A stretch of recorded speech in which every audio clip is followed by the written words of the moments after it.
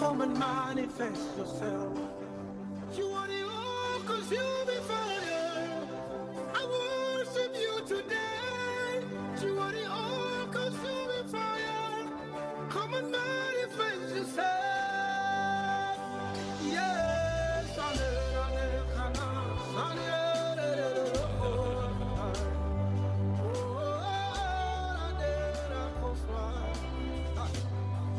you've got fire in your eyes. Hello, a very good morning, ladies and gentlemen. I would like to pray that each one of us that is supposed to be taking up a seat or two, please ensure that we are seated so that we can begin in earnest. Ladies and gentlemen, wherever you are, please make your way to the various seats so that we can get underway quite about now. A very warm welcome and good morning, ladies and gentlemen. Good morning, ladies and gentlemen. I know we don't have microphones on the desks or the seats where you are. However, the kind of vibrancy that I expect this morning is not what I can see, hear, or observe. What could be the problem? Did the budget do the bad maths? Good morning, ladies and gentlemen. All right, thank you very much. I'm Chris Higenyi, and I'll be your event marshal for the day. And right about now, before we embark on anything, we must appreciate the grace of God. I would like to call upon a man or a woman of God, for that matter, within us, to come and lead us through prayer and interface with the Holy Spirit right now to bless us as we get underway with this very, very important dialogue and initiative. Any volunteer, ladies and gentlemen? Prayer. Okay, we have a gentleman over there. Can the mic be passed to him? One mic, right there. Thank you very much.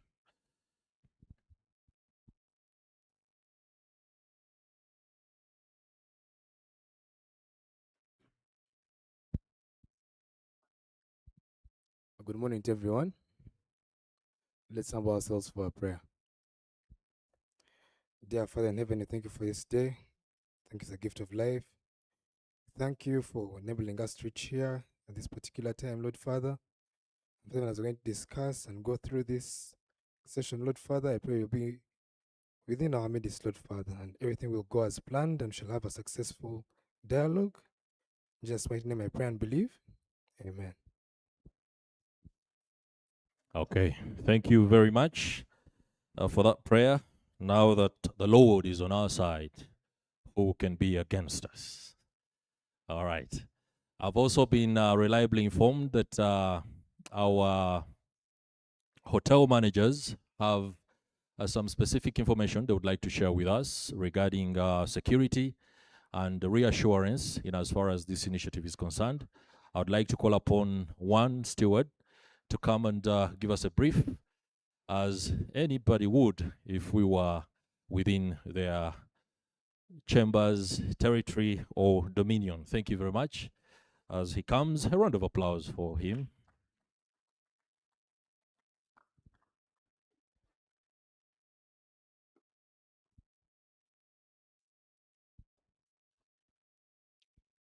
Thank you. Thank you very much, moderator.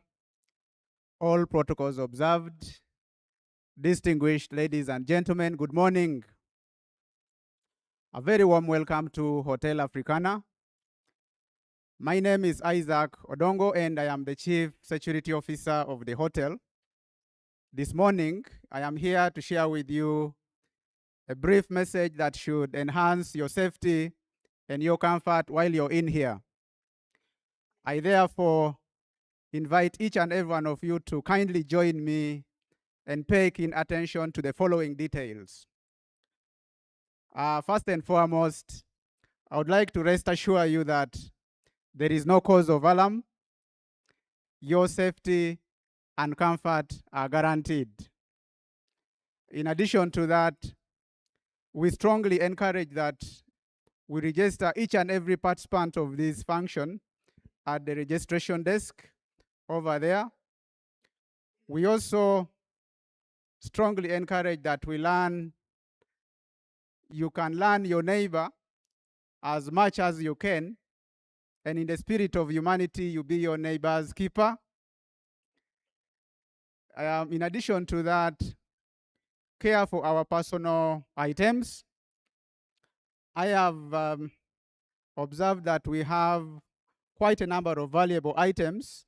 These are laptops, phones, could be cash money, jewelry. Please be very vigilant. Do not leave them unattended to. Next, if nature calls and any of us will need to use the washroom, the nearest to us here is on my right. If you can access from the other access gate, it is over here. For gentlemen, it is just down at this level. The ladies can take a few steps up. In case there is any emergency, we do not wish them to happen, but should there be any, please stay calm. We have evacuation procedure. You will be guided accordingly. As I crown it up, if you need any support from the hotel staff, please do not hesitate to contact any of us. We are around. We are at your service. Ladies and gentlemen, thank you so much for your attention towards this matter. Have a lovely day and stay empowered. Thank you. All right. Thank you very much, Mr. Odong, for that brief and reassurance that we are in the best place, especially given the challenges that we do face across the globe. Ladies and gentlemen, I would like to re-emphasize, like he said, that conveniency measures, as any facility would, as he said, you will be able to go out, and then after that, we will be able to see exactly where. The ladies, you're gonna have to be a little bit more aggressive in terms of physicality.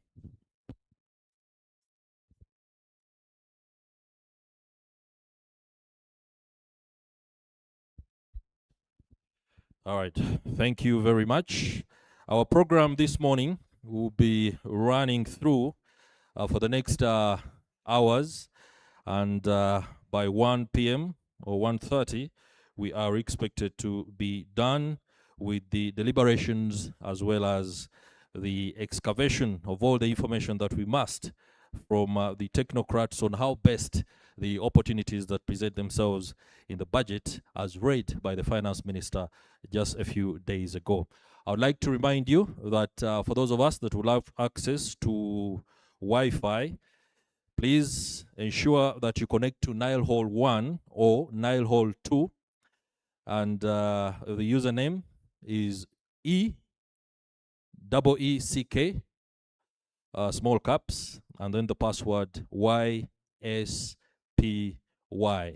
So ensure your data is off and use a bit of what Mr. Odong has offered us right about now. Thank you very much. Our program has run its course, especially for the first engagements, including arrival, registration, as well as a little bit of networking. I hope all of us have registered right there. It's important that we do. First and foremost, for us to understand exactly who is with us today, but to also do a follow-up, especially with regard to sharing information that will come through later. This particular dialogue under the theme, Unlocking Investment and Economic Opportunities in the Financial Year 2026-2027 National Budget, is organized by CSBAG. A round of applause for CSBAG and its partners. We would like to pay special commendation to the Ministry of Finance, Planning and Economic Development for being our key partners. We shall be having the team from the Finance Ministry in a 15 minutes time with us here. Thanks to Blink, that is Business Linkages and Investment Connections. Many thanks to Pelham Uganda, AXA, UNICEF, Bank of Uganda, Accord, Uganda Revenue Authority, the Science, Technology and Innovation Secretariat of the Republic of Uganda, the Uganda Debt Network, PSFU, that's Private Sector Foundation for Uganda, as well as Siatini, for being and walking the path of this particular initiative alongside CSBAG. You guys are doing a great job. Thank you very much. A round of applause for them. Without much ado, I would like to invite our convener, the Executive Director at CSBAG, to give us welcoming remarks. Those remarks will give us the direction on how best we shall be moving, but most importantly, set the tone for the discussion as we seek to understand what the opportunities are in as far as investment is concerned. Mr. Julius Mukunda, many thanks for coming through. Please come and address the gathering.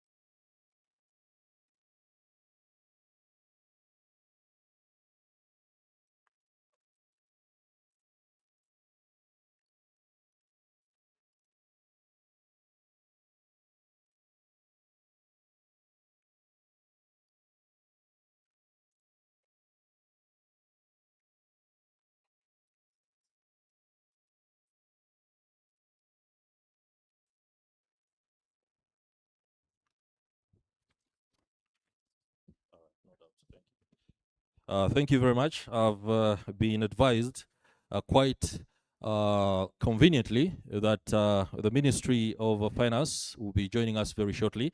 We would like to have the team from the Ministry of Finance on board in as far as whatever we are up to, especially in terms of the dialogue. However, I would like to encourage each one of us for now to quickly make a dash towards the two booths that are on my right as I stand here. And I think we shall begin with the very first row. Just a few questions. We will need to use 10 minutes. And after that, we shall be able to return. The reason is simple. What they have to talk to us about, especially with regard to the agriculture credit facility, the small business fund, as well as everything else that is going on in as far as the zone, free zones authority is concerned, does touch very intimately on the budgeting for investment as well as economic opportunities in as far as the budget is concerned. So we shall have a very, very good idea in understanding exactly where the opportunities lie in as far as investment is concerned. Ladies and gentlemen, let's use that opportunity for 10 minutes and then we shall be able to continue. The sound engineers, I know there is a soundtrack that particularly allows for people to internalize business information, especially that comes from organizations like the ones that we have here this morning. Thank you very much. I'd like to invite, please, the ladies there. I want you to be very quick and precise so that we do this in the best possible way. Some of us can simply get a flyer or two and then return, and then the officials and invited guests, stakeholders can take a little bit more time, including the journalists, especially when it comes to constructing the stories that will be coming through. Thank you so much.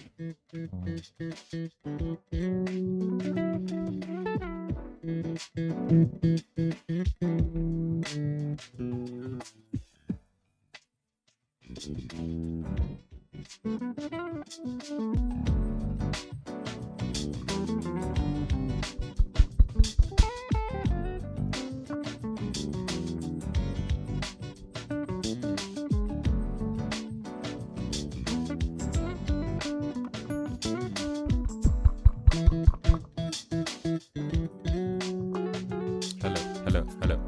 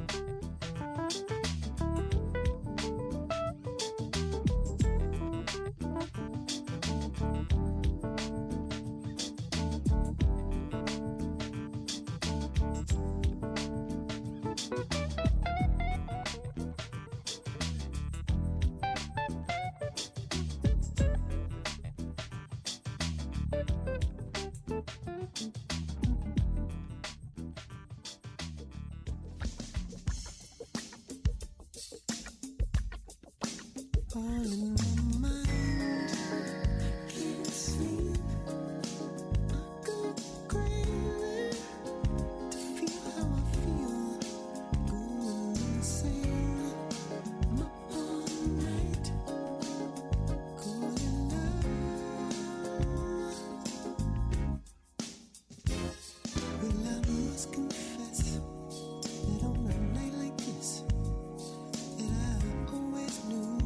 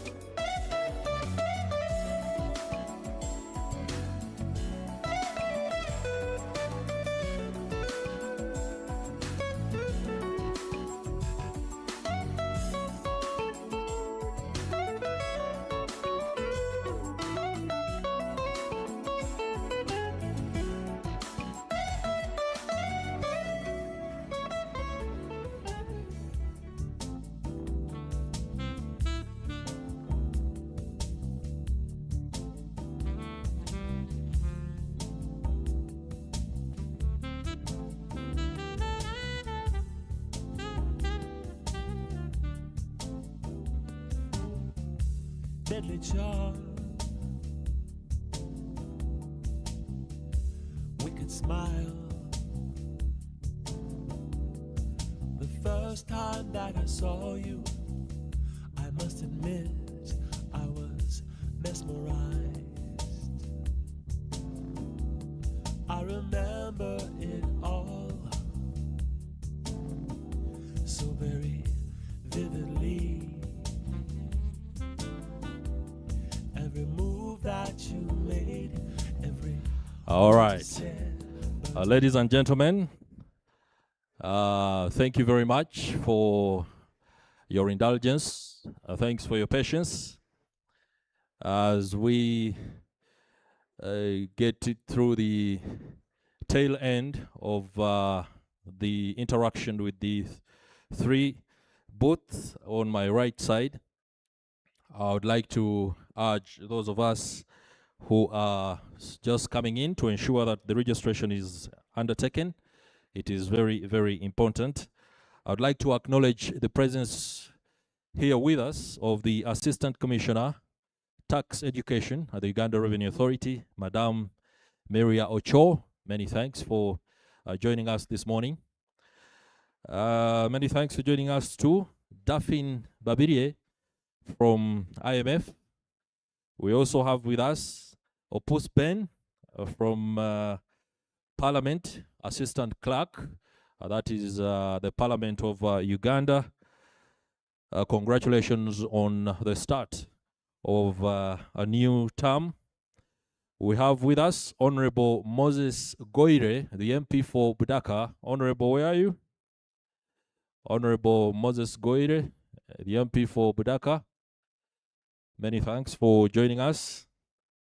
Isabella Ndahura, the Deputy Town Clerk, Ginger City, is also with us here. Thank you for making time. Thanks to Susan Nabasa from the Bank of Uganda, Faith Musimenta from the Petroleum Authority of Uganda, Chris Tumusime from Uganda Investment Authority, Mutambuzi Wycliffe from KOCORT, that is the Executive Director from that organization. We have with us Samuel Kanakuria from Uganda Revenue Authority. We also have Biomontura Meshak from the Rwenzori Anti-Corruption Coalition. Ladies and gentlemen, that have made all the necessary travel to this particular dialogue from across the country. We do not take that for granted. We thank you for taking on that initiative. A round of applause for them, ladies and gentlemen. Great. Now that we've undertaken that, I would like to again take you through very briefly on what this particular dialogue is all about, especially with regard to its goal. The officials at Civil Society Budget Advocacy Group say that the overall goal of this post-budget dialogue is to promote informed dialogue on the investment, economic, and development opportunities created under the financial year 2026-2027 national budget, while fostering accountability, citizen participation, as well as effective implementation of public investments. That is a very strong statement, especially when you look at fostering accountability, citizen participation, as well as effective implementation of public investments. That is a very critical issue. Now, the objectives, of course, as we shall be hearing from our panelists who will be coming to us a little bit later, is to increase awareness of investment, enterprise financing, procurement, and wealth creation opportunities arising from the national budget as presented by the new finance minister. By the way, we should take an opportunity and congratulate Honorable Musasizi upon a very, very successful first-time presentation of the national budget. Officials from the Ministry of Finance, I know you will carry with you our utmost congratulations for a job well done. We are looking forward to a new term that will usher in a lot more, especially when it comes to fostering those ideals that are shared by organizations like Civil Society Budget Advocacy Group. The theme is one that is very intimate, unlocking investment and economic opportunities for the financial year 2026-2027. But what are the investment opportunities in this particular budget? Allow me, as we wait to go on to our next engagement, to share with you what is embedded in the budget in as far as investment as well as investment opportunities are concerned. Public procurement has been reserved for special interest groups at 30% of relevant contracts, equivalent to approximately 2.5 trillion Uganda shillings. That money has been set aside for special interest groups to be able to access it and do business. The Uganda Development Bank has 1.2 trillion available for SMEs and cooperatives, targeting 5,000 enterprises across the country, and the parish development model has 1.05 trillion, reaching 10,594 parishes and benefiting 3.2 million households. On fiscal incentives as well as tax measures, the budget introduces a corporate tax holiday of 5 to 7 years for agro-processing and mineral value addition firms. Any one of us who is into agro-processing and value addition, that is something that you should look up for, because this money has been availed and the investment opportunities lie therein. But CSBAG says, despite the figures, challenges remain. Approximately 78% of SMEs lack accessible information, linking budget allocations to practical opportunities, and only 23% of eligible enterprises apply for public procurement that is reserved due to information gaps. This dialogue will share all the necessary information required for anybody out there who might not know where the money is, how to access it, but most importantly, what to do with that money. Because many of us can have the money. How to use it, especially for investment and ensure returns, is where the challenges occur. Our experts today will be able to help us navigate some of these challenges by giving us specific and targeted information to that effect. Around about now, I think it's about time that we engage on our next part of the program. I would like to a steward from CSBAG, please. Excuse me, sir, just a moment as we get underway.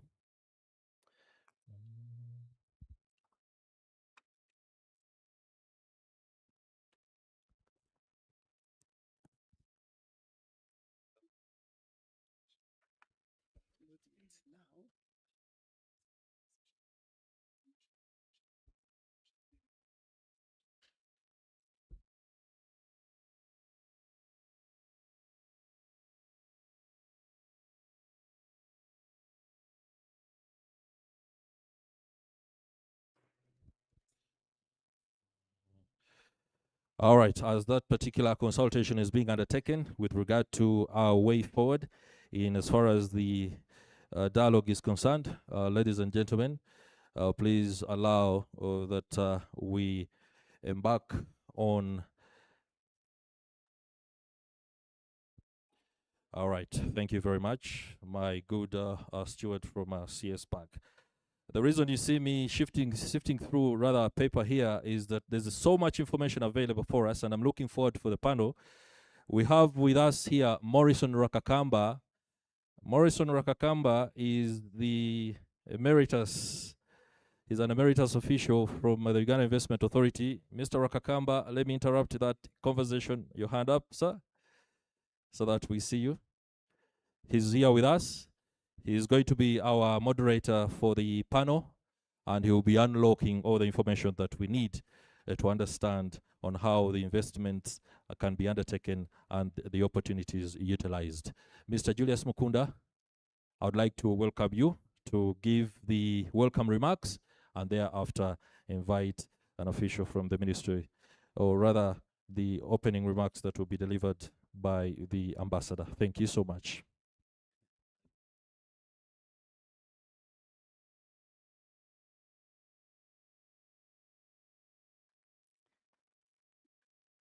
if we want to clap for him, let's mean it. Eh? Okay. Thank you so much. You're all welcome for our post-budget dialogue. This dialogue is a bit different from what we have been doing, as you'd be able to note. So I immediately say that the representative of the permanent secretary treasury, the director budget, Mr. Shaba Hannington, director economic affairs, Mr. Moses Kagwa, ministry officials, members of embassies, our representative from private sector, my colleagues from the civil society, the media, distinguished ladies and gentlemen. On behalf of CSBAG and the Budget Transparent Initiative partners and our organizing committee, I warmly welcome you to the financial year 2026-2027 post-budget dialogue.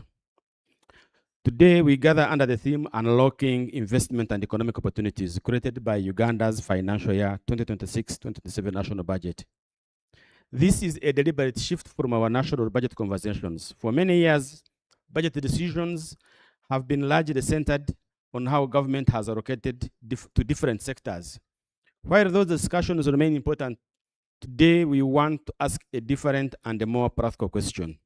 How can our communities, our citizens, businesses, and investors benefit from the opportunities created by this particular budget?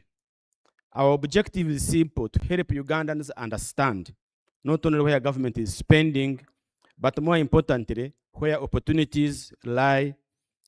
We believe that every national budget should be viewed not from the fiscal operations or as a document itself, but as an investment roadmap capable of creating businesses, jobs, incomes, and wealth. Ladies and gentlemen, this budget amounts 84.3 trillion Ugandan shillings, the largest in our Ugandan history. And it is implemented under the full theme of full monetization of Uganda's economy through commercial agriculture, industrialization, expanding and broadening services, digital transformation, and market access. The budget comes at a definite moment in our country as Uganda were preparing the oil production, strengthening regional trade, investing in infrastructure, and many others. Ladies and gentlemen, the real question remains: how do we ensure that these investments translate into businesses, jobs, exports, high household incomes, shared prosperity? We are here today to precisely answer this particular question. We are not going to review the figures alone. We are not here to continue the debate, but as the new Minister of Finance, Mr. Musasizi, said, that the time for debating the budget is over. It is now to focus on its implementation. Our purpose today is to identify practical opportunities emerging from government investments, discuss the policy reforms needed to unlock private sector growth, and examine how citizens can effectively participate in economic transformation. The time for us to begin debating from January to December, when other people are quietly taking advantage on the opportunities in the budget, is something we need to reflect upon, and also we also start doing. Doesn't mean that we are not going to debate our figures, no. But we are going to be strategic enough to ensure that the little that is there, we take it. Before highlighting what this budget means for investment, I'm pleased to share that Uganda's commitment to budget transparency is receiving international recognition. The Open Budget Initiative 25 shows that Uganda public participation score improved from 15 to 28% out of 100, placing Uganda above the global average and Sub-Saharan average all the same. We should clap for that.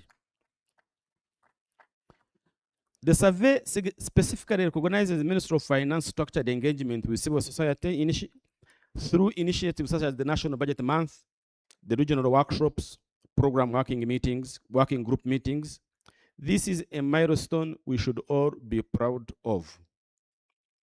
We are particularly pleased that this year's budget once again demonstrates the value of the engagement that we have.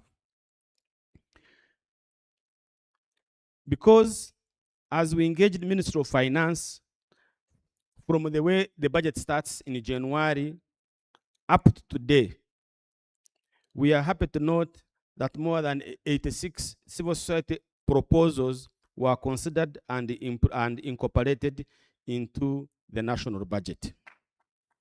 Colleagues, let's clap, especially for civil society organizations. You know, even just one, if they take one issue, you know how good you are. And I will just speak a few of these, and you'll see most of them in our publications. We thank Mr. Kagwa for agreeing that we increase the threshold of payee from 335 to 300, from 23,500 to 33,500. Mr. Kagwa, thank you so much. We are also glad that the parish development model continued to receive its financing, although for us we wanted to even triple it so that we can be able to get more resources at the local government level. The essential medicines budget was increased to 700 billion. But what makes me proud is the budget discipline and accountability charter that is going to be embedded in the accounting officers' contracts. Colleagues, budget indiscipline starts with the accounting officers. That's where it starts from. If we are able to ensure that these are implemented, then we know that these that in terms of fiscal discipline, would definitely be able to improve. We are also happy for the procurement reforms that are going to take place. As you heard the PSCC saying, is that really we need value for money in our procurement process. The prolonged procurement processes, the scattered procurement units, we believe that if these reforms take place, then we should be able to have a good budget that incorporates everybody. Another important milestone, of course, was the reservation schemes, which I'm still proud of, and I'm happy that the EDPP Day is here, is that for the first in our history is that even now we recognize that community-based organizations, that there is something for you in the budget. But you have to prepare yourself. At the district level, there are those contracts below 10 million that you can get. At the national level, there are those contracts of 30 million you can get. So for me, is that let's prepare ourselves so that we can be able to benefit from the resources government is providing. These achievements demonstrate that evidence-based advocacy and dialogue between the government and civil society is influencing policy, strengthening public finance management, and also delivering these outcomes. Today, we shall also be launching our latest publication, the Citizens Guide to Investment and Economic Opportunities. This guide simplifies the national budget, highlighting key economic investment opportunities, financing windows, and also wealth creation programs. We hope it will serve as a practical resource to entrepreneurs, to our farmers, to youth, to women, to our cooperatives seeking to benefit from the budget through these public investments. But we also know that these opportunities alone do not guarantee success. As we celebrate this ambitious budget, we must recognize the implementation challenges that continue to undermine the impact of public investment. Our debt levels are increasing. We are fighting to have domestic areas cleared. The procurement is delayed procurements is another issue. We know there is corruption. This is no longer hidden. We know that we still have delays in implementing our projects, climate-related shocks, and many others. The success of this budget will therefore depend on the quality of implementation and accountability and oversight. Ladies and gentlemen, today's dialogue is also about accountability. For the first time along our policy discussion, we have invited ministries, departments, and agencies to exhibit the programs and investing and the financing opportunities supported through the national budget. We are pleased that a number of public institutions have taken up this invitation and are exhibiting today. Please give them a clap of a clap. Why did we do this? We wanted them to demonstrate to us that the money that the government is giving them, they're utilizing it well, and we can benefit from their services. Thank you so much. There are those who have refused to come, and we'll be able to put them on the spot. Probably they are getting the government money and they are not using it, so probably they fear the questions. But I encourage all participants, please take time to visit them and ask questions and see how you can be able to benefit from them. As I conclude, allow me to express my sincere appreciation to the Ministry of Finance, Planning and Economic Development for their continued leadership in Uganda's budget process and fostering an environment that encourages dialogue with the citizens and stakeholders throughout the budget cycle. We commend the ministry for promoting budget transparency and also for providing various consultative platforms that bring together government, civil society, private sector, and others. Uganda is among the few countries where you can access your budget online. You just put the budget of Uganda and everything comes. While we have not always agreed on every policy proposal, budget, even a budget priority, or a fiscal decision, we are encouraged that the doors of engagement have always remained open with the Ministry of Finance. Some of our engagements have been quite lively. There have been moments when discussions have become very intense. We have argued passionately and defended our positions, and even on a few occasions, we want emotions almost get better of us. Fortunately, no one has ever walked out of the room, and more importantly, we have always walked out with greater respect for each other and even a stronger commitment to improving Uganda public finance management. That is my view, is what genuine partnership looks like. Thank you, Minister of Finance, for that. Constructive engagement does not require that we agree on everything. No. It requires mutual respect, openness to evidence, and shared commitment to serving the people of Uganda. Some of the best policy improvements have emerged not because we saw things the same way, but because we challenged each other respectively and also willing to listen. I would also extend my deepest gratitude to the Royal Danish Embassy for its steadfast partnership and generous support toward strengthening transparency, accountability, and meaningful citizens' participation in Uganda's public finance management environment. Through its continued support to the Budget Transparency Initiative, the Embassy has played a pivotal role in empowering citizens, strengthening evidence-based policy dialogue, and promoting accountability in the management of public institutions. Please give a round of applause to the Royal Danish Embassy as they are present here. But also, I equally recognize our Budget Transparency Initiative partners, CIATINI, Accord, UDN, PSFU, government institutions, and other civil society, including PERAM. Today's dialogue is the product of our shared belief that better budgets are built through partnerships, evidence, openness, and accountability. Colleagues, the measure of this budget is not about the numbers in the trillions that have been appropriated, but the opportunities that it creates. Let us therefore today, in today's dialogue, identify practical actions that will unlock the investment, strengthen implementation, deepen accountability, and ensure that Uganda's budget delivers tangible benefit for every citizen. With these remarks, it is my honor to officially welcome you to the 2026-2027 post-budget dialogue, and I wish you good deliberation. Thank you.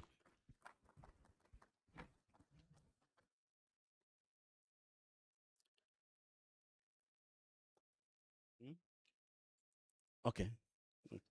Yes, he has around me now to officially welcome Adam to come and give us remarks on the side of the development partners. Adam, you're most welcome.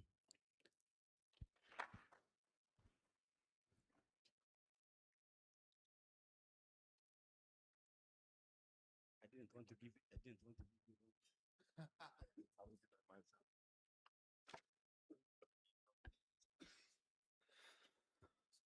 Yes. Do you like to use this Yeah. instead? Yes. Thank you very much. Thank you. Can you hear me? It's on? Yes. Perfect. Thank you. Thank you, Julius. And let me start by recognizing stakeholders present. Of course, honorable members of parliament, representative of the PSST and MOFPET, development partners, senior government officials, representatives from private sector, of course, importantly, civil society, media, ladies and gentlemen. My name is Adam Split. I'm the Deputy Ambassador of Denmark, also responsible for our development partnership. And of course, let me start by thanking all the organizers, CSBAG, MOFPET, and all organizers for this important dialogue. It's a real honor for me to join this post-budget dialogue. I particularly like the word dialogue. Dialogue is really the foundation for a genuine partnership, and also partnerships are the engine for action. Because today we are not here to stare at spreadsheets and track expenditures. I know many of you like that, but we are here to chase opportunities. How Uganda's national budget can actively drive investment, scale up local businesses, create sustainable jobs, and ultimately transform Uganda's economy. Civil society plays a vital role in this space by bridging the gap between public policy and citizen awareness. Organizations like CSBAG ensure the national budget is not a closed-door document, but a transparent and participatory roadmap for delivering real results for citizens. On behalf of Denmark and Team Europe, we are proud to stand with you on this journey. This record high 84 trillion budget arrives at a defining moment for Uganda, with a new government and an ambition to deliver on the 4th National Development Plan and the 10-fold growth strategy. With oil production on the horizon, rapid growth in cities, AI and digital transformation, the country is entering a whole new chapter. And a national budget is far more than a list of public expenses. We think of it as a market signal, a roadmap for business. It tells private investors, SMEs, and entrepreneurs where the future is going. The substantial allocations to the ATMs, agri-industrialization, tourism, minerals, science and technology, they present massive opportunities waiting to be claimed for private investment, enterprise development, value addition, and of course, job creation. But here's the real catch. Opportunities only matter if people and businesses know they exist and know how to grab them. Right now, nearly 4 out of 5 local SMEs lack the information needed to link budget allocation to practical business choices. And that's also why today's launch of the Ugandan Investment and Economic Opportunities Guide is crucial. It translates the dry fiscal figures into real-world business options. It bridges the gap between public policy and private action. But this budget is also a clear signal to development partners. Globally, the financing landscape is shifting away from traditional development aid toward trade, blended financing, and private capital mobilization. But last time I checked, development partners still contributed more than $2 billion annually to Uganda's economy. My commitment is that we will be razor sharp in aligning these external resources to Uganda's national priorities and ensuring that financial flows are catalytic, they are coordinated, predictable, and transparent. But as with the private sector, we, the development partners, we deliver best when the enabling environment is conducive. To pursue Uganda's ambitious tenfold growth strategy in partnership, we must eliminate unnecessary red tape and bureaucracy for development finance. We must be guided by the ambition to deliver results, alignment to government procedures, full transparency, mutual accountability, but at the same time avoid rigid control and lengthy procedures and bureaucracy that delay implementation and impact. We appreciate the continued trust-based dialogue with government, in particular MOFPET, on how to make our partnership still more effective to the benefit of all Ugandans. And this brings me directly to the priorities that Denmark and the government of Uganda has agreed to focus on in our partnership. Denmark's current portfolio of over 670 billion shillings aligns, in my humble view, perfectly with Uganda's vision for a green, sustainable, and inclusive economic transformation. In fact, more than 60% of our budget from the Danish embassy side is dedicated to green economic transformation. Looking at this new budget, we see three perfect intersections where Ugandan strategy and Danish support meet. First, private sector investment for green agro-industrialization. We strongly welcome the budget's focus on unlocking private capital for sustainable agriculture. Here, public investment transparency is key. Without deep transparency and accountability in public spending, private capital will look elsewhere. Going forward, we will strengthen our focus on trade and investment in partnership and in line with government priorities. The second area is youth, skills, and jobs. Economic transformation is impossible if young people are left behind. Uganda needs a healthy, a skilled, and empowered young population. Denmark investments in youth empowerment, sexual and reproductive health and rights, and economic opportunities match with the budget focus on youth, such as digital transformation as a catalyst for youth employment. The third area I want to highlight is accountability and fiscal discipline. We applaud the ministry's focus and the government's focus on enforcing strict fiscal discipline, including the new accountability charter for accounting officers. Strong financial management is the single best tool for building investor confidence. Speaking of investor confidence, we must remember that a thriving civil society, academia, and independent media are crucial to holding all of us accountable and making sure that government, but also development partners for that matter, deliver on their promises. This goes for the budgets as we discussed today, but it has broader relevance. A thriving civil society, making sure government institutions deliver on their constitutional mandates, remain at the core of any society. Erosion of the rule of law in one policy area cannot be isolated. It will undermine confidence, increase the cost of capital, and ultimately deter domestic and international investors if principles of rule of law are compromised. In other words, unlocking investments require much more than numbers on a page. Let me conclude. Uganda embarks on its fourth national development plan in an entirely new development landscape, characterized by declining development financing, intensified geopolitical competition, fragmentation of global markets,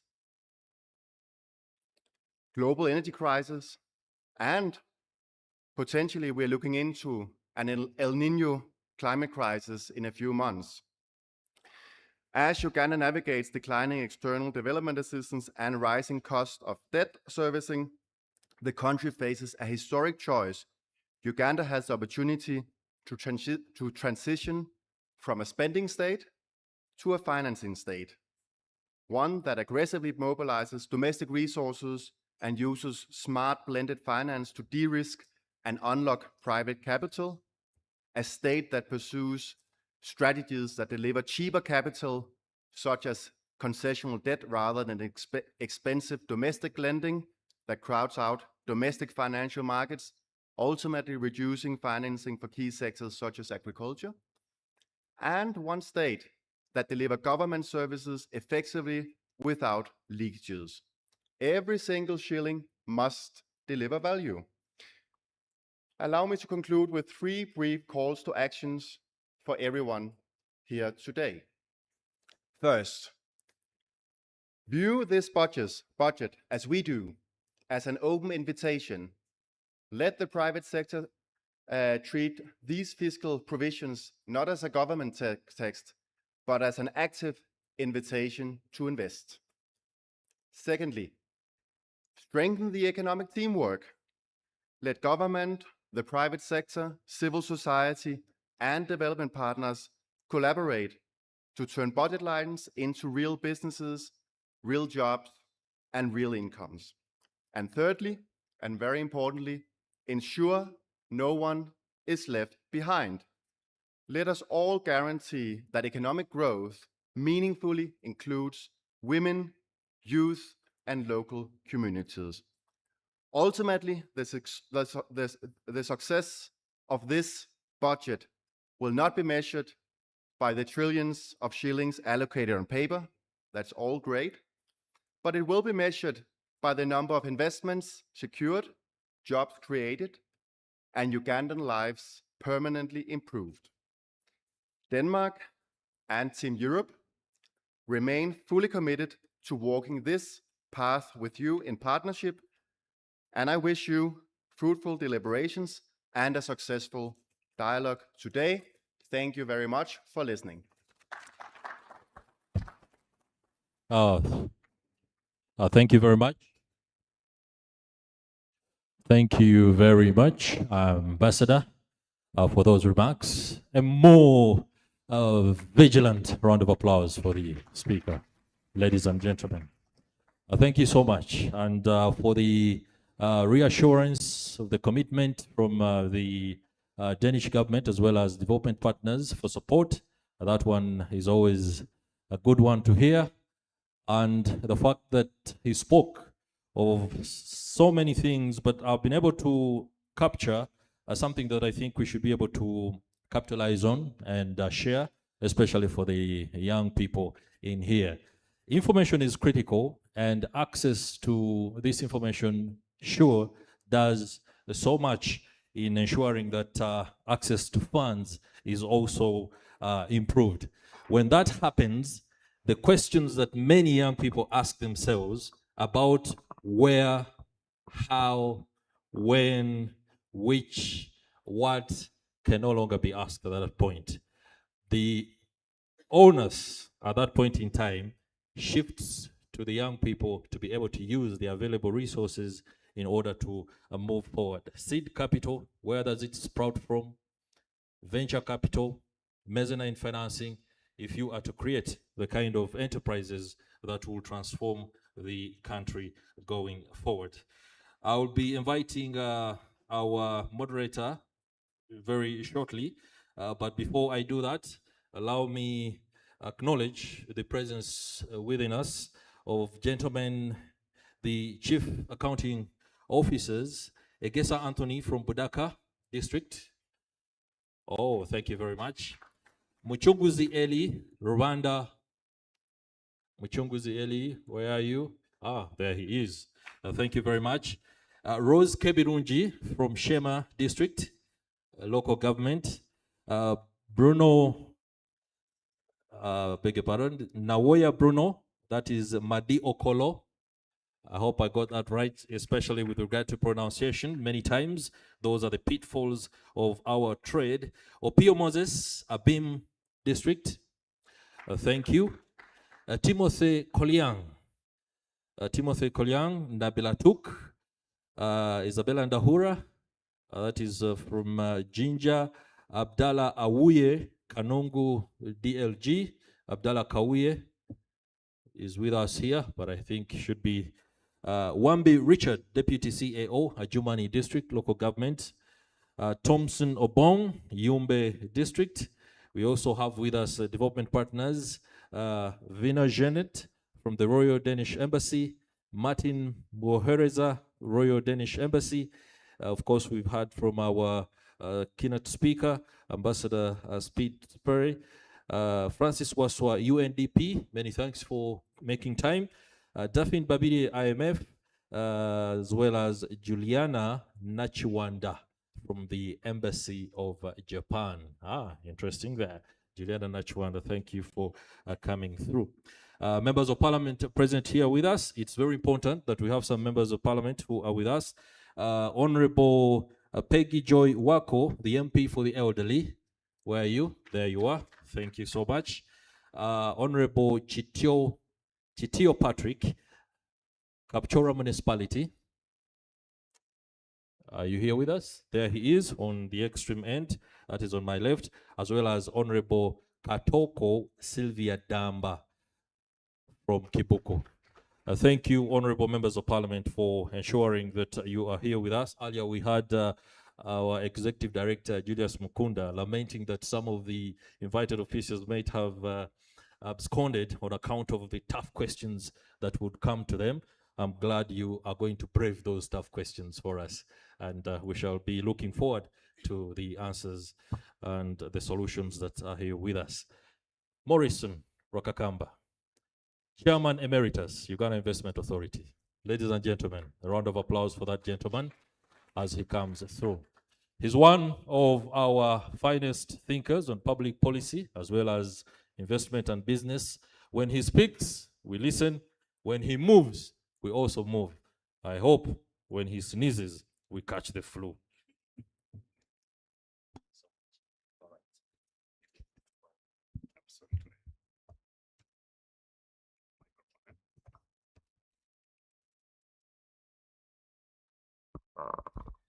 Thank you very much. Good morning. Thank you very much, my brother Higenyi, for the flowery introduction.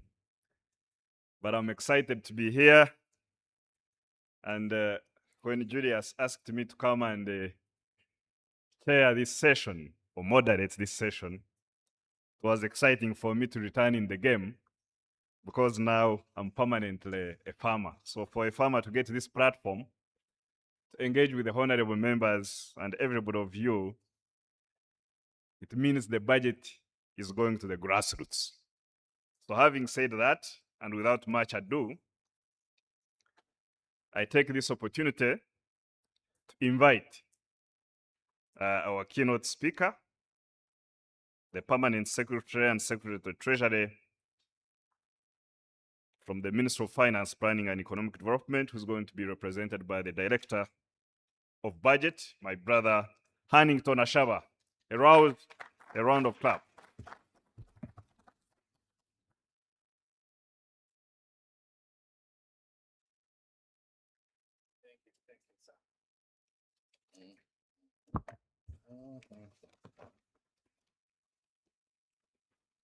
Sorry, sir.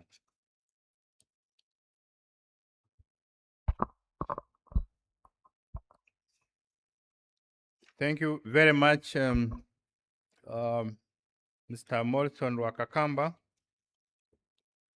and for the warm welcome. Good morning, all of you. First of all, I need to register apologies from Dr. Ramadan Govi, the Permanent Secretary, Secretary Treasury, who is unable to be with us this morning because he's attending to other important duties, mobilizing resources for this budget. The expenditure was done, but we need to mobilize money. So he requested that I take on the mantle of delivering this key note address at this important dialogue organized by civil society. So let me start by recognizing the heads of government institutions who are here, and the moderator has introduced them singularly, so I will not repeat. The ambassador was here, Deputy Ambassador, and members of the Development Partners Group who might be here. I recognize all of you. My colleagues from the Ministry of Finance, Director Economic Affairs, Mr. Kagwa Moses, and all senior colleagues from Ministry of Finance who have come, but the rest of government, members of the media, ladies and gentlemen. I also had my apologies, Mr. Moderator, the honorable members of Parliament, I recognize you. I would like to thank CSBAG, who are our long-term partners, as you heard from Julius Mukunda, and Accord, for organizing this important dialogue. We are partners under Budget Transparency Initiative, and largely what they are working on is a partnership. So we are also part of the organizers of this event as part of our budget month. So the theme, which I'm going to speak about, is unlocking investment and economic opportunities within the budget for financial year 26-27. And it resonates, it's really consistent with the theme of the budget, which is full monetization of Uganda's economy through commercial agriculture, industrialization, expanding and broadening services, digital transformation, and market access. The two are really close, and as I will be showing you, I think to a larger extent, the budget has tried to allocate resources in that direction. So this budget marks the second year of implementing the fourth National Development Plan, NDP4, which is the first plan to operationalize the 10-fold growth strategy. And as we all know now, because we popularized this to a large extent, this strategy aims at expanding Uganda's economy to a $500 billion economy by 2040. That's the hallmark of the strategy. Therefore, the budget for financial year 26-27 has been prepared at a time when Uganda is moving towards that direction. But also, the country has built one of the strongest foundations for socio-economic transformation on our continent, as the minister also emphasized in the budget speech on 11th of this month. And just repeat a few of these hallmarks. One, the country has sustained long-term economic growth above 5% despite repeated global shocks, and you all know them. There have been some episodes of shocks, but we've been resilient. Two, we have now surpassed the lower middle income threshold of United States dollars 1,136, because our gross national income per capita now has reached USD 1,420. That's another hallmark I thought I would highlight to you. Three, we have recorded exceptional external sector performance. And over the last 5 years, exports of goods and services have increased by over 204%. But just recently, the total export earnings reached 18.04 billion United States dollars in the 12 months to March 2026, and this was a jump from 5.9 billion the same period. So these things are happening, at least from the macroeconomics, and I thought I would highlight them so that it gives a context to our discussion this morning. But we have also built critical infrastructure that supports investment and competitiveness, and I will highlight to you how even in this budget, we continue to do so. We have established a sound foundation for industrialization and private sector growth. Therefore, the budget for financial year 26-27 builds on that strong foundation to further provide a wide range of opportunities for all players. And I will dwell more on that by demonstrating what these priorities are. So what are these priorities? To begin with, the budget for 26-27 is a bigger budget. I think Mukunda and the Deputy Ambassador mentioned that. It's a bigger budget, but it's just not merely the size. It also has a bigger goal, and therefore brings bigger opportunities, especially for the private sector.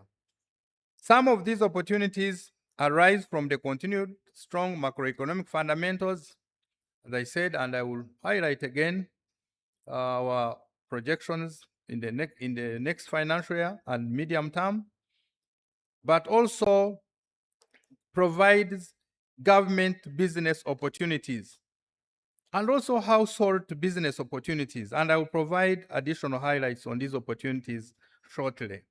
But allow me again highlight a few of the macroeconomic issues. And it's a debate I've had with Julius that sometimes we concentrate on expenditure and forget these assumptions underlying the budget, which I think an audience like this benefits from to give them a better and broader context. The budget for financial year 26-27 projects continued stability and buoyancy of macroeconomic fundamentals, which I believe provides a conducive environment for investment. For example, growth is expected to accelerate 10.2% next financial year, from now 6.4 to 10.6%, with GDP increasing to more than United States dollars 75 billion. Now we shall be a $75 billion economy beginning next financial year. And that's a big jump.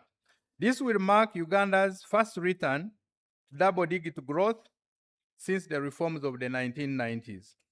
Most importantly, a large economy will create more jobs, raise household incomes, expand opportunities for business, and generate the resources required to invest in quality education, healthcare infrastructure, security, among others.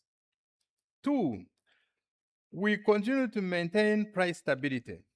Our inflation remains low, and as you all know, low inflation protects household incomes, supports business planning, and strengthens investor confidence. So that is consistent, again, with the theme of our engagement today.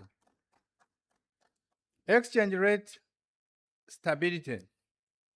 Our shilling remains one of Africa's best performing freely floating currencies and is projected to remain so in the next financial year and the medium term. And as you all know, this has helped us, although there are debates around it, but at least evidence is indicating us that this policy stance is conducive, especially for growing economies like ours. It's conducive for exports, tourism, FDI, portfolio inflows, and remittances, all that we are seeing exhibiting an upward trend. Growing investor confidence. Our economy remains one where investor confidence remains steadfast. For example, evidence has shown us that Kampala-based startups attracted United States dollar 30 million in the year 2025, up from just United States dollars 4 million a year before. So you can see such trends. This surge signals growing confidence in Uganda's innovation ecosystem and affirms our emergence as a destination for entrepreneurship, technology, and investment. Now, overall, the budget for next financial year prioritizes areas, and these areas which we need to prepare the private sector tap in, because they are lucrative, are 4+1. The 4, we now know them. We call them the ATMs. And the ATMs include agro-industrialization, tourism, mineral-based industrialization, including oil and gas, and science and technology and innovation, including ICT.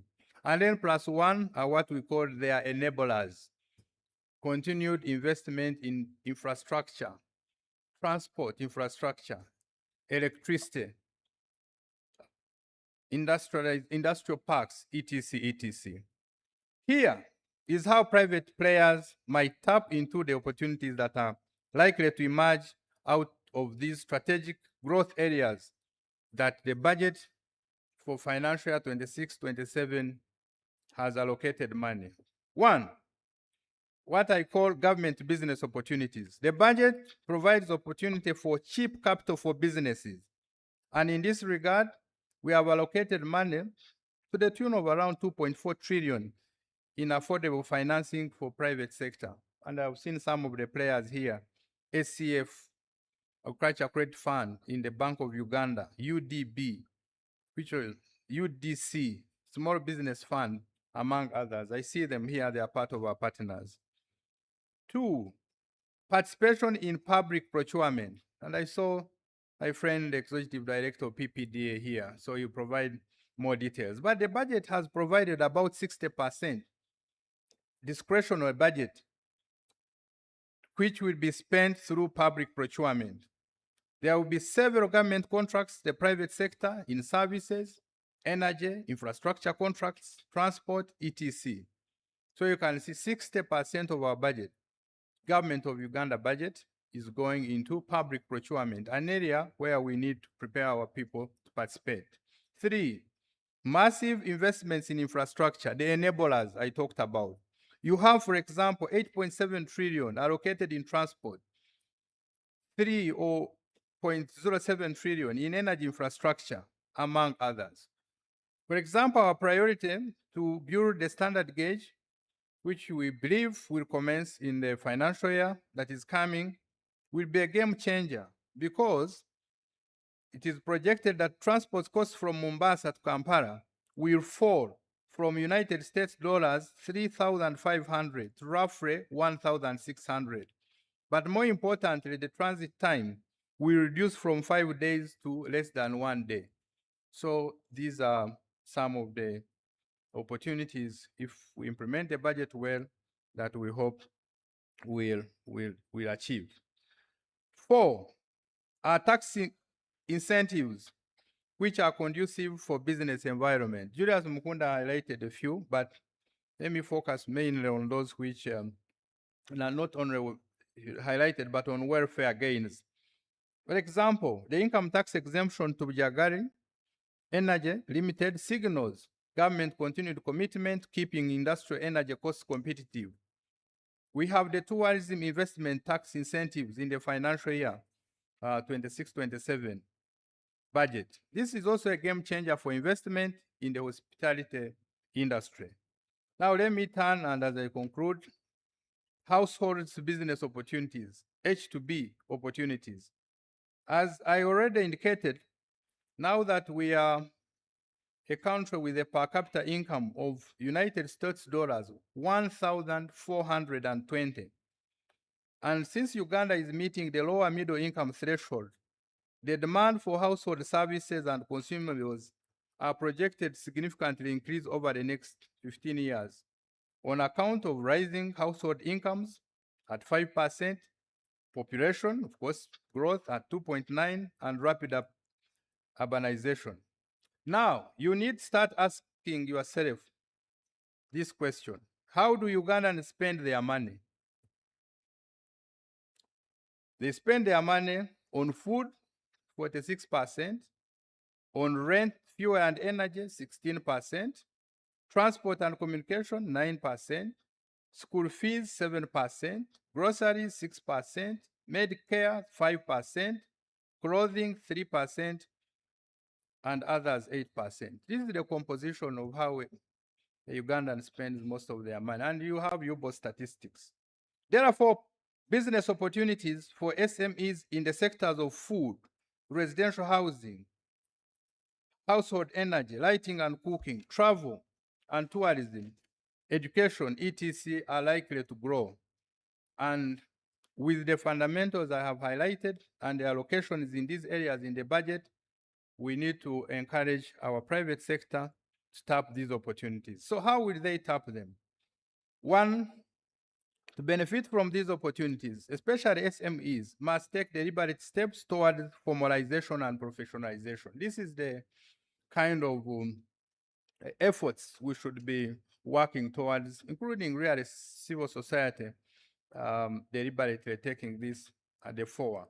This will include formal registration, of course, to enhance visibility and compliance, certification, specialization, to build credibility, among others. Two, businesses should also foster partnerships to at least attract know-how. Three, private sector should learn to follow the money from the export market. As you all know, the composition of Uganda's exports has changed. And I think we also gave that as a preamble in the budget speech. But just to note, and just for emphasis, Mr. Moderator and colleagues, coffee used to contribute 62%, I think 30 years ago, of Uganda's export earnings, followed by tourism 10%, fish 3%, maize 2.5%, and then gold 2.4%, tobacco around 1%, and tea and cotton respectively in that threshold. What is the composition of Uganda's exports today? Top is gold, of course, 36.8%, travel and tourism 17.2%, coffee has gone up to down from 62 to 10.5, ICT 9.7, and the rest of the services, transport, insurance, etc. The services sector has surged as well. Therefore, we need to prepare the private sector to look at not only the domestic market, but also to produce for export. This will help us widen our export earnings. This budget has therefore invested more in export promotion and support, and you have the details I can provide on what we've given in this regard. So as I conclude, ladies and gentlemen, I wish to remind all of us here that the financial year 2026 budget provides opportunities, especially for wealth creators, a point emphasized by the Honorable Minister of Finance, Planning and Economic Development, Honorable Henry Musasizi, when he was reading the budget speech. Our role now as civil society, as leaders, is to encourage Ugandans to actively engage in wealth creation. Wealth creators need to position themselves in such a way that we can tap into the opportunities presented by the budget. The budget should not be in vain. We should make sure that these opportunities both availed by the visible hand, which is the government interventions, as I've highlighted in the budget, but also the invisible hand, which are the fundamentals that are allowing our market to perform close to those efficiency levels, as I've said, because of stability. The next financial year's budget therefore aims to accelerate the attainment of the tenfold growth strategy. Just for emphasis, as I said in the beginning, and government has allocated, I will emphasize this, 95.6% of its discretionary resources to the ATMs. This is the money we have to spend when we take off all the obligations, debt, and all the other statutory obligations. It's discretionary. We can spend it and allocate it where we want. And we now all know, so 95%. So our role now will be to monitor and ensure that execution of this budget is done well. Ensure that this 95.6% of the resources do not go to waste. The budget in this way has prioritized production, productivity, value addition, exports, job creation, and of course, the enablers as indicated. And I invite all of you to ensure that we also be part of this journey, especially as we embark on the execution of the budget next month. I look forward to your contribution throughout this dialogue, and of course, feedback from this forum, as usual, feeds into our budget transparency initiative. We program better, even for next financial year. We shall execute the budget better, following some of the invariable contributions that will come from here. I thank you very much. Thank you for listening to me. For God and my country. Thank you so much. I will ask that you take a seat, and then we shall have a quick 10-minute. Yeah.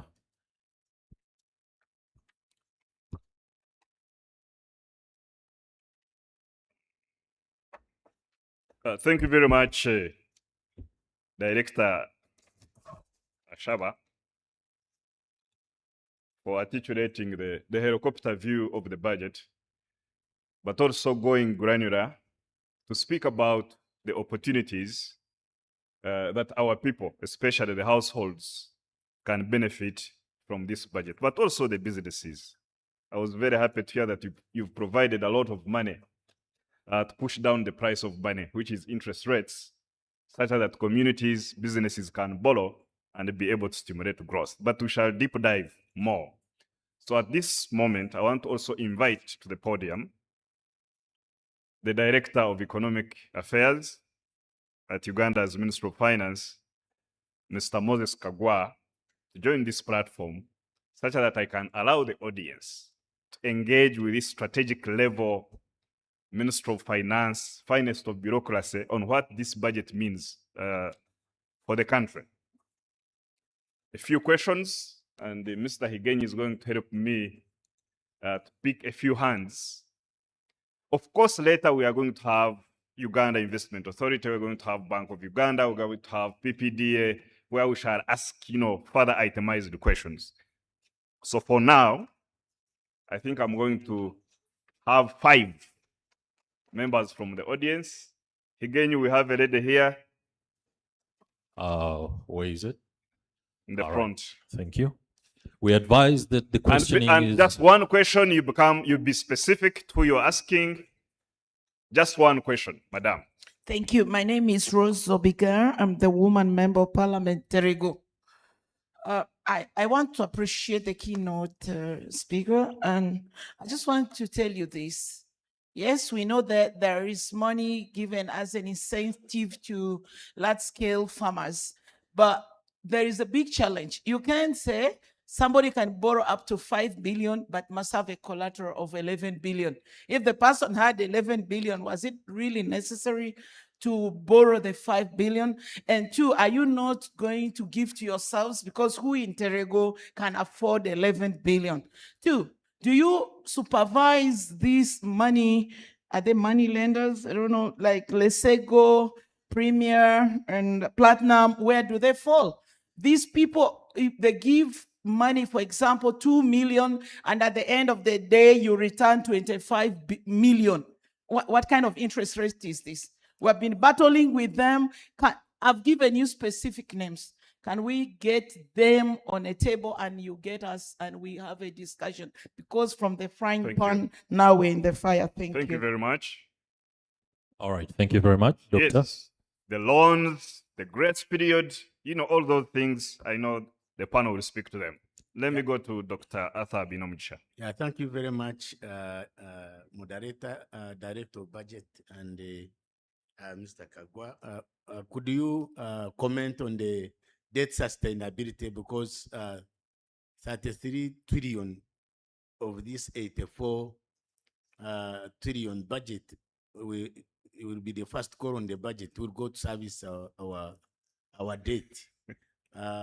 Can you tell us how you are going to sustain this debt? Because now it's going beyond debt sustainability. But secondly, the domestic debt that crowds out money for the private sector, which is very crucial.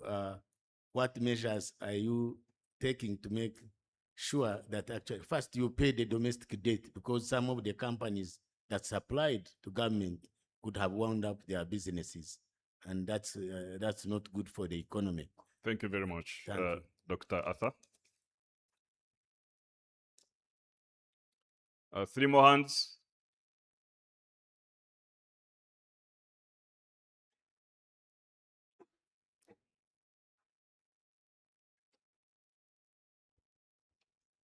Again, do we have someone else? Thank you so much, our dear keynote speaker, for that impressive information. My name is Morris Muhozi. So my question is, we've seen in the allocation 2.26 trillion Ugandan shillings has been set aside for agro-industrialization. So my question is, how much of that allocation will directly benefit small-scale farmers?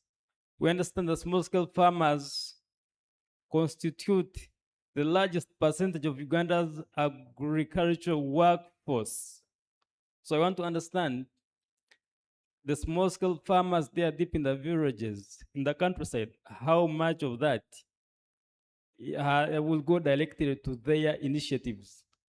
Number two, I would like to know whether investments in the agricultural inputs prioritize sustainable and locally adaptable solutions rather than promoting dependence on external inputs. So the Dutch ambassador talked of green financing, green agriculture financing. So we would like to see if there is allocation to sustainable agricultural initiatives, local solutions to agricultural transformation. Thank you. Okay, thank you very much. Let's have the final question, such that our panel can respond. Thank you very much. Samuel from Buyukwe, member of AXA.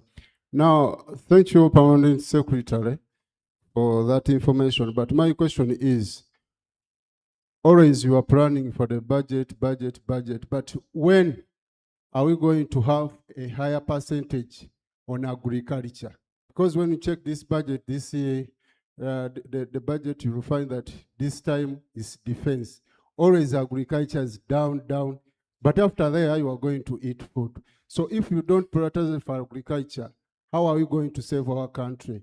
Then another question, when you check the budget, local government, whatever, you will find that all the budget goes to the salaries. All the budget goes to the salaries. Are we developing, or we are just saving for the small group? For example, check the MPs. When are we reach on the extent of paying 3M per month to the MPs for their rent? Thank you. Okay, let me have back the microphone. You know, President Joe Biden, the former president of the United States, said, "Don't tell me what you value, or don't tell me what your values are. Show me your budget, and I will tell you what your values and priorities are." But further, you know, the budget is also revenue and expenditure. But I think we spend a lot of time on the expenditure side of the budget and not the revenue. But Mr. Shaba, I was looking at the revenue side of the budget and noticed that at least every year we use around 1.9 trillion Uganda shillings to smuggling on our lakes. So that's a major leakage from the revenue side. How are you planning to close that? Thank you very much. So I will start with you, Director of Economic Affairs, Kagwa, to respond to some of the questions. Then I will go to Director Shaba.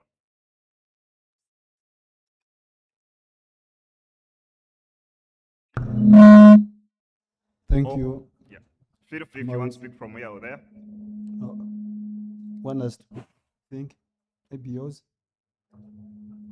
Is the microphone okay? Okay. Hello. Hello. Yes. Honorable members of parliament, members of the diplomatic corps, distinguished participants, good morning and thank you for questions. First, I would want to thank our partners, CSBAG and Accord, Siatini, whom we've been having these discussions with. First, to acknowledge that this is a very good initiative that we meet with Ugandans and we discuss the budget. But I also propose that we should have this before the budget is finalized, so that whatever concerns of Ugandans are taken into account in such a forum and we move. Thank you. I will start with your question about the smuggling on the lakes and everywhere. Of course, smuggling is a vice that is ever evolving. It's like an amoeba. So what we've done first and foremost is to introduce scanners on the borders, and we make sure that all the goods that are coming in are properly scanned, and we know what is in there, because some people actually have been declaring. For example, they are bringing textiles and declare them as matchboxes, because matchboxes attract a lower rate and they pay and clear. Now, with the scanners, that is being handled.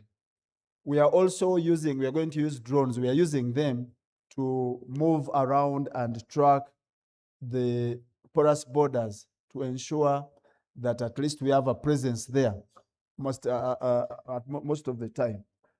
3, we know that most of the goods that are actually that are being smuggled come through, they are imported outside East Africa.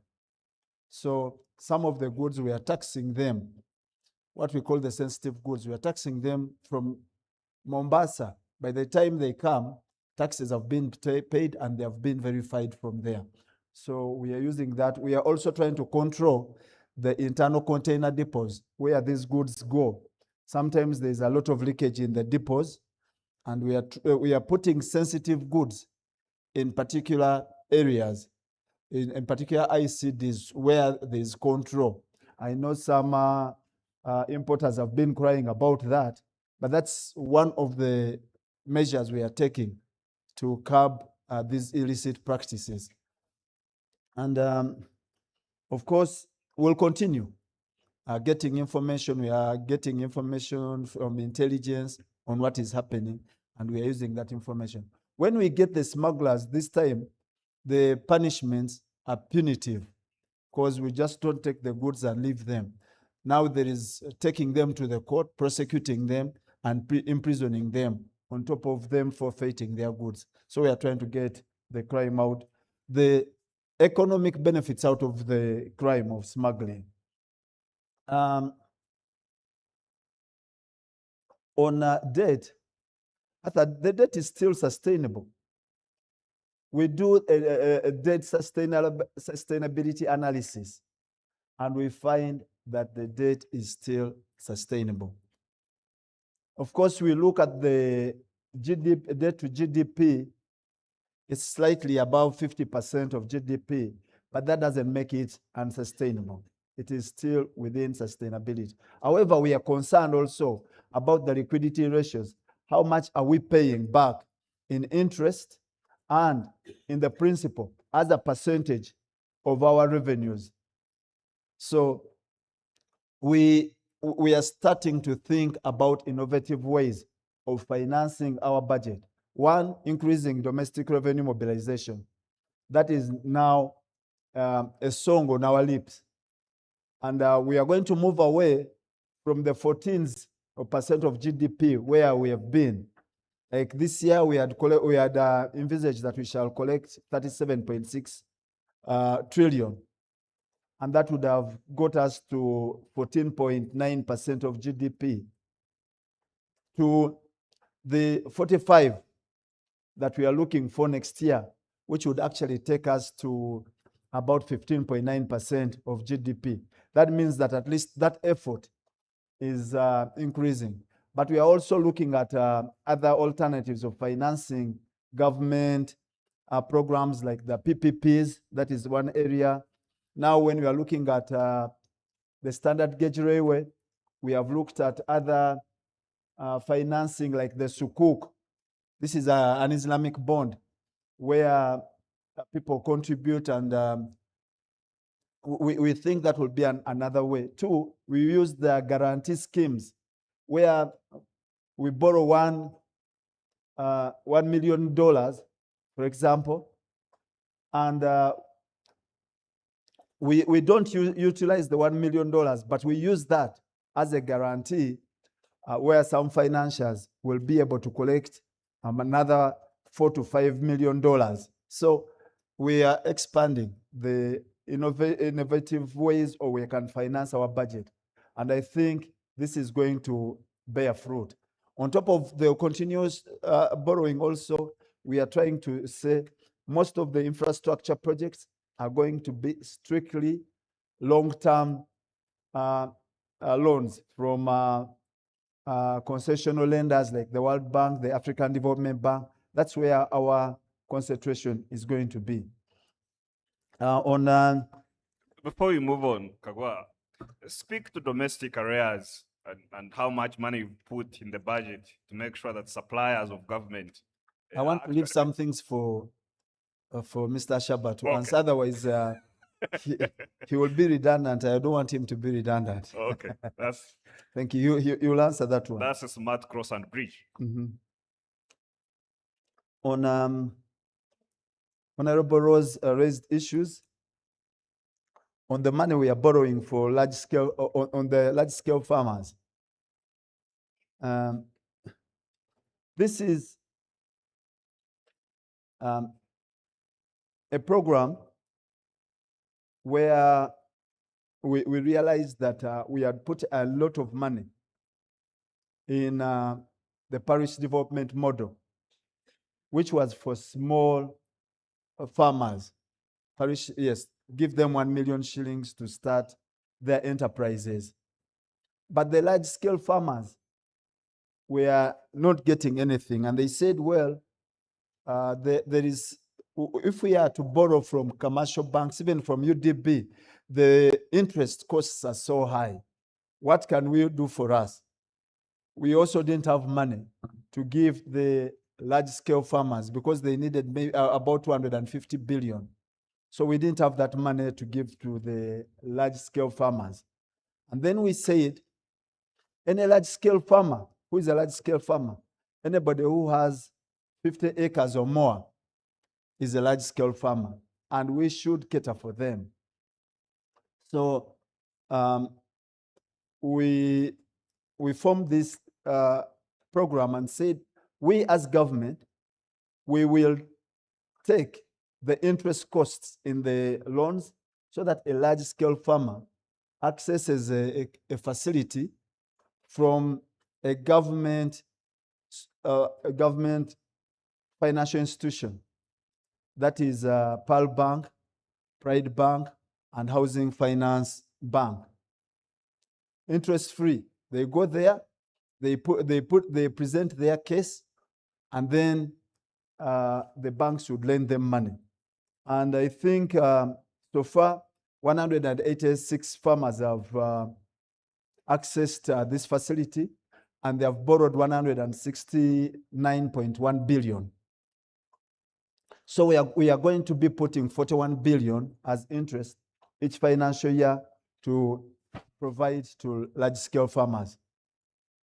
And I think the program is doing well, but as you rightly pointed out, we need to sensitize it more so that people know how they can access it.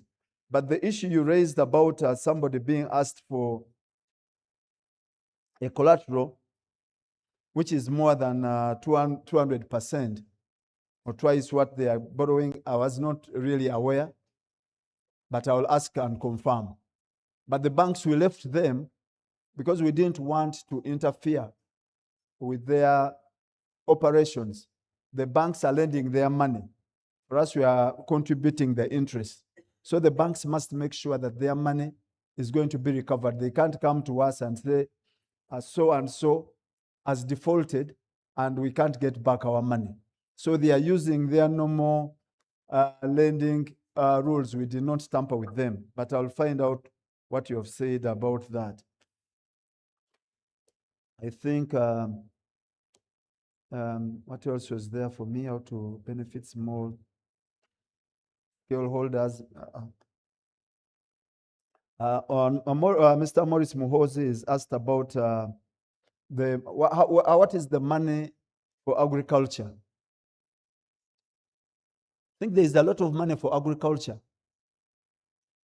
but that's a debate we have been having as to whether it is the amount of the money that we are putting in agriculture or what actually that money is going to do. I know some countries, their commitments, the Zimbabwe Harare Declaration and another declaration where I say put 10% of your budget in agriculture, put 15% of your money in this. What is it going to do? Should be the question. It's not how much, but what is the money actually going to do? Are we putting enough money or aren't we putting enough money? And for me, that should be the conversation we should be having. But we have put 160 billion in agro-industrialization. See whether that's actually going to do, whether it's going to boost agriculture. How are smallholder farmers benefiting? Smallholder farmers, they benefit from a myoga. That is their starting point. Go to a myoga, get your 1 million shillings, start a piggery enterprise, start a poultry enterprise, start something. And we've seen people who have generated income out of this.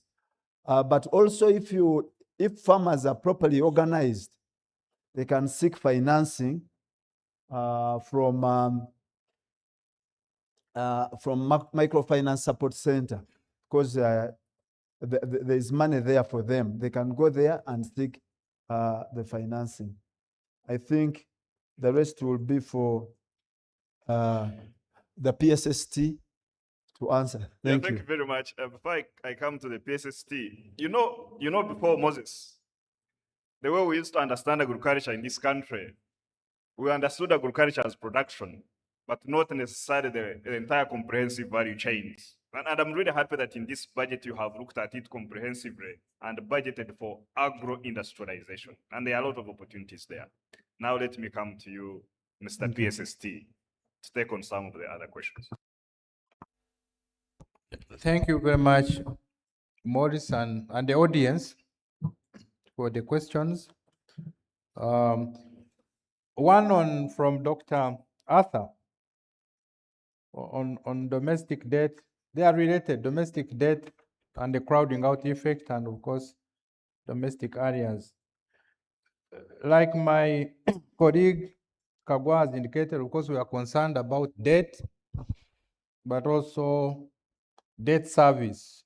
So that's why beyond the solvency ratios, he was talking about debt GDP, we are also now going to those liquidity ratios, how much of our revenue goes to debt service, etc., etc. But more importantly, are two questions. Where does this debt go? The question also that many people should ask immediately after talking sustainability of the debt. And as we have discussed before, we find that most of this debt is going to transport infrastructure, almost 30% of that debt, electricity, around 20%, water infrastructure. That's why you see indicators are showing improvements in those areas, and I think those are the generators of growth. Now, back to what we are doing to ensure that there's no crowding out. Of course, we are very cautious, but more importantly, a position we have held is that most of the borrowing we do, instead of crowding out, monetizes the unmonetized population, isn't it? You find money, we now have like 11 trillion out there into these programs my colleague was talking about. 8 trillion going there. 4.4 trillion of that is PDM alone. Almost 10,000 plus parishes. Money is there and you can see what it is doing. So these people now have no recourse to expensive debt, which they would have otherwise had. So there are two sides to this argument. Money we borrow and take to UDB.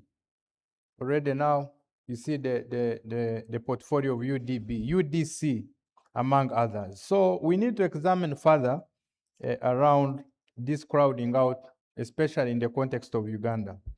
Domestic areas is also a concern because it's an obligation we must do. We have developed a domestic areas strategy to ensure that we started this year, but in the next 4 years, we make sure that we clear these areas.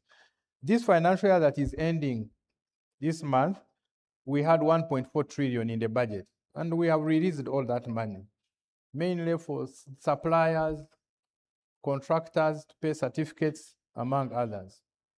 Next financial year, and I knew you wanted that number, we put 317 billion. But we are further verifying, because even the stock, when we got independent verifiers, we found that some of it does not meet to be what? Domestic areas. They had no documentation and all that. So a verification is being done both by the Auditor General, but also a private firm, to ensure that we understand our domestic areas position and we pay the stock, this stock. But more importantly, and I think Mr. Mukunda mentioned, is the charter of fiscal and budget accountability, that charter, so that we also stop the flow. Because as you clear, people are again piling more of the domestic areas. So that's why we are putting very, very, very strict and binding issues on accounting officers. Create areas, there is a very strong sanction. You will not be an accounting office again, which I'll be sharing with you this charter. It has around 5 or 6 rules, which are very binding. So the commitment is to make sure that we really clear the stock, but also close the tap so that there are no more creation of areas. Let me also comment maybe on again the budget for agriculture. I think my colleague anyway already commented on it, but we have now focused on a few things in agriculture. Was also the money for roads, the money for electricity is also contributing to agro-industrialization. But issues to do with extension services, we've now fully provided. And I think these are areas we need to start monitoring. Money is there in the budget, both an allocation this year, but even in the base. Sometimes we also look at only the financial year, but cumulatively there is now money enough to hire extension workers across the country. So now the issue would be for us leaders to follow, instead of questioning and asking for more money, whether these extension workers are doing what? Doing their job. Money for mechanization, among others. We can, I don't want to repeat the speech again, but we are very clear on areas we are prioritizing, which now are adequately funded. I think, Morris, those are the few areas which my colleague had not responded to. Yes, thank you very much, Director Shaw. But I want you to comment on this issue of sustainability of interest rates, because as government you have made major interventions to put interest rates down below the, to a single digit for borrowers. And this is a direct government intervention. But how it is going to be sustainable in the medium term and long term, that every budget you make those interventions? How do we allow the market to do it? Because the central bank comes up with a central, with a CRB rate every other time. But banks, 20%, 22%, yet return on investment, is around 14%, but interest rates remain high. Why is the intervention of CRB not making banks respond? How sustainable is this going to be, Director Shaba? Well, moving forward, of course, this intervention must be sustainable. You cannot have a recourse to the budget endlessly, the market. But the market needs to be sometimes distorted to do the right thing. And everywhere they are doing that, isn't it? The other day I was seeing what enabled Elon Musk to go to the sky. A lot of money, generally too much money that they put in. But then when you look at the long-term returns of such interventions, they are huge. So as I indicated, the interventions we do generally are yielding fruit. We see now, and you had one of the members from the audience, some of these beneficiaries of, for example, the large-scale farmers scheme. Apart from those policy distortions which we are going to take, over collateralization, and also some have been complaining of the charges, the embedded charges are a bit huge. But it's a good scheme, zero interest. And we are seeing uptake, and we were showcasing some of these farmers. Again, you can see they have taken great strides. Therefore, my point is that the market sometimes also is not an efficient allocator. Government from time to time comes in to make sure that you stabilize these rates. On their own, they will not go down. But what we are doing also concurrently is to tackle some of the issues, underlying issues around interest rates. The signal of the CRB will not address those underlying issues. Why are Ugandans high-risk borrowers? It's something we need to address, and this will not be addressed by CRB. Maybe the parish model is addressing some of it. Interestingly, as I conclude, we are seeing that parish model, some of these people are beginning to pay. I don't know whether my colleague has numbers, but many of them are women. So maybe we need to do something on the on the men's side to ensure that they pay. So my point is that CRB in most cases is a signal, but it might not be the proper solution to high interest rates, especially for risky borrowers. Okay, thank you very much, directors. I can see very much that Maynard Kane is very much influential at the Ministry of Finance because he supported government direct intervention on some of these affairs. And I think I was discussing with Mr. Julius Mkunda, we are big fans of parish development model. We need you to put more money as a stimulator of aggregate demand, but also creation of wealth at the household. I will release you. Thank you. PSST, Huntington Ashaba, and my brother, Dr. Moses Kagwa. Thank you very much. Can you clap for this team from Ministry of Finance? Thank you very much. I will now invite my brother Higenyi to take us through the official launch of the financial year 2020-2026, 2027 Uganda Investment and Outlook Guide and a group photo. I will come back. Thank you very much.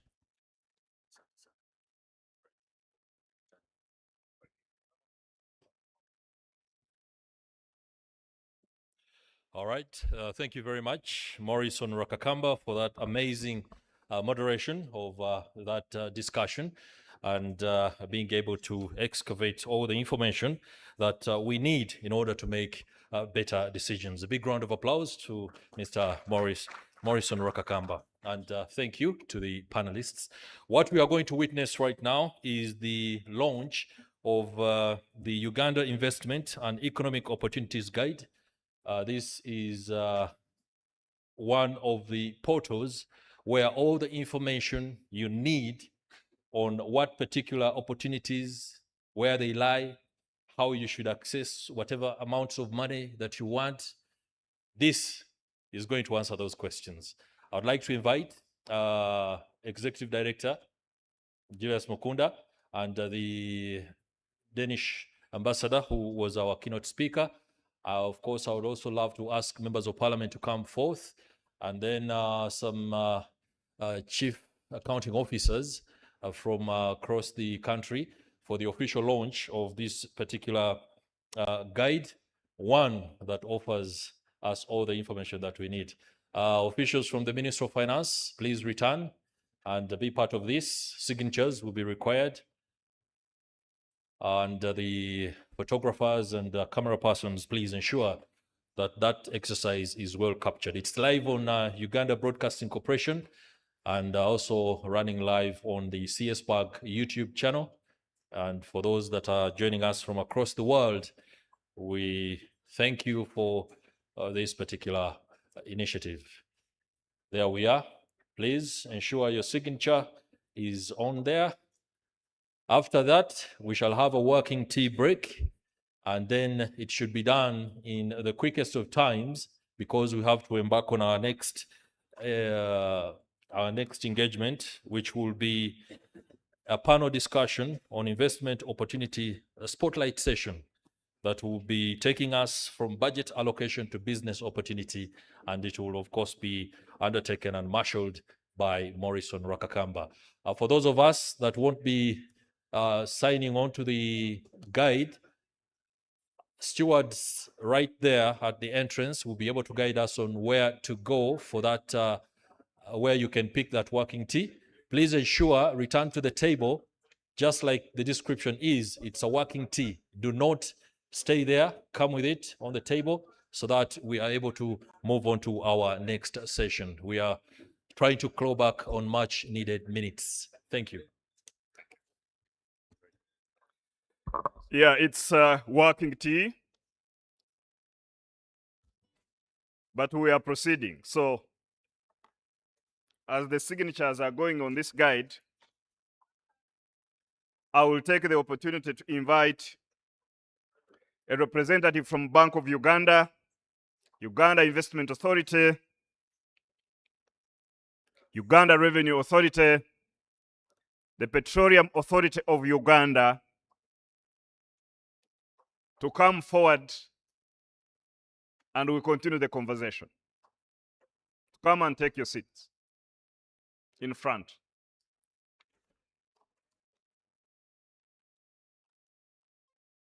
Bank of Uganda,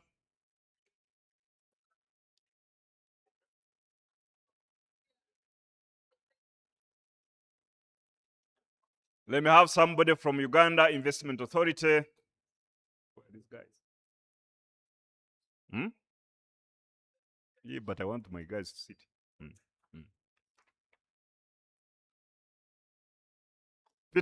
Peter from Uganda Investment Authority, I suspect you are the one coming.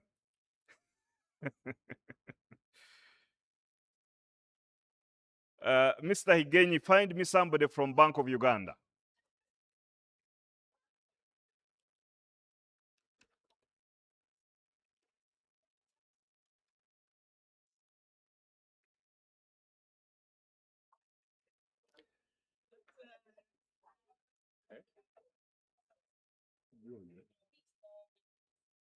Yeah. Oh, fantastic.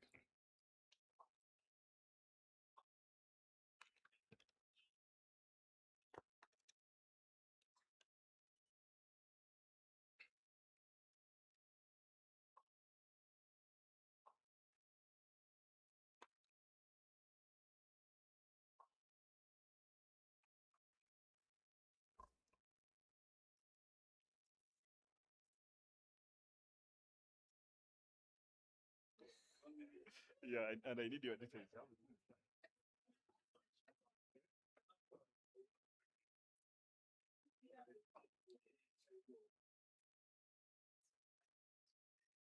the director of the fund. You're the money man. You are the guy. Okay. You are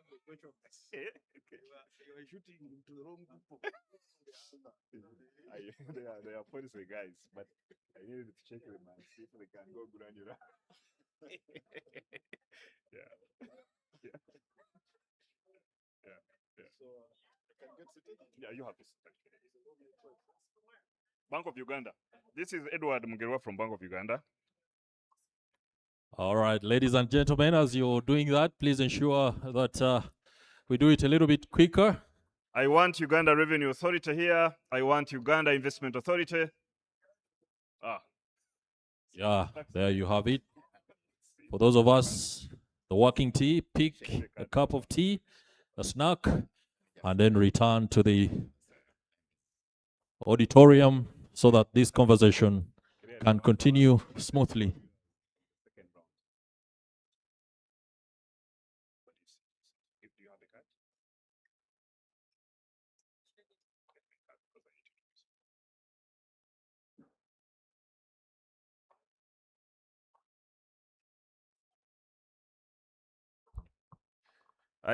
I think Canon Ben Toramia, you come from the PPDA such that you answer the questions when people are still fresh.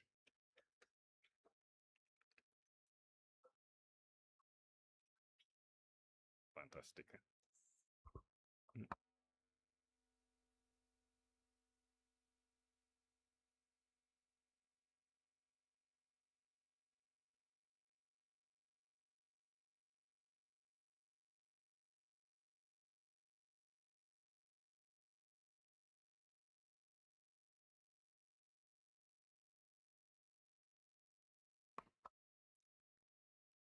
We have Bank of Uganda, the director of the administered funds. All the money that we are talking about is here, Mr. Edward Mugerwa. We have the executive director.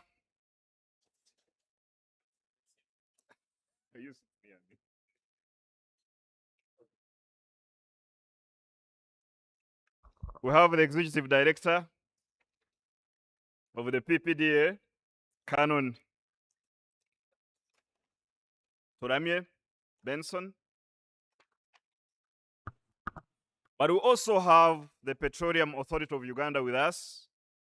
And we have Faith Musimenta, who is a senior petroleum economist.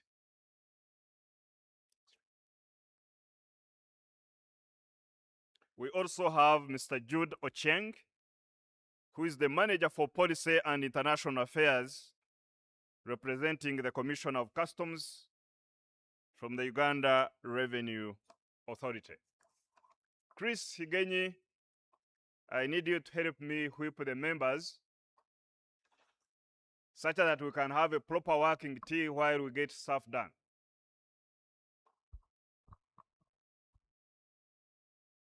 Can we have members return to the hall?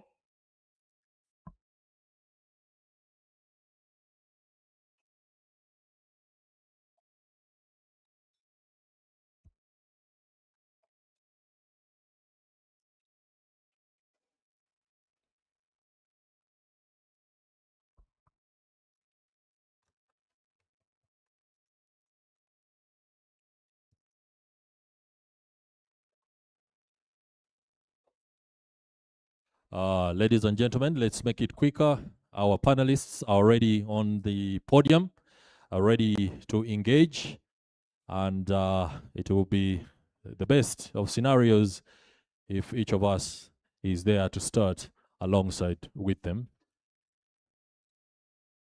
Thank you, Chris.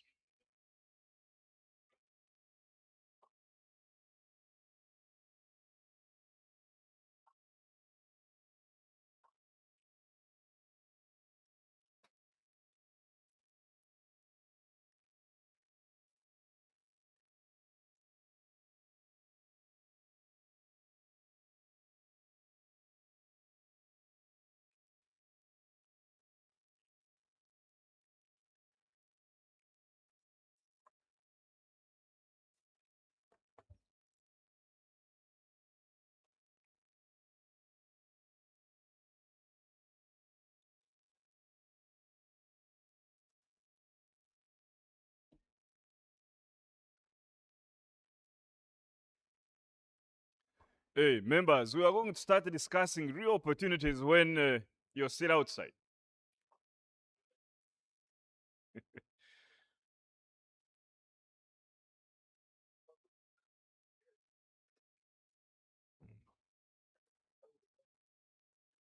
Edward Mugerwa, who is the director of all the administered funds, Agricultural Credit Facility, Small Businesses Fund, Post-COVID Recovery Fund. He's here.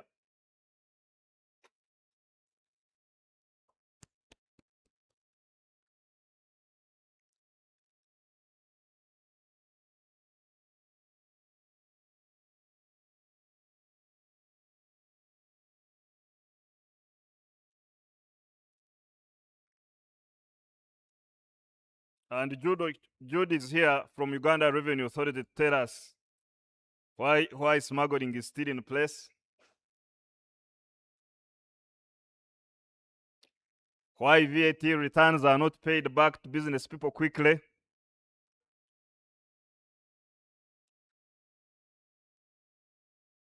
and why EFRIS is working and sometimes not working. So URA is here. And why we need to support URA to collect more money such that services can get to the people. And why the question of formalization through incentives are not whip is very important.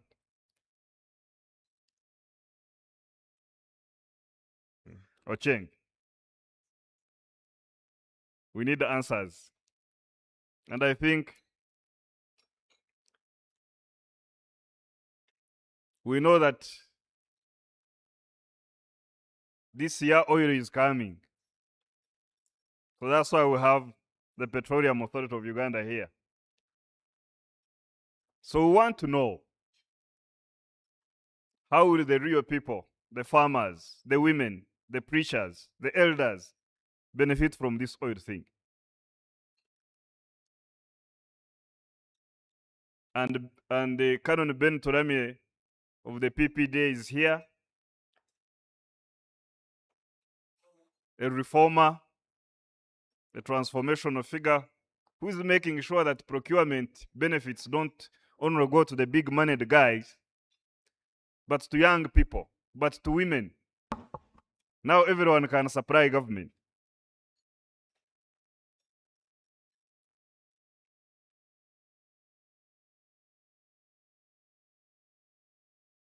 I think we begin.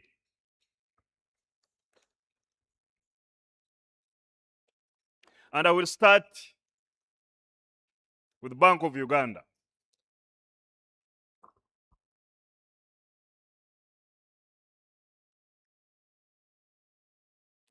Mr. Edward Mugerwa, tell us, this financial year budget emphasizes private sector-led growth.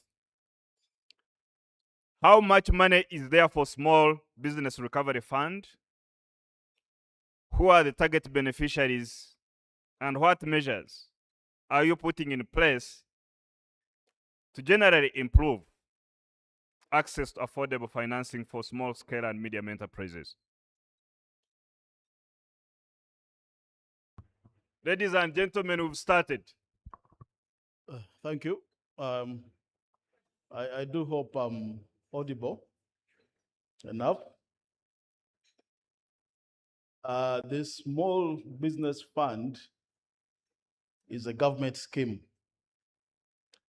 that was introduced initially to help small and medium enterprises that had got a hit from the COVID pandemic.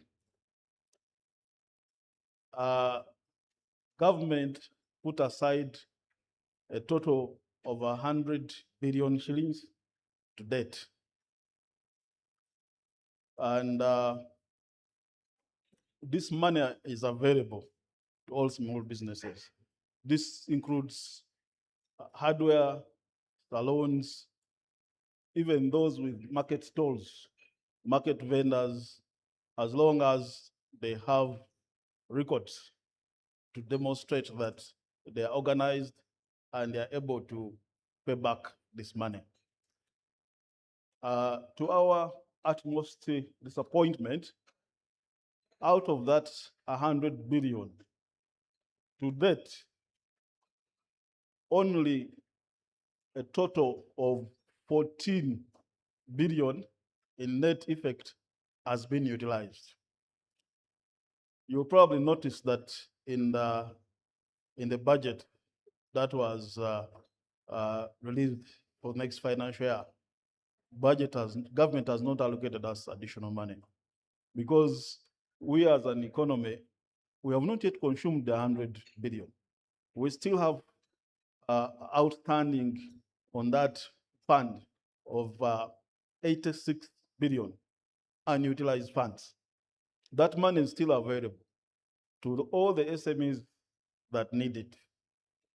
Now, if you are into schools, if you're running a medical center, you're running a medical clinic, you have a drug shop, you have a salon, you have whatever small and medium enterprise that you can think of, that money is available to you. There are challenges, and I want to talk to them, that we had initially because of the stringent requirements that had been imposed on these funds. Now, since February this year, Cabinet sat together with the partners, our commercial banks that are helping us disburse this money, and we literally removed most of the requirements that we are preventing the SMEs to access these funds. For instance, the requirement for a turnover is not there anymore. We also relaxed, as long as you have started the business, you do not have been, it's not required that you should have been operating for a year or 2 years or 3 years. But as long as you demonstrate that you've started a business, you are running a business, that money is available for you. We disburse this money through commercial banks. It's an interesting partnership that has delivered dividend on us in terms of due diligence and appraisal. It's working for us. When you look at for the non-performing asset ratios, they're quite impressive, probably the best in the market. Yeah, that's where I would like to stop for now. Thank you very much. I will definitely come back to you. But for now, let me go to the Uganda Revenue Authority. And I think Jude Ocheng is going to tell us, because many small scale and medium enterprises struggle with tax compliance.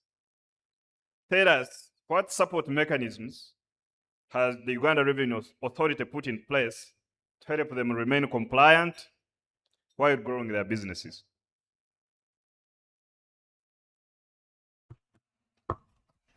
Thank you very much, Morrison, and good morning. I'll first of all start by indicating that the revenue bodies or the revenue body has since evolved from its primary role of collecting taxes to being a facilitator of trade, As such, there are a number of initiatives that have been undertaken in order for the organization to support compliance by taxpayers. At the topmost, we have taken on an aggressive drive of tax education, where we believe that the taxpayers, the level of compliance of taxpayers tends to be driven by their ability to appreciate what is due to the state in forms of taxes and what benefits they receive from those taxes that they do pay. We have set up a number of facilitative measures that I would say are basically rooted around 3 pillars. One being simplifying trade. And in simplifying trade, there are a number of initiatives that the revenuization of our services immensely. And that makes it easier for you as a taxpayer to access these services without necessarily having to walk to fixed offices in the URA premises. For international trade, we have optimized a number of services and put them under our Uganda Electronic Single Window, where we bring a number of partnering agencies. Say, for example, if you are importing or doing trade in agriculture, in the past, you'd have to go and get clearances from agriculture. You would go, maybe you want a phytosanitary certificate and others. Now we have brought those regulators into one space under the electronic single window, where when you do a declaration, you find that all players in your transaction are within one space. And from this, we have seen a number of benefits. First of all, the turnaround time has considerably reduced. Some transactions or some studies have indicated that some transactions that would take 8 days have been reduced to under 2 days because of some of these activities. When you go, for example, to our border stations where we do international trade, you'll notice that now we have what we call the OSBPs, one-stop border posts, where we put agencies in physical locations together from both countries, such that you would get clearances much faster. I'll give an example of Malaba border posts. If anyone used to do business and pass there, trucks used to stay there for about 7 days. It's hardly possible for a truck to spend 2 days there anymore. And we are improving this further to bring down this time frame to under 2 hours, which is a very aggressive plan, but that is the plan. That we have scanners, we have less physical intervention, we have optimized usage of technology to improve. Now, by doing this, we believe that the reward on the other side would be that taxpayers would become more compliant because they are not losing money to these other factors that are outside taxes. Another area from which how we are improving compliance is by right now we are doing what is called targeted risk assessments or intelligence risk assessments.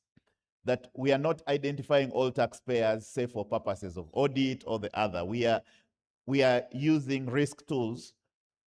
We are to identify who to audit at what time. We have introduced technological factors like IFRIS, which basically ensures that if you make a transaction, then we shall not take you through the rigorous process of when applying for, say, a return, of verifying those receipts, because that becomes now electronic receipts that ensure that the moment a transaction is done, we already know what transaction it is, but also it means that your tax credits are with us in advance and you can easily obtain them. Thank you very much. So briefly, I would say that those are the areas we are looking at. Tax education, simplifying our systems, leveraging on technology. Then, of course, the last one is productive partnerships. Who are our partners? We, as URA, we strongly believe that by engaging the private sector, by working with civil society, we optimize that to first of all improve on our collection, but ultimately we give a delightful experience to the taxpayer, and as such, then you can promote compliance. Thank you very much. Well, thank you very much, Jude Ocheng from the Uganda Revenue Authority. You know, clearly from biblical times, taxpayers were quite feared people, you know, as you remember.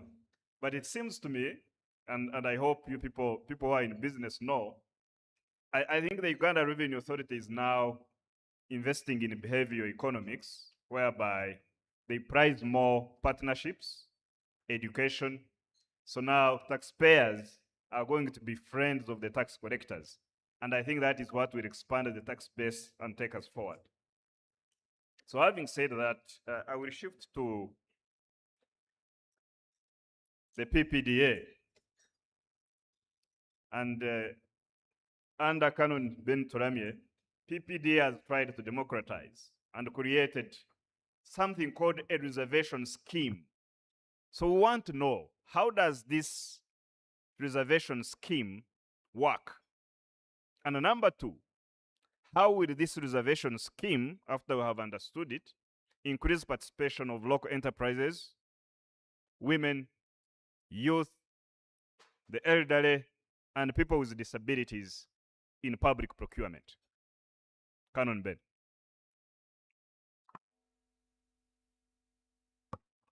Thank you very much, Morris. And I want first of all to greet the honorable members of parliament that are present, and I congratulate them. I want also to register my appreciation to Julius for inviting me, and also recognizing that public procurement is central in driving the implementation of the budget. Ashawa talked about 60% of the budget going through public procurement. I want to add that public procurement contributes 18% of the GDP. So it is central. No government agency, ministry, agents, and department, including local governments, that they don't have budget for procurement. So allow me, before I go to these specific questions, demystify the procurement function as central, as a driving factor in contributing to the tenfold growth strategy. First of all, when we talk about procurement, for those who are not familiar with, any infrastructure works, talk about roads, buildings, electrical lines, dams, etc. That is public procurement. We are talking about supplies or goods, talk about roads equipment, medicine, medical equipment, industry equipment, seedlings, agricultural inputs that the government purchase. That is public procurement. And services, consultants and non-consultant services. So the 60% of the national budget is spent through public procurement, and it is key in driving the economy. And public procurement is not a process where you say we have started from planning up to award and we have a contractor. It also involves contract execution, contract management, and finally delivering the services and the goals that the project is intended to achieve. So when we go back to this budget execution or by this dialogue, if you are talking about a 84 trillion shillings and 60% of that, if you remove, say, debt payment and other contractual obligations of government, even if you put it at 40 trillion that is going to go through public procurement, government has come up with interventions or policies regarding your specific question of reservation schemes. Reservation scheme meaning that put aside some percentage of the budget, some sectors that will benefit, especially in driving the BUBU, the local content policy. How can a Ugandan, how is a Ugandan going to benefit from this budget? And that is the reservation scheme you are talking about, or you're asking about. And in the first place, the reservation has been by threshold. Before we go to the special interest group, threshold, and I will give you examples, by types of procurements that the government conduct. And the types include works, include services, include supplies or goods. And I will use just an example of road works. All procurements that are below 15 billion Uganda shillings must go to the competition, must be only to Ugandans. If it is between 15 and 45 billion, Ugandans plus resident providers, non-Ugandans that have registered companies in Uganda, 15 to 45 billion. That's a very big chunk of the budget. And if I go to local governments, my colleagues here in the local governments, all their procurements are below that. That means all the procurements in the cities, in the municipalities, in the districts will go to Ugandans. In addition, I hope I still have some time. In addition to the thresholds, government provides a big chunk of the budget. And again, the reservation has been extended to products, and several products, if you are buying them, you must buy them in Uganda, so that you promote, first of all, the manufacturing, the domestic manufacturing industry in terms of the capacity utilization, but also providing market. And these products include uniforms and clothing, electrical, transformers, medicines. We had, the last time we counted, we had 46 medicines manufactured in Uganda. What that means that national medical stores must buy these medicines here and others. There are 8 products. What that actually means in real economic sense is that more Ugandans are going to be employed in these industries, more utility, a lot of utility will be utilized, and the companies will further, these manufacturing facilities will further expand their capacity utilization and export more. You go to Uganda Roofings, they will testify how the reservation has helped them, because the third area, if we have a government project, you are doing a road, you are doing a dam, you are doing a building, you must buy the local, the inputs in this project locally.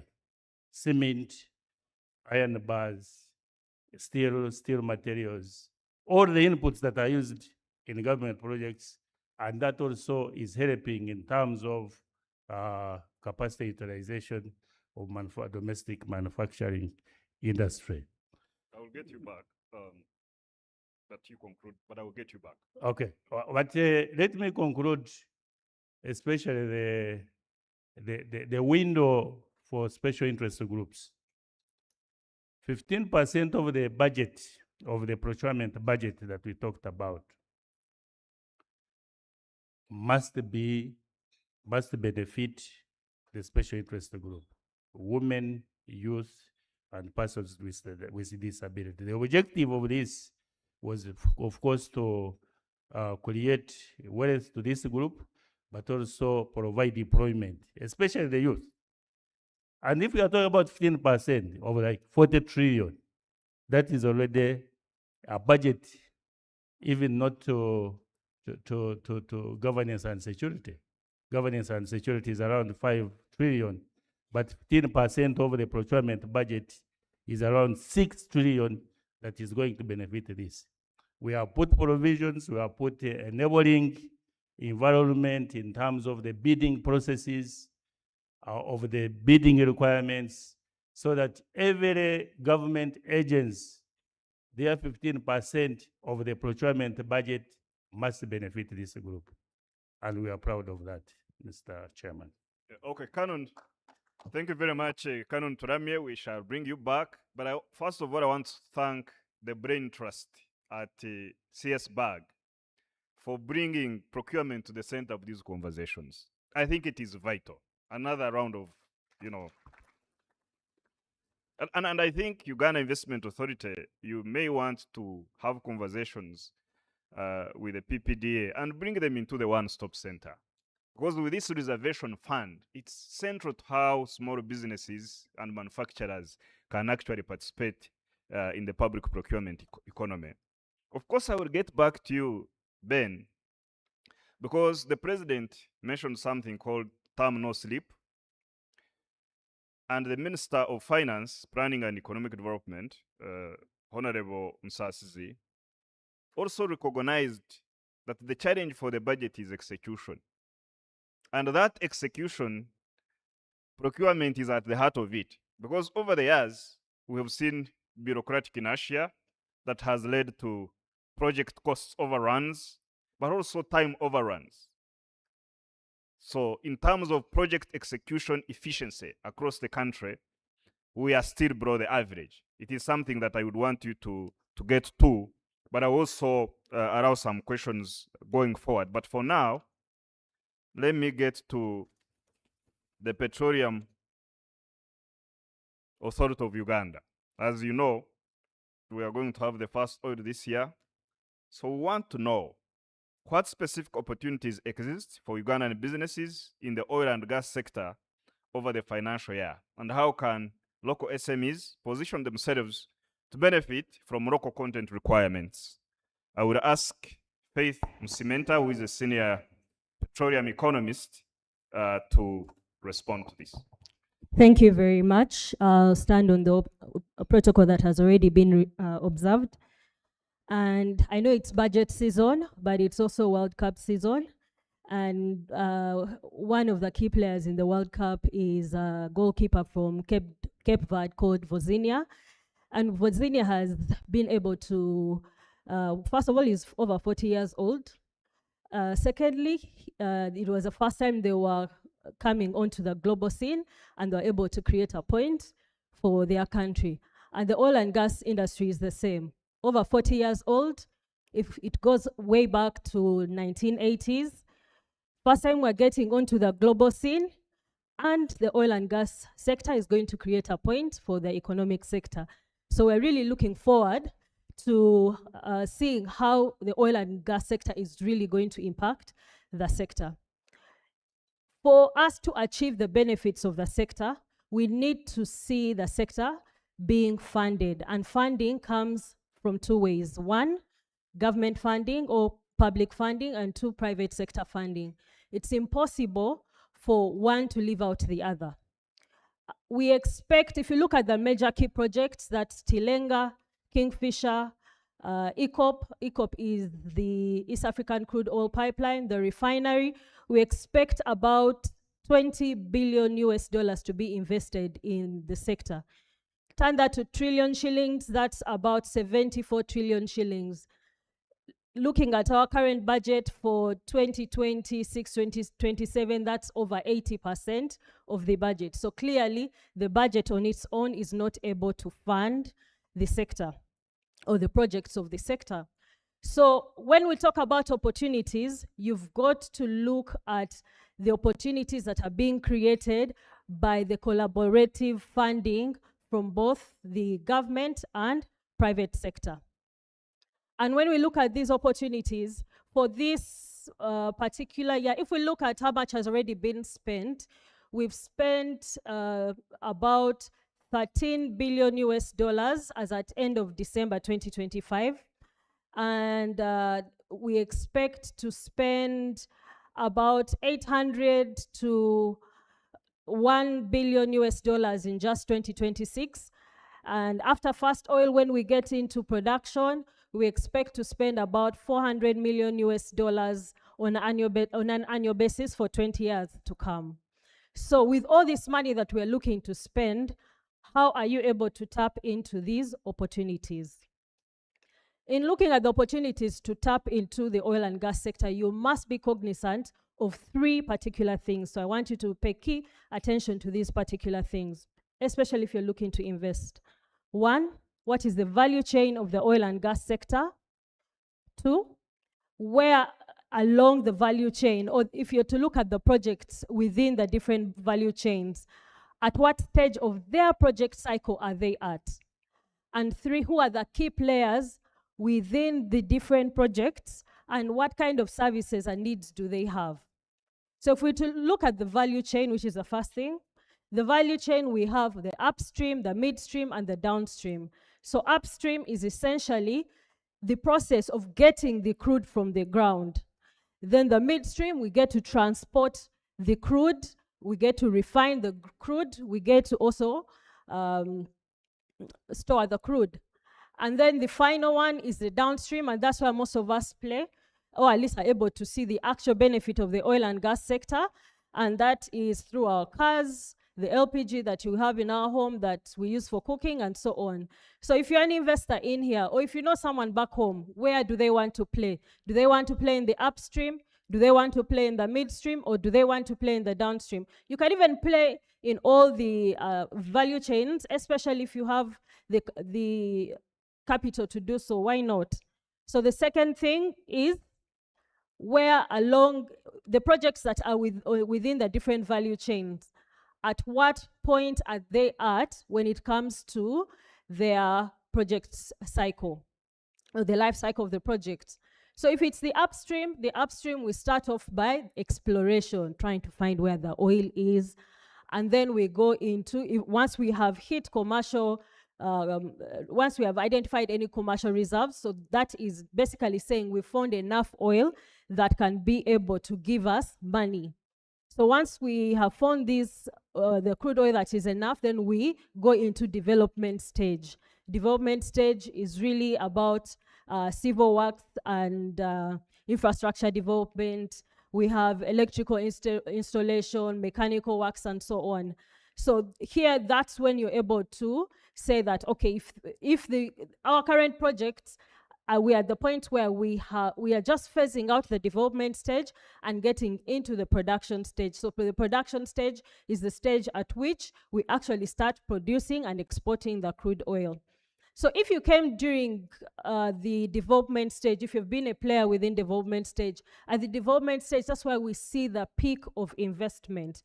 If you think about building a house, the development stage is more like the stage where you put up the foundation, put up the shell and everything else. And so during that time, that's when you spend the most. And the production stage is more like when you've entered the house, and maybe now if it's a rental property, you're starting to recoup from the rental property, but you're not spending as much after the house has been completed. So we expect to see a drop in the investment, and that's why I stated that this particular year we are looking at 800 to 1 billion US dollars, 800 million to 1 billion US dollars to be invested within the sector. But once we hit production, it's going to drop to about 400 million US dollars. So what kind of opportunities do we see as we get into the production phase? Do you have a date and month when the first drop of the oil comes on board? Okay, so we expect that, first of all, the projects are right on course. That is Tilenga, Kingfisher, and ECOP. And we expect that we'll be able to achieve first oil within this financial year. And so we are confident that we should be able to receive financial oil with this upcoming financial year. And in case there are any changes to the dates, Minister of Minerals and Minister of Energy and Mineral Development will be able to communicate. Wow. But this upcoming financial year, we expect first oil. Strategic ambiguity, but we shall hold you to account. Okay, so as I proceed, so what opportunities do we see as we get into the production phase? As we get into production phase, first let me take you a little back to the development phase. So during the development phase, there are certain equipment that have been set up. Now, this equipment needs to be maintained. So we are going to see a lot of maintenance and operation within the production phase. So the things like well maintenance. If we look at the wells, we expect collectively we expect over 400 wells, and currently we've so far during the development phase we've so far drilled over 200 wells, and these 200 wells need maintenance and have been maintained during this period. But once we hit production, even the number of wells are going to increase. So we are going to need well maintenance. Civil works, the roads that we've been, the facilities, the infrastructure that we've put up, all that is going to need maintenance. So maintenance is going to be a key opportunity. So you want to look at which players, and that's the thing as the third part I was going to go to, who are the key players and what are the key services that they need.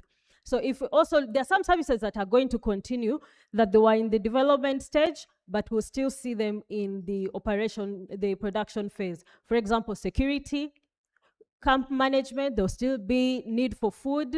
And right now, the camps buy the agricultural produce from the locals, but everyone is open to, supply the oil companies. We have a booth at the back there, and if you're looking to understand how you register onto the national supplier database that is considered when looking for suppliers of the oil and gas sector, you can go to that booth and they'll be able to take you through that. Yeah, so maybe. No, I will come back to the panel for you to make your concluding remarks. So make sure the points that you didn't make, you outline them. But I'll go to the audience and get quick 5 questions. Chris, help me with that. Where are the hands up? All right, ladies and gentlemen, those questions, we would like to urge you to make them very brief so that we can have move forward very quickly. Honorable.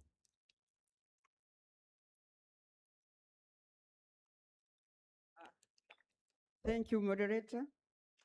Once again, my name is Peg Joy Walker. I represent old persons in Parliament. One of the facilitators there mentioned that special interest groups are catered for by 15%.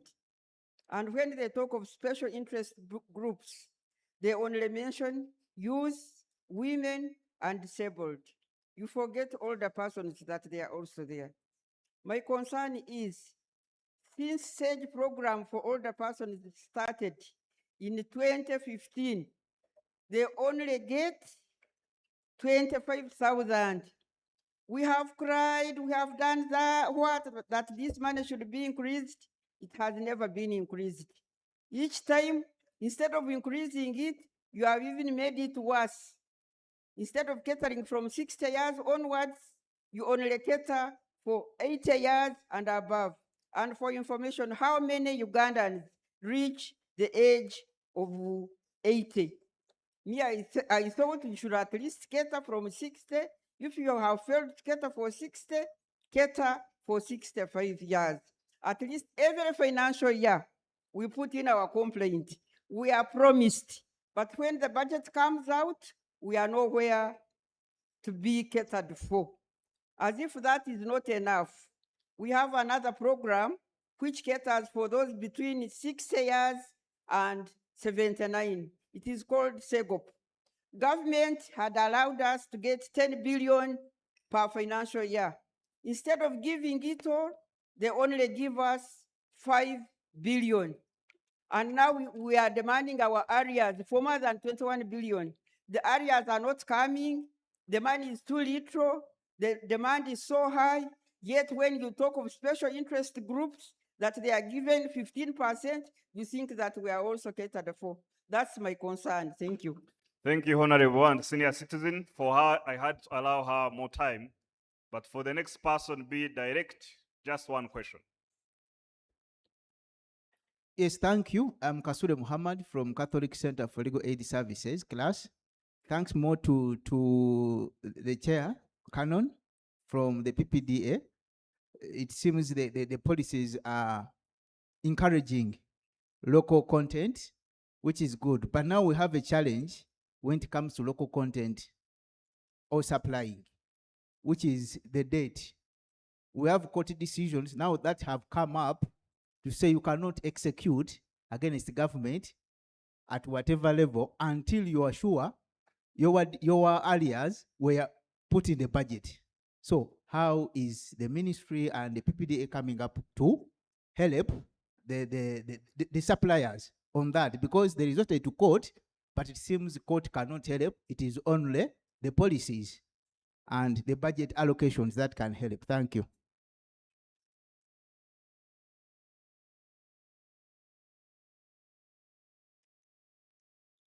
Thank you, moderator.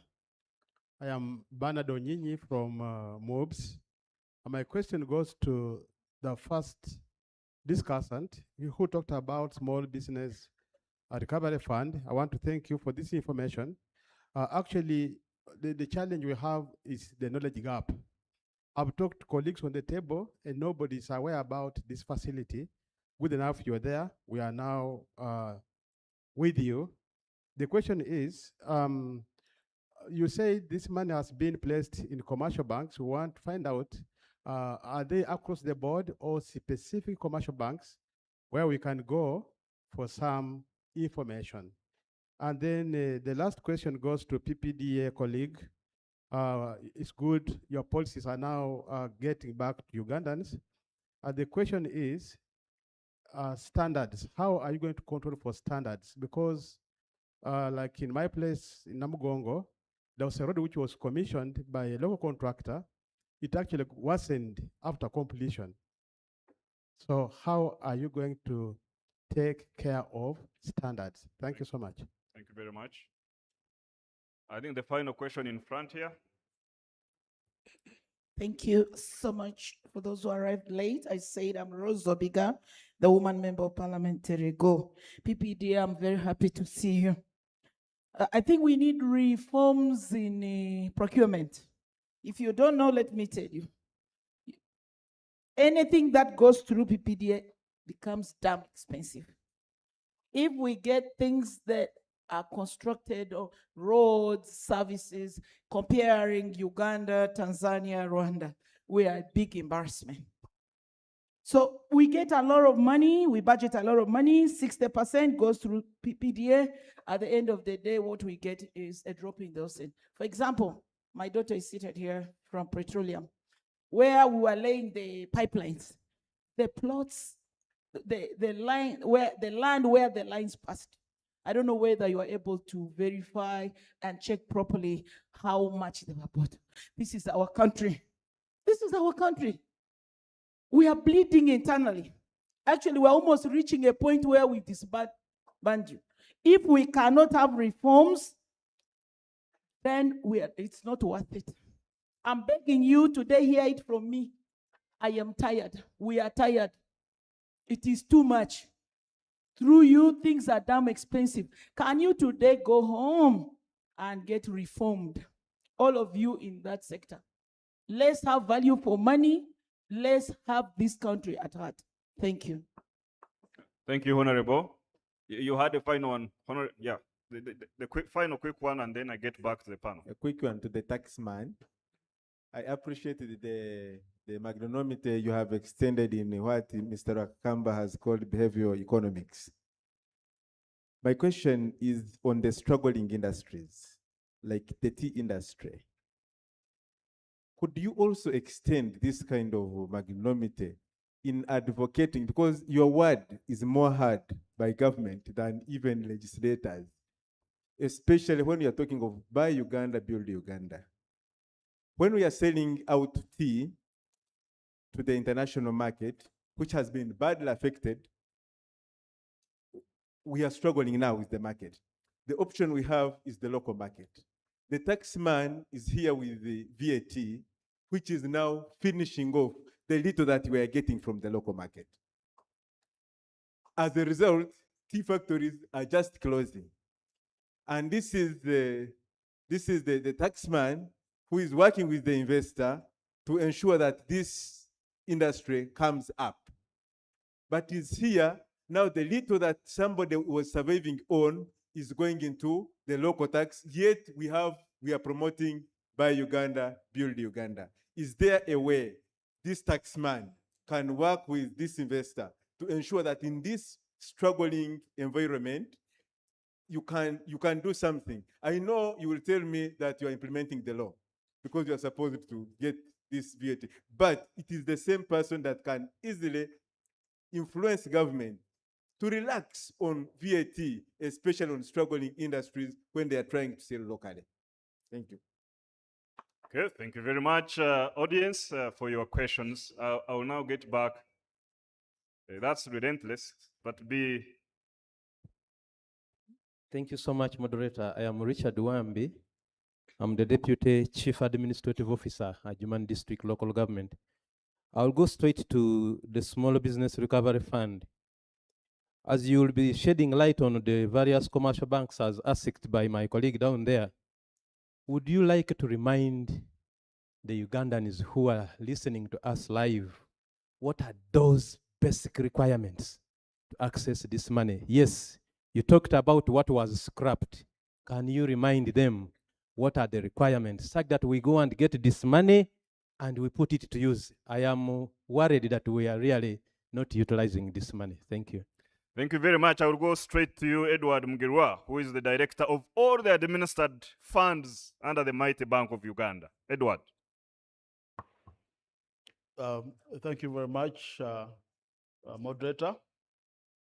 My colleagues going around sharing some leaflets that have more information on the funds that we are administering as Bank of Uganda on behalf of government.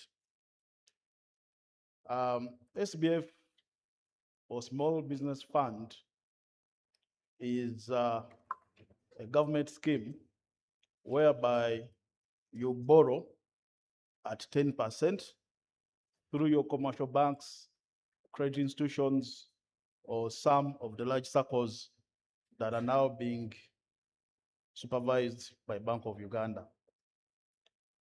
You have up to 4 years to pay up with a grace period of up to 1 year. In addition to that, you can borrow up to 500 million Uganda shillings. So this adequately covers the micro and small and medium enterprises in the country. Who are the participants? The scheme is a partnership between government, Bank of Uganda, and the private sector. The private sector in this case are the commercial banks, the SACCOs, and credit institutions. The participants in this scheme, we call them participating financial institutions. Now, for the commercial banks, we have so far a total of over 30 institutions that are participating in these schemes. That is SBF as well as SCF, the Agricultural Credit Facility. That includes the Uganda Development Bank. It's also a participant in this scheme.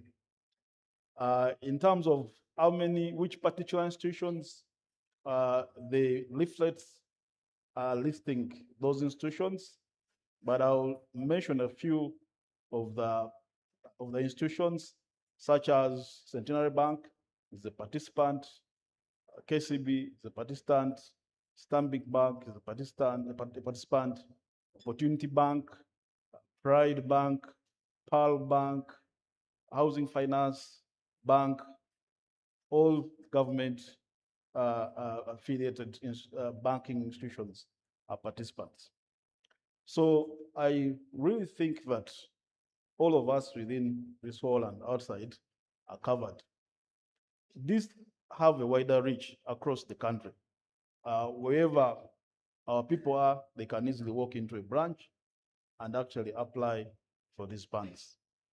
What is the overriding requirement, as the CAO has requested us to provide? The most important question that your institution will ask is your ability to pay back the money.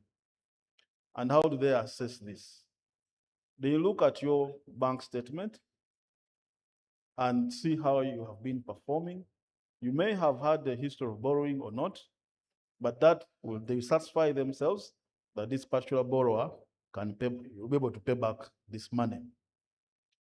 Now, we have another category, again, to address some of the limitations we have within our communities. We have what we call block allocations. Block allocations are, we utilize what they call group guarantees. Different individuals come together, they form a group and apply for facility. They have given a breakdown. We are 20 people, so and so is taking $1 million, another is taking 5 million, another is taking so much million. These have a limit of up to 20 million Uganda shillings. Now, Group guarantees fall under what we call alternative collateral. You may not be a landed borrower. You don't have a chibanja, you don't have a plot of land, but as part of the group, you are guaranteeing that facility. Is that the social collateral? You could call it, yeah, other people could refer it as social collateral. Now, we are also going into, again, within the alternative collateral, you have your cows. You can have them as your collateral. You have a car. You can have it as alternative collateral. Again, I saw one of our participants in that, one of our partners in that is also present here. Oh, I missed them. That is the Uganda Bureau, the Uganda Registration Services Bureau, through the registration of movable property. So you can utilize this as alternative collateral. What does this mean? It means that for, let's say, our leaders, community leaders, you can now mobilize your people, put them together in different groups, have some sort of governance around them, and encourage them to borrow so that they can change their situation, their financial situation. Thank you very much. Thank you.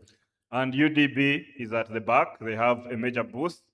I suspect you may want to pass by and get some information, or they can distribute leaflets to ensure that all this basket of funds and how they can be accessed is available. Now let me go to the taxman, Judo Cheng, to respond to some of the questions. Okay, thank you very much. And for the question, I will not limit it to only the tea industry. It's generally about struggling sectors and how does government come in to support.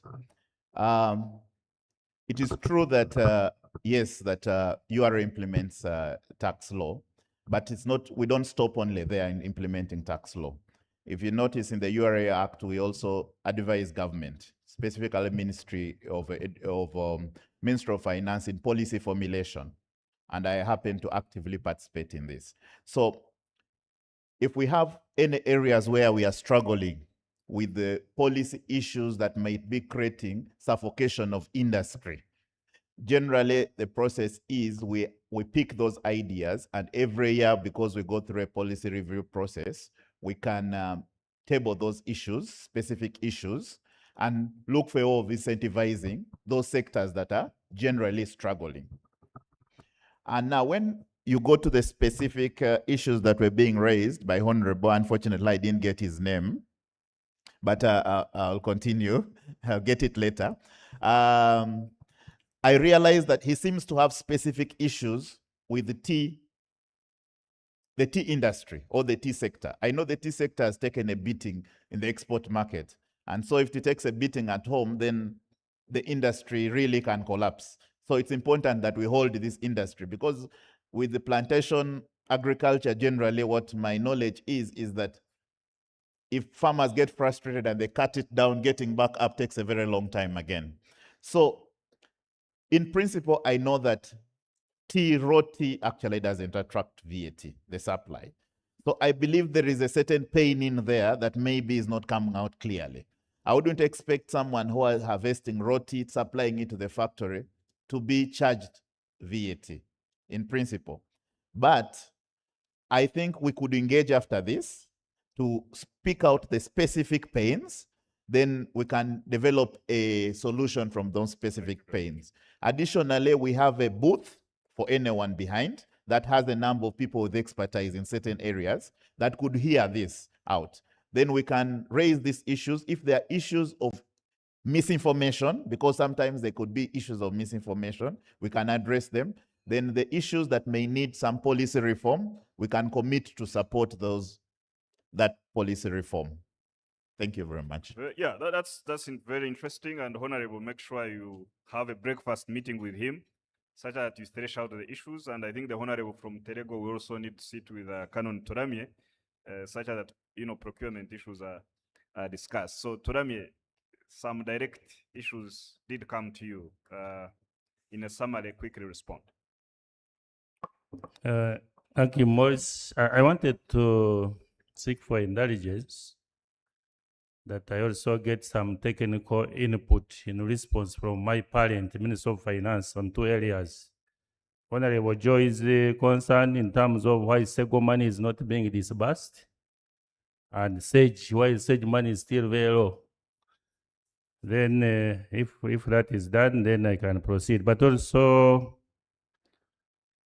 in the first Honorable Joy, the 15% for special interest group, I'm glad you're in Parliament now, because the guidance was provided by Parliament in the PPD Act as amended in 2021. The focus was only put to youth, women, and persons with disability. Your predecessors appealed to us, we refer them to Parliament, so when the amendment of the PPD Act comes, I think that all the persons can also be included in that provision. Haman, maybe this is also, I push it also to my parent, domestic areas and budget allocations. I think Haman asked about that. Bernard asked about the quality of our local providers. I want to assure you, Bernard, that we must start from somewhere. During COVID, we didn't have foreign companies. We were supposed to use our local companies, and we worked. So we must develop the capacity of our local companies and our local providers. And this is what that is the objective of these reservation schemes. First of all, we are training them. Secondly, above those thresholds I mentioned, for example, above 45 billion, and this contract is awarded to a foreign company, they must subcontract a minimum of 30% to a local company, implying it is capacity building and skilling of our local companies. But again, there is also a provision in this reservation scheme that every contract above 5 billion must attach graduate trainees. This is also intended to skilling our graduate engineers. So don't lose hope. We must do it. Lastly, Honorable Madam Terego, we are going to, there is no worry, by the way. The reforms that you are talking about in public procurement are welcome. You must have had a team led by PSST in terms of reforms in public procurement to make them lean, efficient, and uncorruptible. And that is what we are talking about. And these reforms definitely will involve soft reforms that we can do ourselves, but also those that will come to Parliament that will require legal amendment, the PPD amendment, the PPD Act amendment. But I want to tell you now, and related to Moderator Morris, what you asked about, efficiency, we are handling that under soft reforms, digitalization. I think you are aware that we are automating the procurement process, and that will help in terms of awarding contracts timely. But also this digitalization, the electronic government procurement, we also have a module on contract management, meaning that those cost variations, time variations are going to be limited. But also, I want maybe my colleagues, the accounting officers, that the DPP has given us prosecution powers as PPDA, and we are effectively strengthening our monitoring function so that those non-performing office bearers then can be held responsible or put into law. If we delay procurement process, for example, just at evaluation has a statutory time frame of 20 working days. If we delay it, it is an offense. But because these offenses we have been putting into DPP, they don't look at them as serious cases really when they have this case backlog of terrorism, of whatever, you know, murder and whatever. But we are going to do them ourselves. But also, what we have capped starting next financial year, especially for government agencies that are here, we have come up with a standardized unit cost of a road and a bridge. How that framework, we are disseminating it, we are popularizing it. PSST is going to give a circular starting next year. If you are a kilometer of a road in Western region is supposed to be costing, say, 2 billion, and you spend 3 billion as an accounting officer, you'll be held responsible. And these standardized unit rates are per region, because a road in Isoro is not the same road as Nakasongola here, a kilometer of a road, because it's a different thing. A road in a swamp, Rubiji swamp, northern bypass, can't be the same as a road in Ichira, where there is no swamp. So those standardized unit rates are going to be published based on specifications that were launched by Minister of Works this financial year. The same spirit, we have standardized specifications for common used items, computers, stationery, tires, vehicles. So those standardized unit rates, based on the specifications, also are going to curb the cost overruns. I thank you. Thank you very much. These are major policy shifts that I think work for the people in terms of costs and all of that. But it's very interesting that now we're going to have prosecution powers, because it is going to help. You remember before we had the commercial courts, the business community was suffering because of backlog. And now with the prosecution powers, PPDA, matters related to procurement are going to be settled very quickly. Thank you very much for highlighting that. Quickly, let me go to Faith to make your concluding remarks. Thank you very much. As part of the concluding remarks, I'd like to encourage everyone here that the opportunities that I was talking about do not just end with the flagship projects.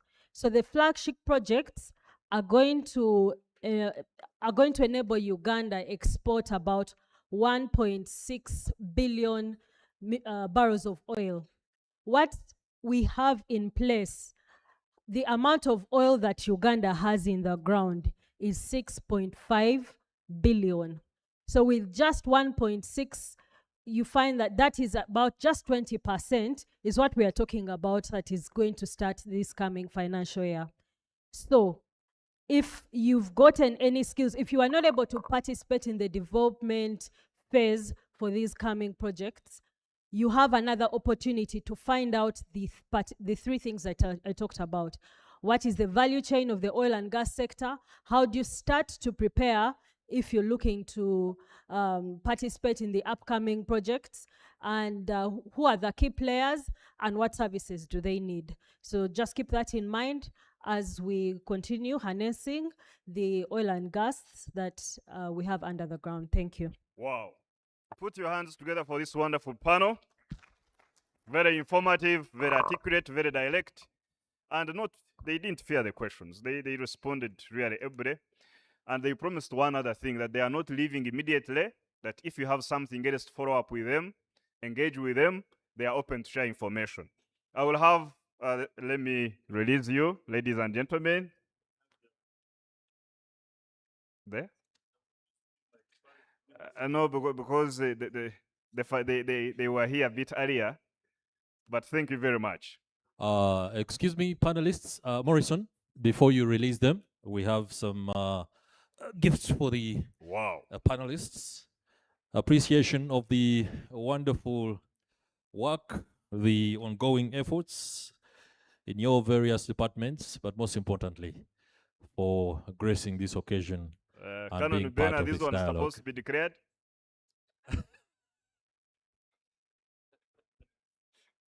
Thank you very much, my panel. I will have the next panel. because we said this is a working breakfast, sharing ideas. Let me have the Uganda Investment Authority. I've seen Director Peter Muramira here. The Parish Development Model Secretariat, the PDM. Somebody from the PDM.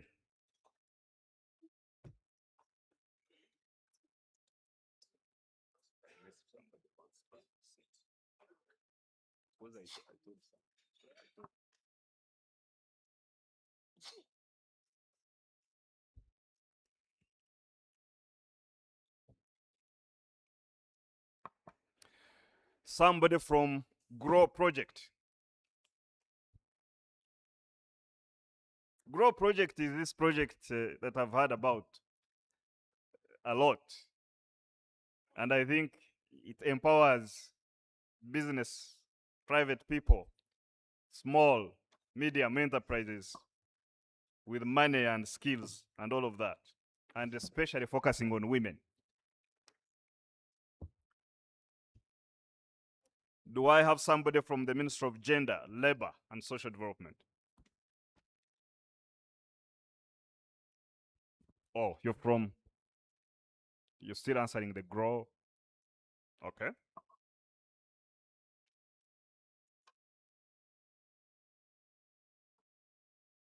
So PDM is missing.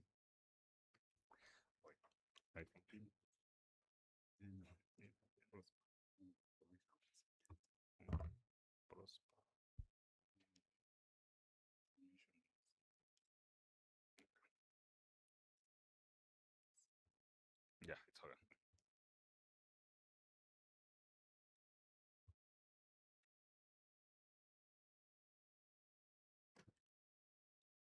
Can I have somebody from PELAM, the civil society organization that works with smallholder farmers? Me, I'm no longer smallholder.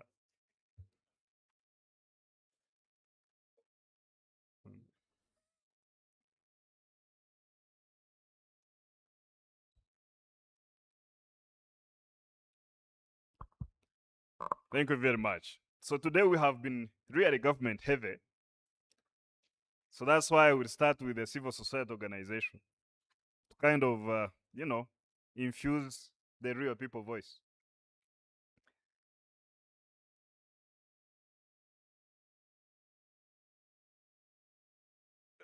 So James is from Pelam. So as a civil society organization, we understand there are many areas definitely that need to be prioritized. What do you think government should focus on specifically for the smallholder farmers? Well, thank you very much, Morrison. Good afternoon. Is it good afternoon? Yeah, good afternoon, dear audience and my fellow panelists. To the question, I am coming in from the civil society space, and that is the Participatory Ecological Land Use Management Uganda. And I'm very privileged to be representing the civil society actors to speak for and on behalf of all the farmers of this country. And the question is very right. Responding to the theme and the question and to the other voices that came earlier, I think what government needs to do now is to see how best can we support that farmer, that smallholder farmer who is having 2 acres, that farmer who is looking at the budget and seeing big figures and very little going to, very little mention of a panga, but big tractors, and trying to make, sense of that budget. To me, I think going forward, the government needs to, and not only the government, all of us need to organize the farmers. We either organize the farmers or they die economically, because increasingly we've seen government funding goes to structured groups. Those are cooperatives, those are VSLAs, those are groups where government can easily access them for extension services. those are groups that can unlock the operation wealth creation. We must understand that the money is associated to agro-industrialization has been allocated through agro-industrialization, or money is allocated to farming, has been devoted to agro-industrialization, but also wealth creation through the Myoga and the parish development model. To be very precise, agro-industrialization stands at 2.26 trillion. I think the highest, we must clap for ourselves for the advocacy mileage you have actually made. Because over time, we've been singing financing to agro-industrialization. And we are seeing at least there is some devotion towards agriculture. And when you look at the 2.4 trillion that has also been given to wealth creation programs like Uganda, parish development model, all these have a connotation of money going to support agriculture, the smallholder farmers. But to ensure that government really makes, the best out of these smallholder farmers who make about 90% of our farmers in Uganda are smallholder farmers, right? Now, these farmers who are tilling those small plots of land, I think where we are missing the point is where we can say there is a gap is the weaker positioning of the farmers in the investment pipeline. And this is where things to do with digitalization are not yet focused on because we are not seeing mobile extension services. We are not seeing e-voucher systems being applied. We are not seeing, digital marketing happening in the farming space. And these are things that government, because increasingly the world is becoming global. The other aspect I would talk about is the investment in soil health, basically soil regeneration. Because as much as we prioritize mechanization, which is very good, if you look at the theme of our national budget, it is going so much into commercialization of agriculture. And we have been told 186 farmers are those that are benefiting from that fund of the larger, the big farmers. So you ask yourself, where are the smallholder farmers who are contributing the most? So for me, I would say government needs to invest in soil health. Government needs to invest in irrigation, and we are glad at least it's been mentioned, and a loan has been passed at that very recently. So those and many other things, because of time, I think are the aspects that need government priority. And I think from the Petroleum Authority of Uganda, there is going to be massive production of fertilizer from the petrochemicals and all of that. So we hope that soil health in Uganda will definitely improve. But I think you agree for smallholder farmer, this has been a very powerful budget. What do you think? Oh yes, if it is fully executed. If it is fully executed, because it's not that we are not talking about production as or productivity getting low because of policies, but because the soils are increasingly becoming, tired. And so we must do everything possible to ensure that we regenerate our soils if we must sustainably produce. Thank you very much. And I hope we have a soils policy and all of that can be embedded. So let me go to Prosper Muhumza from the Ministry of Gender. What are the specific budget provisions that support the youth, women, persons with disabilities, and the elderly? And you see that there is a honorable member of parliament here who has been raising concerns that the elderly in our budgeting, in our strategy, are usually forgotten. What do you have? What do you have for them? Thank you. Prosper Muhumza, Commissioner, Older Persons and Persons with Disabilities, the honorable members of parliament, colleagues in the room, moderator, thank you so much for this opportunity to dive deep into what the budget has for the life cycle model. And we are looking at children, we are looking at youth, we are looking at women, persons with disabilities, and older persons.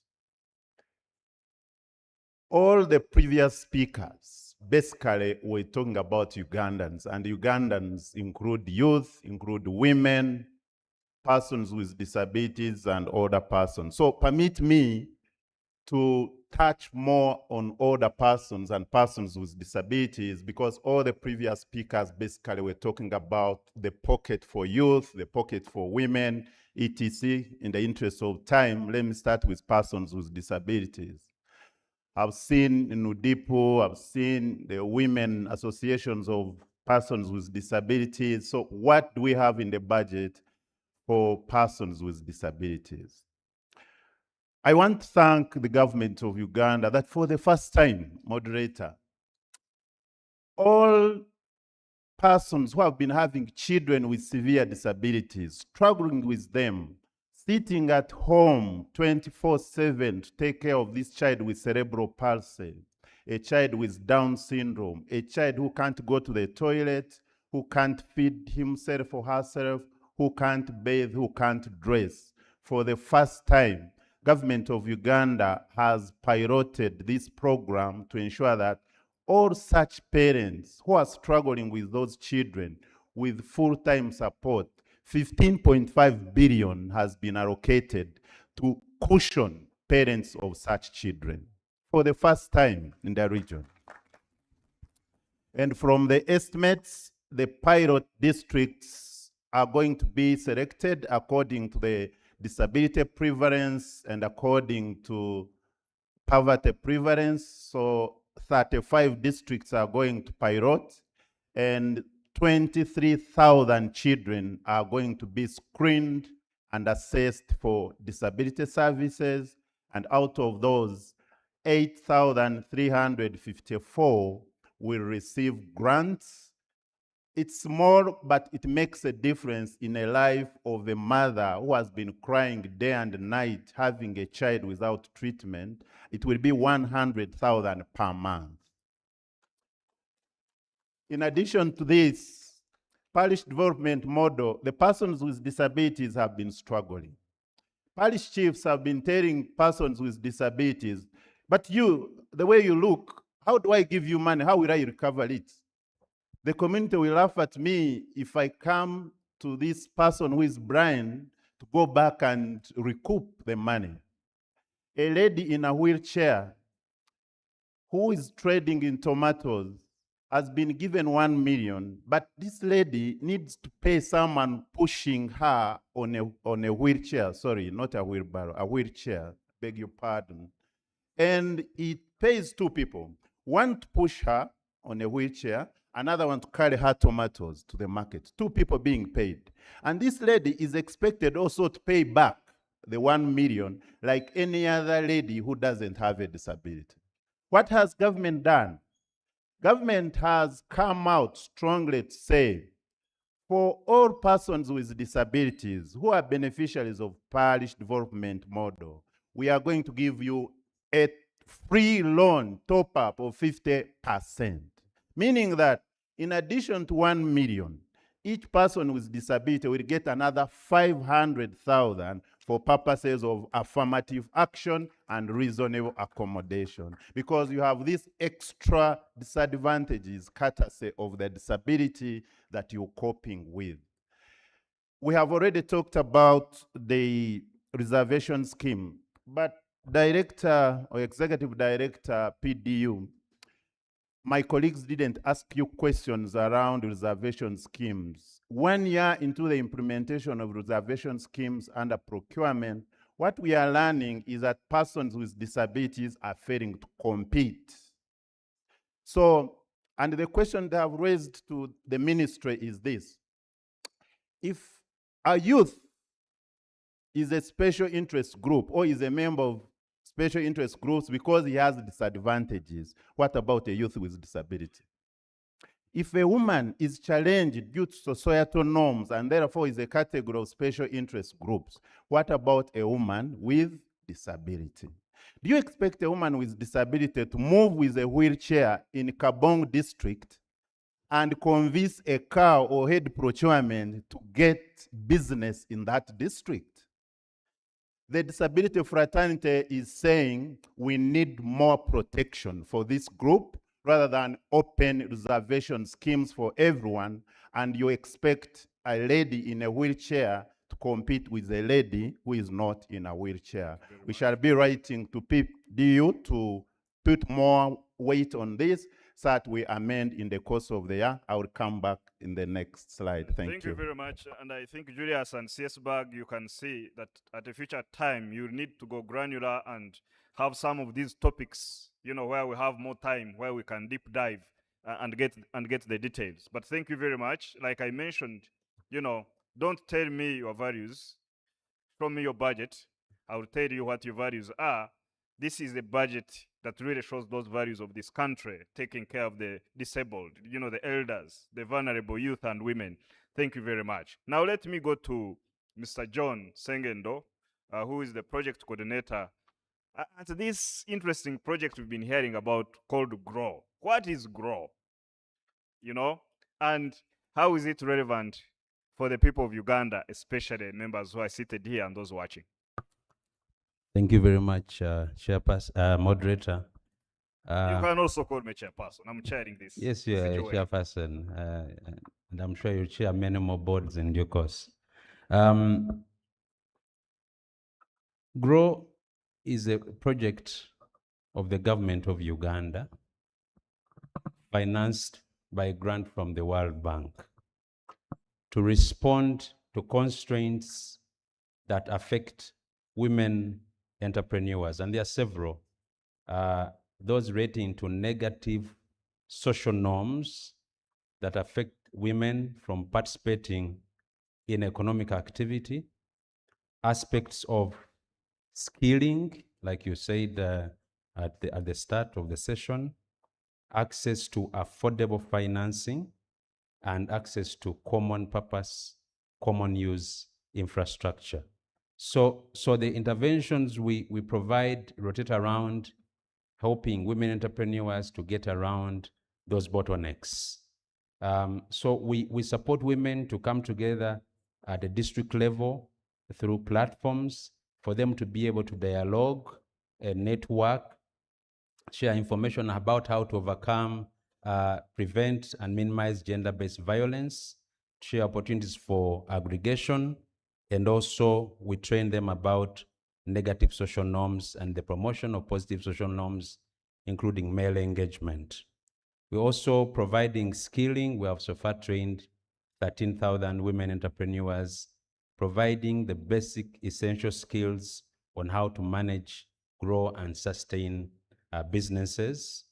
We are also having what we call a work placement program, where we send women entrepreneurs. And let me just say that GROW is for women with businesses. So you must demonstrate that you own a business that has some profit, micro and small businesses, so that that's a starting point. So if you have a business, especially in agribusiness, manufacturing, and all areas relating to areas where women have predominantly been underrepresented, especially construction and manufacturing, we carry on and help you. We open the doors of big companies for you to be able to go and get hands-on skilling. Some women have found that extremely helpful because, in addition, we work with the Uganda Vocation and Training Assessment Board so that that competence is certified. And if one is looking for a job, they can show competence that they have acquired that skill. And then one which is known most about is the aspect of access to financing, where we provide loans from as low as 2 million shillings to 200 million to women entrepreneurs through a series of participating financial institutions, several banks, microfinance institutions, and also SACCOs.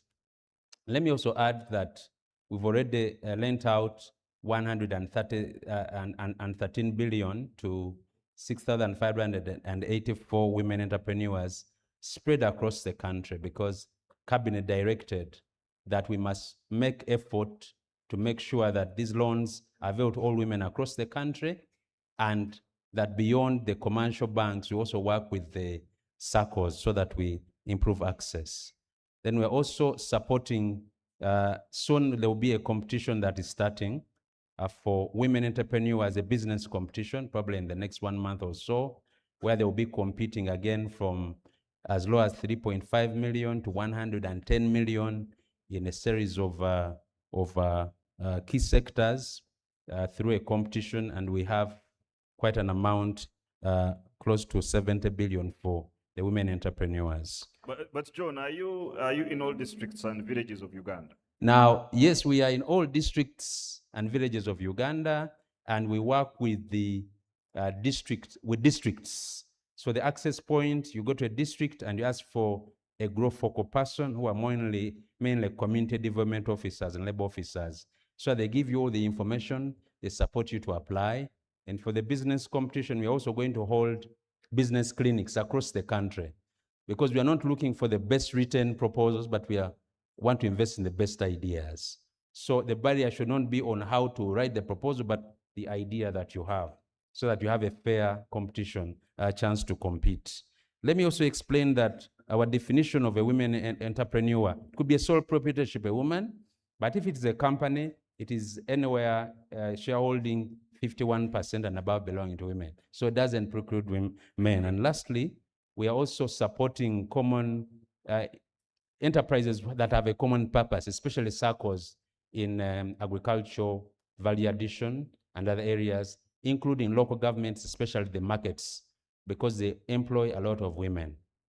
So we have awarded grants to about 192 enterprises, about slightly over 100 billion, and our leadership will be making the announcements on those who So you are not have been just successful. training, not just giving out money, but you're also giving grants. We are giving grants to individual business owners, but also to groups that support women to add value addition, to do value addition. Thank you very much. Thank you very much. Now let me go to Muramira Peter, the director at Uganda Investment Authority. You need to tell us very, very briefly, such that I can go to the audience and conclude this. What incentives do exist for Ugandan entrepreneurs seeking to expand into export markets? Thank you. Thank you very much, Chairman. I insist to call Mr. Morrison Wakakamba Chairman, because indeed he hired me at Uganda Investment Authority, and he handpicked me and asked me to go and handpick investors. First of all, I want to make that record and say thank you. Ladies and gentlemen, all protocol observed. I also stand on the protocol already established, but allow me to also recognize my very own MP who is in the audience. Madam, please, if you can put up your hand, Madam Oyes, for the people of Buweju. Please let us clap for her. Buweju District. Buweju District, yes. So I want to talk about incentives very passionately, but allow me, Mr. Morrison, just 1 minute to use this opportunity to give a picture of the state of investment of this country. And also want to thank the organizers of this forum, because of the choice of the word dialogue in the time that we're in. Dialogue assumes that there is already a relationship, and relationship is the key for investment. There is no investment where there is no relationship. And the audience, you'll agree with me that between, for example, 1960s, 70s, 80s, up to probably 86, we were dealing with the relationship for this country as far as perception of our country is concerned. And I want to congratulate the new government for having done a thorough job, and for people who are also in this room who have contributed to making sure that Uganda is on the map once again. So that in itself, perception, branding, and creating yourself a good name is the first incentive that comes organically.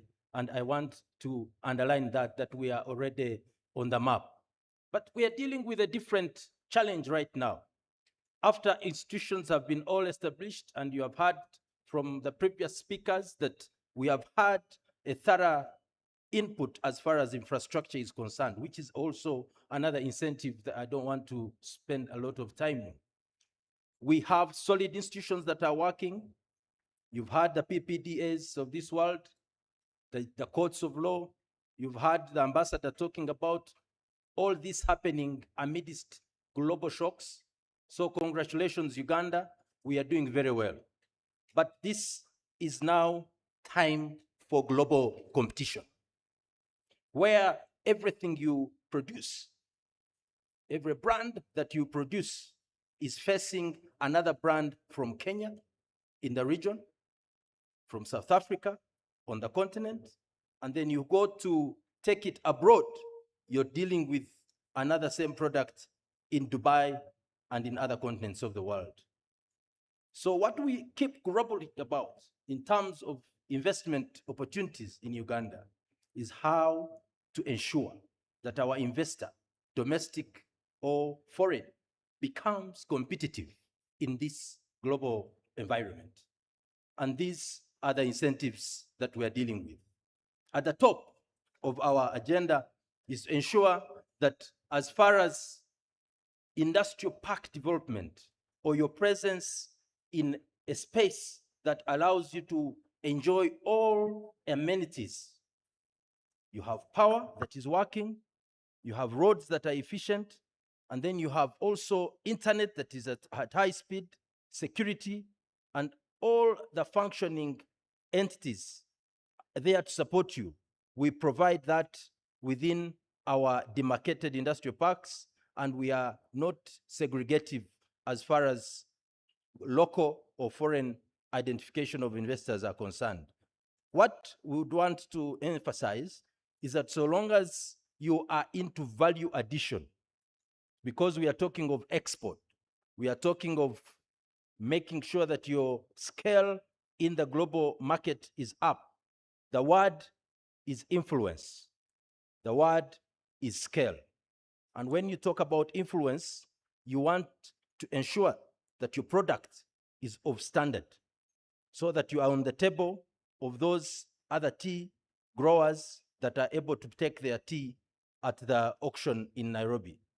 What we are also looking at is private sector participation. How many of us can we aggregate and ensure that we are meeting the number of bags of coffee required in Istanbul, where this big buyer is waiting for a certain kilogram per month? Then that is where the government is doing the GROW program to ensure that the financing is in order. And through our one-stop center, which is another incentive engine, we have over 25 other agencies of government under one roof. What do we do there? We ensure that it is not frustrating for you to access services. So, for example, you heard about formalization from our previous speakers, formalization of your business at any type of or any value chain. It is important that you do that within a certain number of hours. So our mandate as Uganda Investment Authority, under the instruction of His Excellency the President, was 48 hours. But we have now brought it down to only 24 hours. We have a target in our coming year where we are able to bring in a system that will help us to digitize, bring that to 12 hours. So within one day, you should be able to register your business. So we have really what it takes to now drive the agenda at a global scale. Fantastic. Peter, I'll get back to you as all of you conclude, but let me, in the same ecosystem, recognize the presence of the Executive Director of Uganda Free Zones and Export Promotion Authority, my friend Hazel. I saw you in the audience. They need to know you and visit your hub over there. Let me get to the audience as we conclude. And Chris, again, you will help me identify those super 5 quick, direct, summarized questions. All right. Now, this one is on you, Hazel. I will not intervene. You've heard that. Yeah, thank you. Thank you very much, moderator and the the panelists. Once again, my name is Thompson Obong. I'm the Chief Administrative Officer of Yombe District Local Government. Chair, one of the priorities for next financial year's budget is agro-industrialization. And that is a government core strategy for transforming subsistence agriculture to a robust commercial sector. Of course, by integrating agricultural production and industrial processing. Recently, government distributed coffee seedlings to farmers. And these are farmers that are practicing agriculture in large scale. But to my dismay, all these seedlings have dried up because of the sudden dry spell. And this already is a big loss to government in terms of procurement and distribution of the seedlings, and also to the farmer, because the process of making the garden and all that.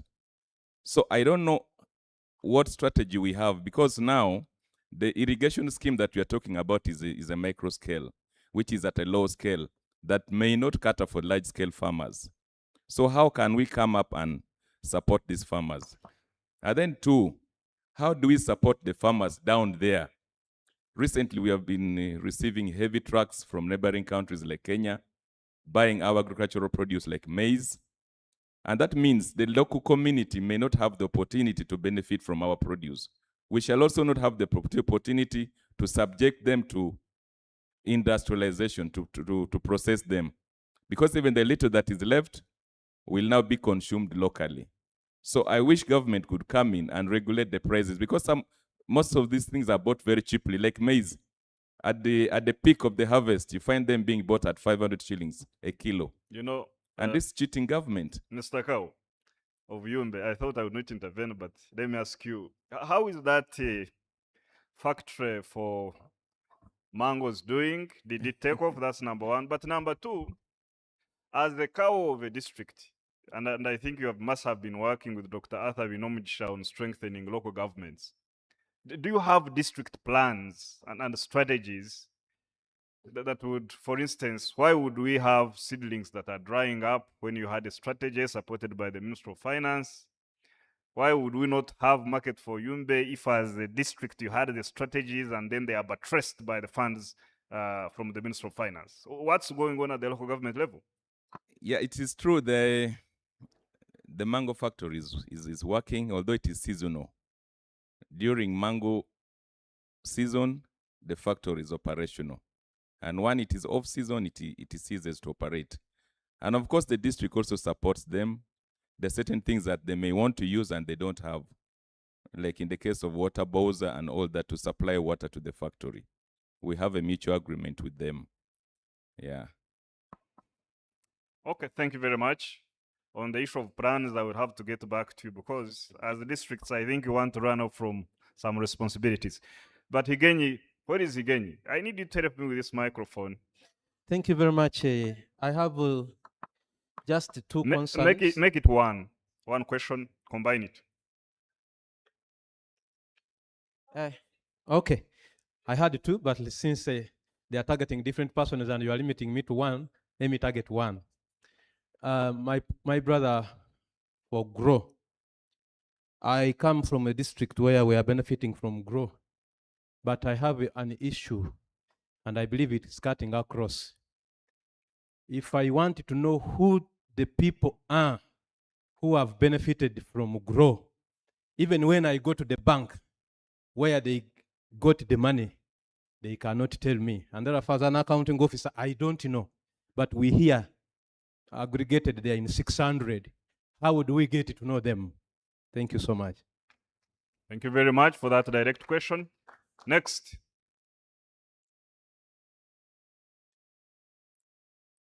Thank you so much. Once again, my name is Katoko Sylvia Damba, woman member of parliament, Chibuku. Allow me start from where he ended. I have had serious issues with the GROW money. With due respect, sometimes we think it's unrealistic money. I know of a couple ladies are relatively progressive in business that have run after this money and failed to get it. So who are the people that are benefiting from this money?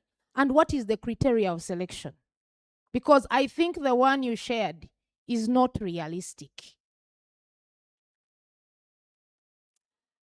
Besides that, You've gone for the second.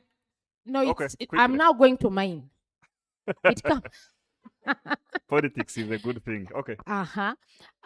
To my brother from the smallholder farmers, have you considered integrating the smallholder farmer programs with PDM? PDM is one of the best programs this country, I think, has had. Today, people are struggling to pay back the 1 million shillings. Realistically, there is no impact on ground. People receive the money as a loan, do different things. If we integrated the smallholder farmers for farmer programs, for example, in a district like Chibuku, have a group of women, give them the money as a group. It can be 1 million per person, but let it be a lump sum. Probably get equipments. I think we'll realize better results than the 1 million that people will enjoy, maybe get a mattress and buy a few turkeys that will be destroyed by a small disease. And at the end of the day, they have to find alternatives to refund this money. In Kabweri County, in Kibuku, so there are no people properly benefiting from PDM. No, there are people that have benefited, but a very small number. Thank The highest percentage has not realized the impact. Thank you very much. Okay, thank you. My name is Omutambu Zwikili from Kanungu. We partner with CSBAG. Mine is still on the Grow project. As a secretariat, have we tried to establish the beneficial assessment on grassroots? Because it seemed to be a project that was designed to benefit a certain category of people from the central, not on the rural area. There is no beneficiary on grassroots, on Grow funds. Grow. Okay, let me have two more. Yes. I stand on the protocol already established. My name is Kevin Onjiros. I'm the Deputy Cow, Shema District Local Government. Thank you. The moderator started this session with a question what the government can do for the growth of investment and proper implementation of this budget. I want to give one issue, what can improve our investment, the stabilization of electricity. It is affecting very many areas, including service sector. Just yesterday, we were in the regional meeting in Ishaka for maintenance of equipment, medical equipment. One of their challenges was irregular power supply. So one of the issues government can handle is stabilization of power supply. I thank you. Thank you very much. From Shema. Thank you very much, moderator. I'm called Sewagode Robert. I'm a member of parliament representing persons with disability. Mine again comes back to Grow. I want to thank all the panelists for the presentations they've made. And I also want to thank you as Grow for giving support to the ladies. And you're saying you have over 6,000 people that you've served. My comment is a general comment that I would request you to take on, not in bad faith. But let's face the facts. As we speak, if you talk about having more than 6,000 people benefiting from that, I don't know because all of us here don't have the information about this. For me, as a representative of people with disabilities, our women with disabilities are facing challenges in accessing the GROW money. Your office, with all due respect, allows people to begin the process of registration, then along the way, it's prematurely dropped. People don't, the excuses are never endless. They're always, they're endless. You talk about people that have been served. How many people of our women have been served?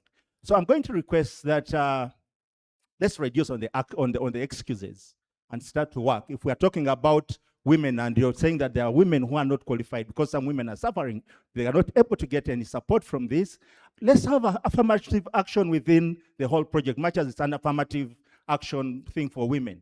Let's look at, for instance, in one of your offices, some gentleman called Adria or someone has frustrated our work. So please, let's clean this office before General MK comes, because this is now the time to audit people.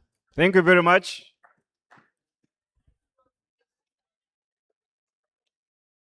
Yeah, that's the final.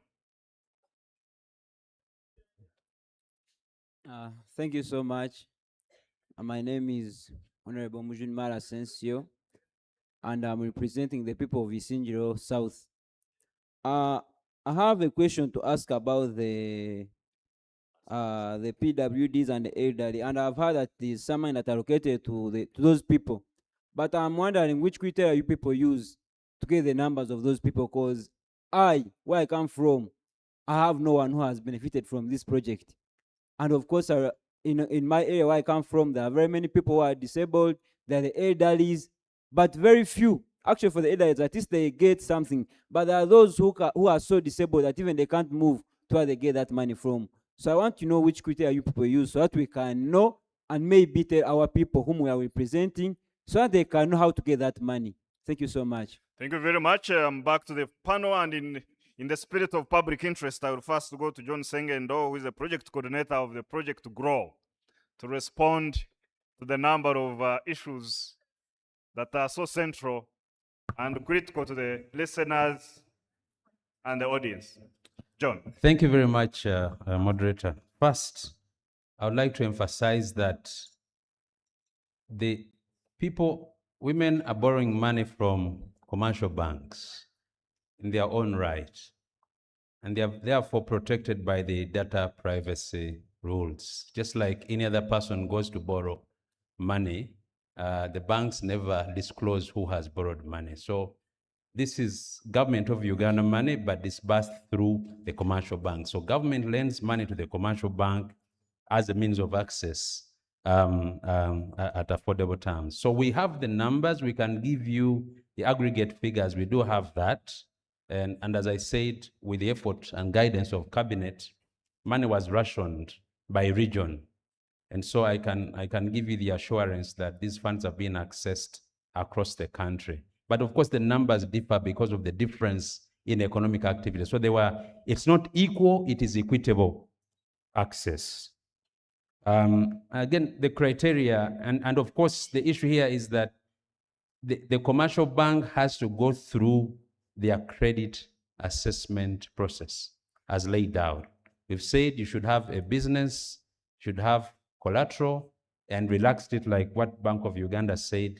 It's not only a land title, it could be a chibanja, a movable asset. So we've expanded the option to make sure that we go beyond the limitation. But I think the key lesson from this process has been that the need is overwhelming. We have we have lent out 113 billion, we have 186 billion. We have demonstrated that you can lend money and have full recovery. So there are a lot of lessons to pick from, and the good thing is that this money is going to be available perpetually for lending to women. So we are working out on the modalities for lending. Now, I also want to emphasize that beyond the access to affordable finance, the loans, like I indicated, there are many other services. Now, who we have trained, we can provide the information. Those who have just recently been awarded the grants, infrastructure grants, the amount actually is very much equitable to the amount we have spent on the loans. And that information is going to be profiled. We're going to tell the nation who has got this. And the beauty here is that it responds to the issue of agricultural value addition in cassava, in rice, in maize, and a whole range of, to respond to the issue was raising, how do we, the cow was raising, how do we support aggregation, bulking, and value addition to increase the profitability of, again, as I emphasize, growth supports several interventions and constraints, not only access to finance. Was the first one, so the public knows more about it, but we have done training, work placement, infrastructure, and then an upcoming competition. Okay, thank you very much. Now let me go to James. Quickly summarize and conclude. Yes.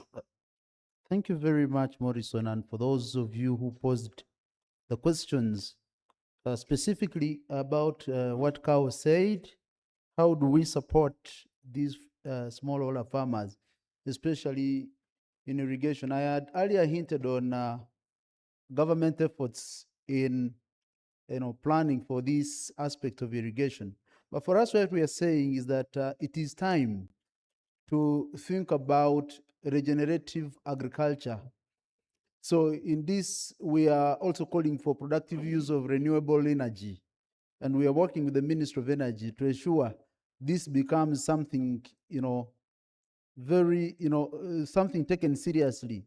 Solar is the way to go. And this is also in response to Kao Shema, because over and over again, we've been thinking solar is only for lighting. But we have met farmers here in Wakiso who are using, solar energy for milling, for agro processing. They are using it for, milk cooling and many other things. And I think that is the way to go.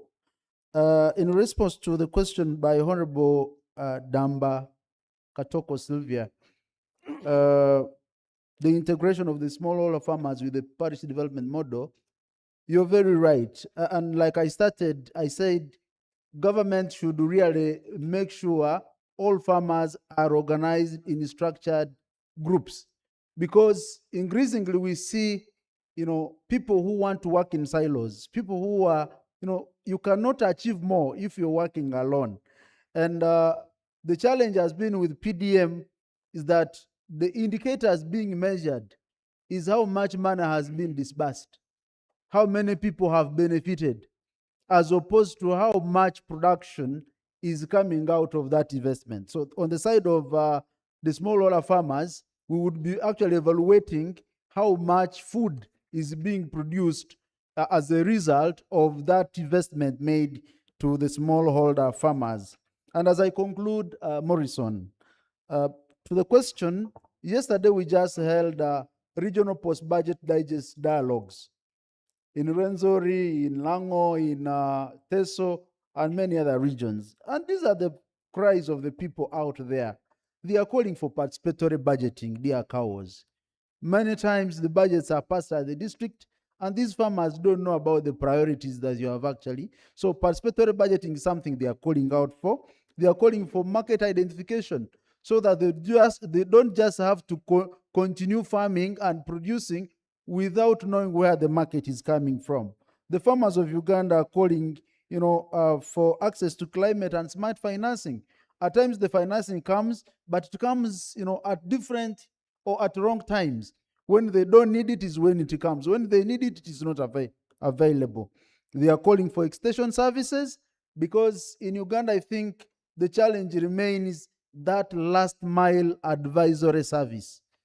Peer-to-peer, learning is the way to go. And we have seen from our experiences as civil society organizations that farmer field schools is one better approach if we must actually have the extension services done. And very finally, to all of us, the civil society actors, we need to increasingly provide data. We must actually provide data, because it's the data that is going to shape the policy narratives. If we do not have data for influencing government policies and decisions, then it might be a big hurdle for us to make, crossroads. Thank you, Very finally is about digitization, which I earlier mentioned, because we need to trace these farmers in their organized groups. How much is their productivity capacity so that we can ably link them to the buyers? I thank you. Yeah, and I think James, talking of digitization, with extension services, as the coffee farmer, when I see something in my farm and I take a picture and ask artificial intelligence, they are more likely to tell me the challenge with my coffee than if to wait for the extension worker. So perhaps one of the ways and means is to, go into artificial intelligence. But mentioning the issue of results and impact, I think this budget was quite different from past budgets because it laid a baseline of results upon which government can be measured going forward in the future budgets. So I think we are going into results-based and impact, which I think is progress from the past budgets. But otherwise, thank you very much, Thank you. James. Prosper, before you come in, there is a question from Honorable Kitio Patrick, the MP, who is asking, which office at the district is in charge of handling funding for elderly and people with disabilities? Thank you. The office in charge of elder and disability, one, as government, we are discussing with Ministry of Public Service that the districts get specialists to manage issues of older persons because our life expectancy as a country has since grown, with an average lifespan age being 68. So we want a cadre called social gerontologist. A social gerontologist is someone grounded in issues aging, in issues older person. We are currently undergoing a review by public service, and we hope this cadre among the CDOs could be enrolled. The second cadre is a rehabilitation officer who is in charge of disability affairs, who is able to tell that this person requires this wheelchair and not this one. This person requires this crutch and not this. This person requires this shoe or prosthetic and not this. Currently, we have a general cadre of community development officers, and what happens, the chief administrative officer or town clerk assigns one of the community development officer to be a focal person for older persons or a focal person for persons with disabilities. So when you go to the district community development officer or city community development officer, they should be able to guide you to the right focal person for elder affairs or for persons with disabilities. The Honorable Member of Parliament from Isingiro, Uganda has 6.9 million persons with disabilities. 6.9, close to 7 million persons with disabilities. Parish development model has about 4 trillion also in funding, but it is a loan. Now, when you go to the persons with disabilities spaces, and what I communicated earlier, that parish chiefs don't want to give money to persons with disabilities, the statistics are indicating that only about 1% of persons with disabilities have actually accessed PDM.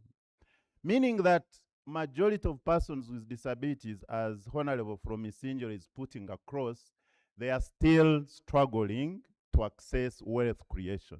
When you go to Emyoga, same story.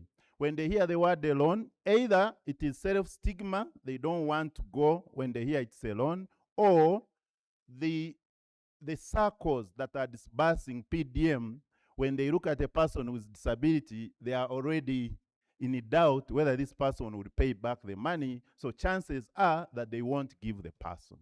So what does that mean? It means that government remains with only 16 billion for adults with disabilities and 15 billion which was introduced this year for children with severe disabilities, which adds up to 31 billion to service 6.9 billion since they have phobia and since they are discriminated from the other programs. But what are we doing as government about this challenge? We are engaging civil society organizations to build capacity of our persons with disabilities, to tell them that they deserve better and they can also access this funding. Only 30% of our district groups of persons with disabilities in districts like Isinjiro can access the special grant. The special grant for persons with disabilities is a separate affirmative action that government put in place and said, okay, PDM, go and serve persons with minor disabilities. Those with severe disability, someone is ever in a wheelchair due to spina bifida and maybe cannot do some business, let him or her go to the special grant, which is 16 billion and which is covering a small fraction, about 20% of the district. The challenge we are having is that because they are not getting PDM, because they are not getting a Nyoga, all of them are crowding the small 16 billion, and we end up having those with moderate disabilities crashing out those with severe disabilities, and then we are in this challenge. But otherwise, Chairperson, I'm going to share the details of people who have benefited from to the honorable members of parliament in the House. But to the private sector, the persons with disabilities have told me to tell you this. If you are an investor in education supplies, the child who is blind requires Braille. Currently, there is no production services for Braille in this country. Ladies and gentlemen, in the manufacturing sector, the investment authority, let's do double incentives so that Ugandans, our children who need Braille services as they pursue their education, can get. Morrison, I can tell you, most of our children with disabilities, when you check their P7, Senior 4, and Senior 6 results, they are ungraded. We don't deserve sympathy, we deserve empathy, because why should a child with disability go from P1 up to P6 without accessing Braille? Then during the exams by UNEB is going to use Braille, which he has never used. Automatically, this child is going to be fail. Morrison, we have children whom we have assessed they can't do arithmetics, they can't do math, and it is a global disability known that you can actually be there. You can do all other subjects, but when it comes to figures, you can't do. What other countries have done, they assess you in English, in SST, in science, you also get your PLE certificate. You don't have to get a 0 in mathematics just because of your disability. Physical accessibility. I was supposed to send a representative of physical disability with a wheelchair. I don't know how he was going to access this platform. So I'm telling the public outside there, the hotels, Africana Inclusive and others, we are going as government to come and do accessibility audits.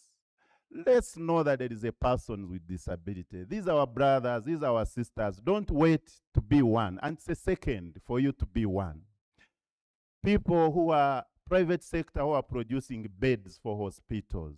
Please know that in the delivery ward, there is a woman in a wheelchair who also has a right to deliver, and therefore requires an accessible bed in the delivery bedroom.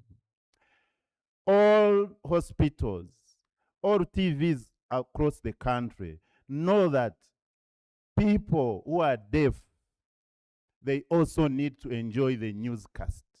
They also need to receive the services. Therefore, we need sign language interpreters in all our meetings. Whenever we are inviting people to our conferences, let's indicate that in case you need reasonable accommodation in X, Y, Z, please indicate it to the organizers. We deserve better, we deserve empathy, we don't deserve sympathy. Thank you. Thank you very much, Commissioner Prosper, for articulating matters and issues affecting our brothers and sisters with disabilities. And it's also interesting that, you know, there is progress in terms of how the national budget is now responding to their needs. Peter from Uganda Investment Authority, you're going to have a final word. Make it brief. Thank you very much. For me, it is an invitation to the civil society, the private sector, that this period of budget and what we have just heard is unique in terms of making your opportunity transit from just an opportunity to being an actual investment.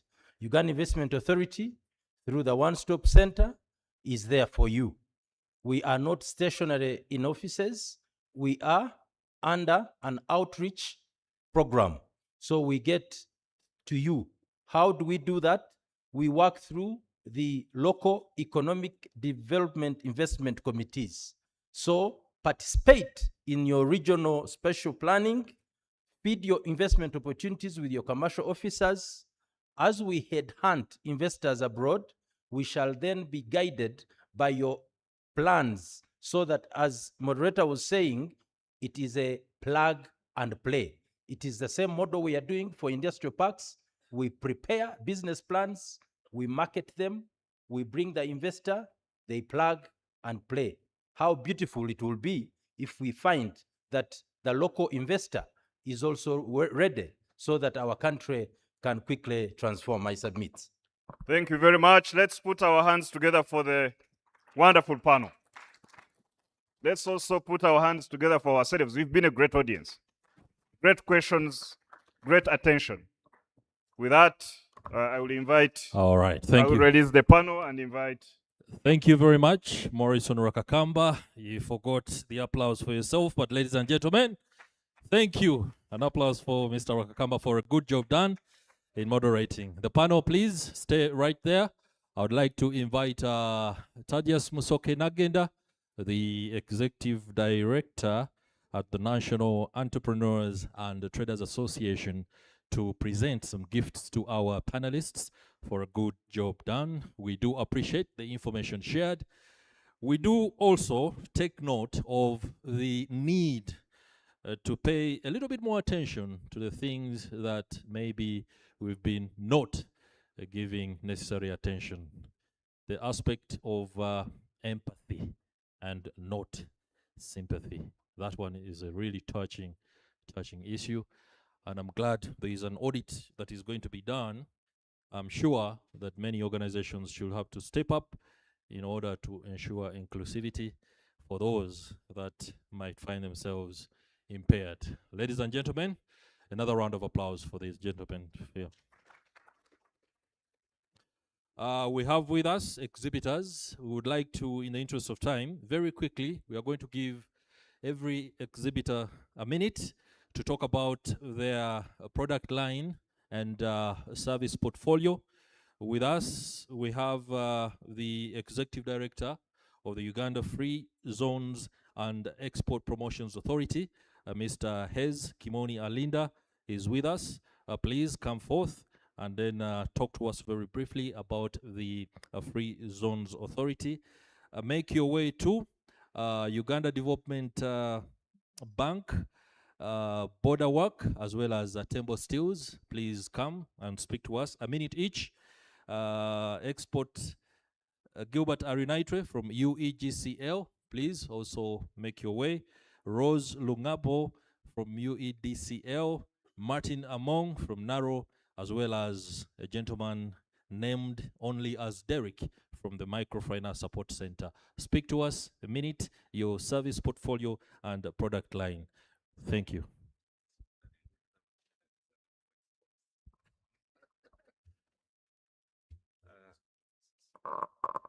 Thank you, moderator. Good afternoon, all protocol observed. My name is Hez Kimomi Alinda. I'm the Executive Director at the Uganda Free Zones and Export Promotions Authority. I was telling the manager of programs whether 1 minute is actually enough to talk about free zones in this country and also to talk about exports. So I think the time is gone. So, but just allow me to talk a bit about the institution. The institution is responsible for free zones development, that is export-oriented industrialization, export development, as well as export promotion. I'll just give you some statistics. In the last year, we had the last financial year, our exports topped 13.3 billion. The 9 months for this year up to 31st March, our exports topped 18.04 billion. Clap for yourselves, you are doing very well as a country. That represents a 9-month growth of 4.7 billion. In terms of percentage, that is 35.6%. That is the trajectory we are taking, and as you are aware, the country is geared towards a GDP of 500 billion by 2040, the base year being 2022. So about 4 years on that road, we have been able to add an additional $19 billion to the GDP, driven largely by you Ugandans who are very hardworking in the export area as well as manufacturing. I just want to emphasize a few things. One, development is driven by trade. Trade is driven by manufacturing. But the end result that we want is exports. And in this, we can't work alone. We are working with everybody. We are working with the Ministry of Agriculture, Animal Industry, and Fisheries. I don't know whether they are here, because those are the guys dealing with sanitary and phytosanitary measures. Those are things to do with plant and animal health. Being an agrarian country, we need to make sure that we have market access for our products. We need to address the supply side of exports by making sure that we produce massively, we process value addition, we get certification for all the products. UNBS should be in the room to do that for us as a country. We need to do proper packaging and branding. The rest, the government will do through export promotion interventions. Thank you very much.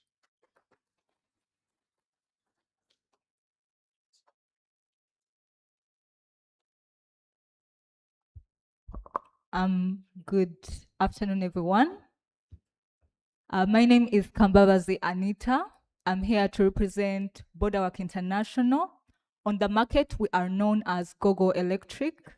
We make electric motorcycles and battery swapping technologies. So that is the batteries, and also setting up swap stations where riders can be able to access these batteries. Gogo Electric serves about 5,000 riders right now on the market and employs 500 Ugandans, plus some extra people.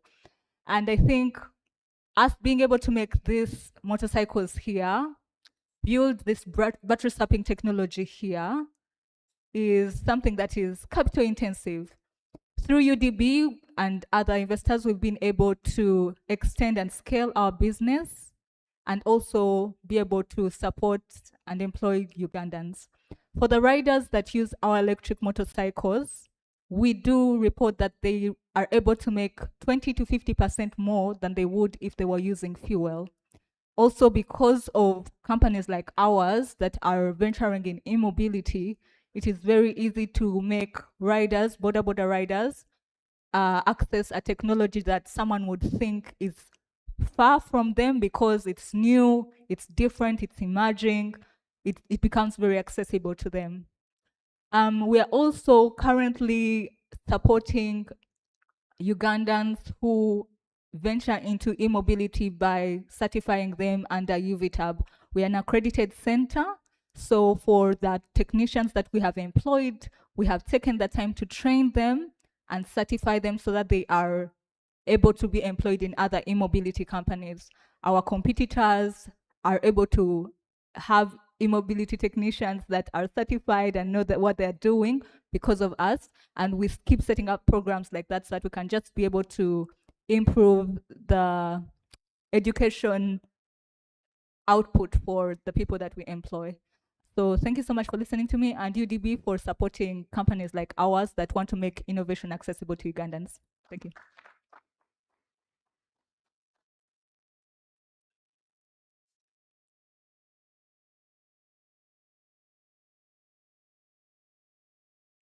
Thank you so much, moderators.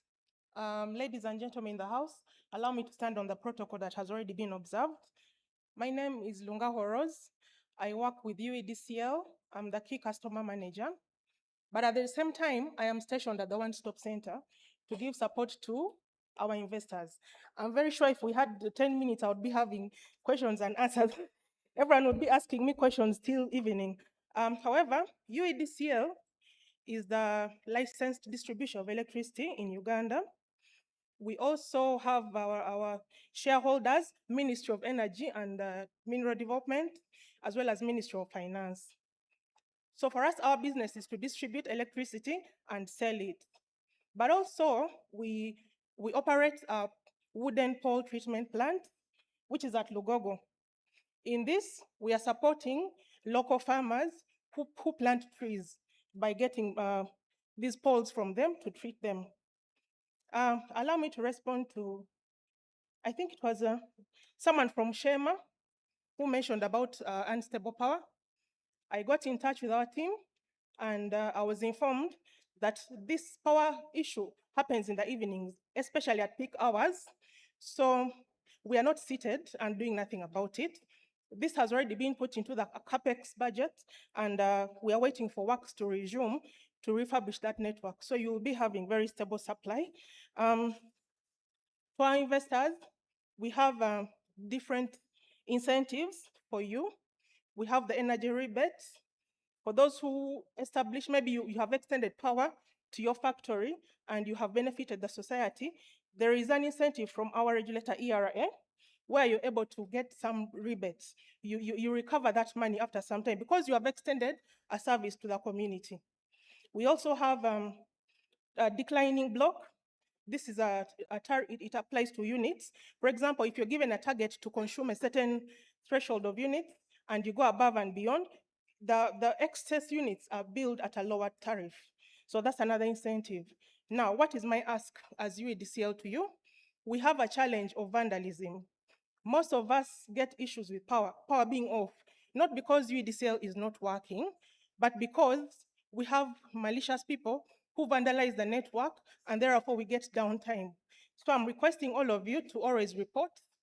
If you see a suspicious person on the network and they are not dressed in UEDCL uniform, please report to us so that we can fight this vice and have stable supply for our country. Thank you.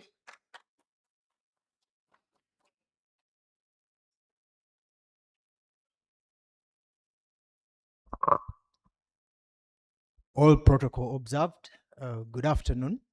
I'm Gilbert Chris Arinitwe. I'm with the Uganda Electricity Generation Company. So we generate, there's a transmission company that transmits, and then my colleague from UEDCL distributes. So just to mention what we are about, we have a portfolio of 4 plants at the moment, and we have a market share of 57% of the generation capacity in Uganda, with our shareholders being MEMD and MOFPED, similar to UEDCL. And one of the big value additions we bring to you as the final consumer at the end, our portfolio has the most reasonably priced electricity, with the highest in our portfolio going at a maximum of 5 cents per kilowatt hour, and the lowest being Naluba Lekira, going for 1 cent, $1 per kilowatt hour. Now, in terms of our pipeline, according to the NDP4 plan, we have a generation pipeline of 1,800 megawatts. And in here, we have new potential sites like Ayago, Kiba, and Oriang. And in terms of the financing required to fund these projects, we are looking at about 4.5 billion US dollars. And that is where the call to action for financing comes in.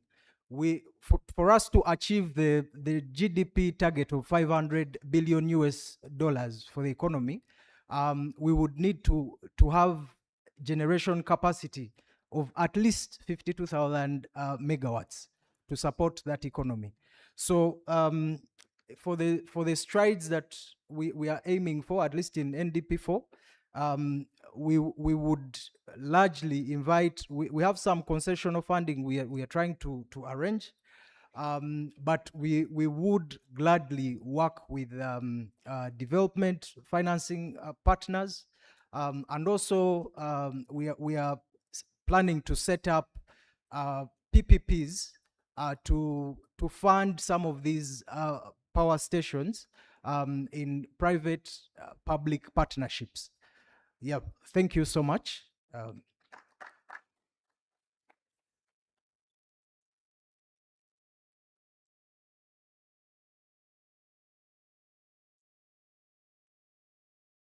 Good afternoon, ladies and gentlemen. I stand on the protocol that has already been established. My name is Teddy Martino Mongo, not Martin, as I had earlier on mentioned. Well, I work with National Agricultural Research Organization, popularly known as NARO. NARO has 16 institutes, but the one representing today is called National Forestry Resources Research Institute, in short, NAFORI, that is located in Mukono as you're going to Kayunga. NAFORI conducts research in all aspects of forestry. Forestry research mainly aims at deriving benefits from forests and then disseminating to communities. If you've seen eucalyptus all around the place, we were the pioneers of this clonal eucalyptus, which grows on almost all agroecological zones of Uganda. In the past, Uganda had really struggled with pests and diseases, but through innovations of NAFORI, tree growers, eucalyptus tree growers have been able to maximize benefits from their plantations. We have also been able to generate technologies that can enable youth to find value in timber offcuts that are normally littered at construction sites. You can look at them and say that this is maybe trash, but we encourage the youths not to be at home and complain that there are no jobs. The youths can come to NAFORI and they are trained on how to add value from these timber offcuts, which most times they are always burnt off as fuel wood. Ladies and gentlemen, you're going to realize that our forests are not growing, the natural forests especially, but yet the population is going higher and higher. What am I driving at? Deforestation has become rampant. So we are encouraging establishment of woodlots. However small your land is, you can establish something. You can establish a woodlot using a number of tree species that can give you fruits, like Hass avocado, like macadamia, which are all at NAFORI. When you take your time and come at our stall over there, you are going to learn so much. You're going to realize that eucalyptus can actually grow on any soil. This notion that eucalyptus drains soil, drains water from soil is misinformation. So I highly encourage you to visit our stall and we engage more. Thank you very much.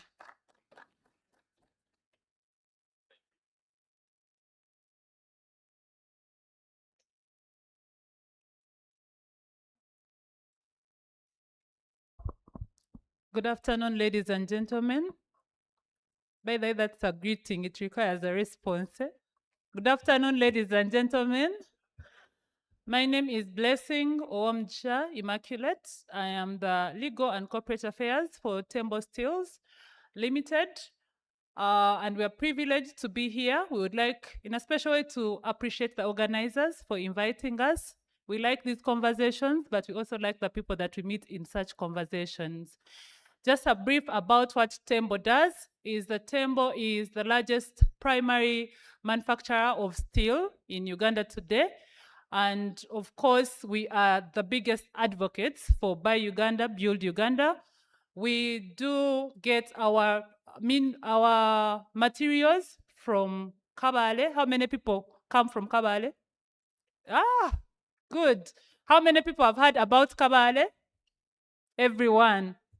So we get our iron ore that we use for our production from Kabale, and we move it all the way to Iganga, where we have our biggest plant, but we also have another plant in Lugazi to do our production of steel, and all our processes are done here in Uganda. So everything that we do, that we produce, is done here in Uganda. We employ more than 2,000 of the Ugandan population, and of course in all the value chains that we have.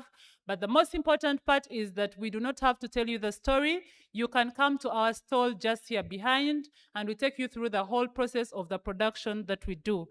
You are our potential clients. Number one, if you have constructed before, if you intend to construct, we want to encourage you to come and support us. We have so many products that you can purchase from us, both at a distribution level, at a retail level, and also just buying a one-off. If you want to do business with us, please come to our stall. We'll be able to engage and give you feedback on how we can do this.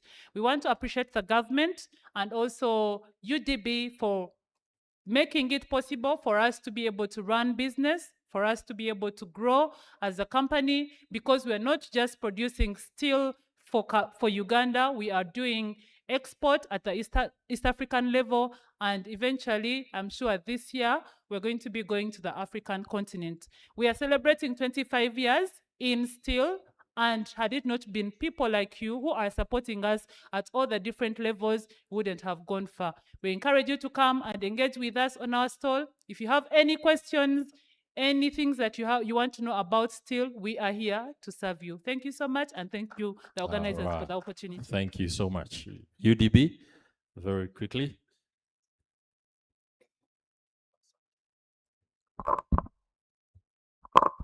Good afternoon, colleagues. I'm Serwin George Wilson, leader Vuma Oil Palm Growers Cooperative Society. We are here in partnership with Uganda Development Bank. We are under the National Palm Project, where we are handling oil palm. This project, we are looking at the theme that talks of economic opportunities.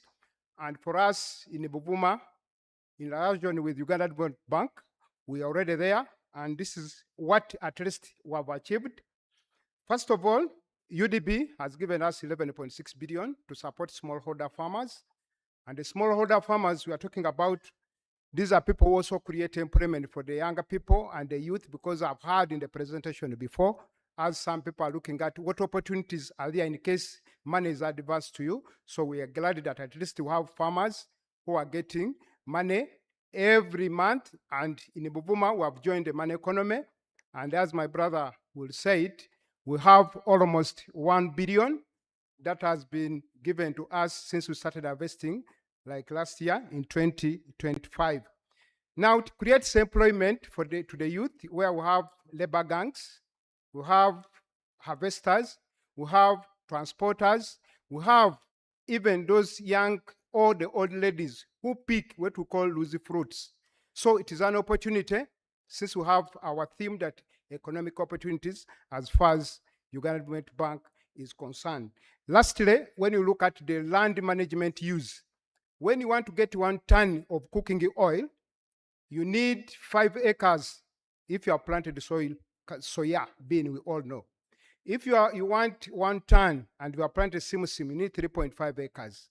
But when you plant oil palm, you need 0.65.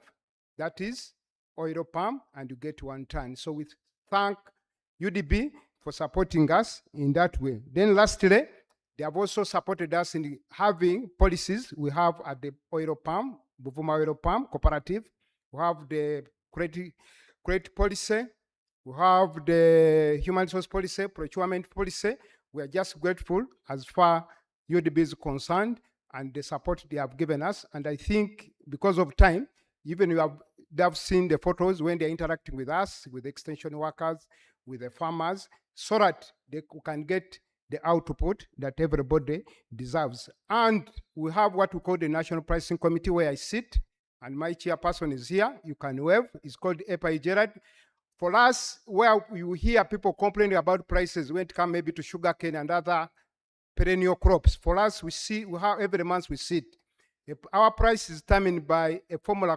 We have H over J times K, where H is the milling cost, J is constant 1.2, and K is oil extraction rate, and determined by the dollar.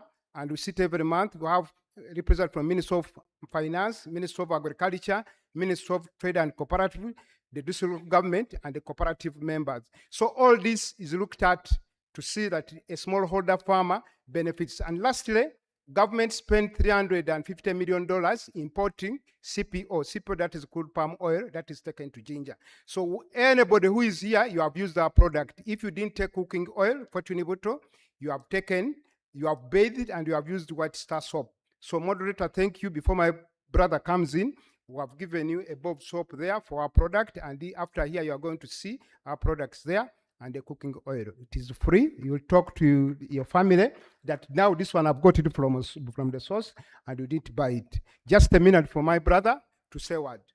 Yes, all protocol observed. Good afternoon, everyone. Yes, talking about the successes of agriculture financing, we are a living testimony of the UDB funds. We secured about 11.6 billion that we invested in the oil palm sector. With the funds, we've been able to basically target agricultural production and increasing profitability while looking at sourcing quality seedlings. We have a sample of the seedlings at our store with the UDB. We've been able to get quality seedlings of oil palm for our farmers. With these funds, further still, we've been able to buy quality fertilizers that have been that we are using with our farmers to boost the production. And but without any doubt, our farmers are really gaining. And when you look at the quality of bunches that we are harvesting, you can really see that the farmers are gaining out of this. We've used the part of the funding in infrastructure development or establishment. As farmers, as farmer leaders, we've been able to set up a warehouse for fertilizers and other agrochemicals. We've been able to put up farm roads. Oil palm is one of those few commodities where each farm has to have access, a farm collection road for you to be able to maximally get out of the production. Further still, we've used the part of these funds to support our farmers with garden maintenance, and then furthermore, they are able to actually take care of this garden until the production stage. So we want to call upon all other stakeholders and partners who are in the agricultural financing to come up, we join hands and ensure that we fight to ensure that all our farmers out there in the different subsectors gain out of farming by having that increased production volume and the resultant profitability out of it. Thank you all for your time, and we appeal all of you to support us. We work together and we ensure that our economy is performing well as promised in the... All right. Thank you very much for that presentation. Microfinance Support Center, very quickly. And then Uganda Cares, we'll wrap this up.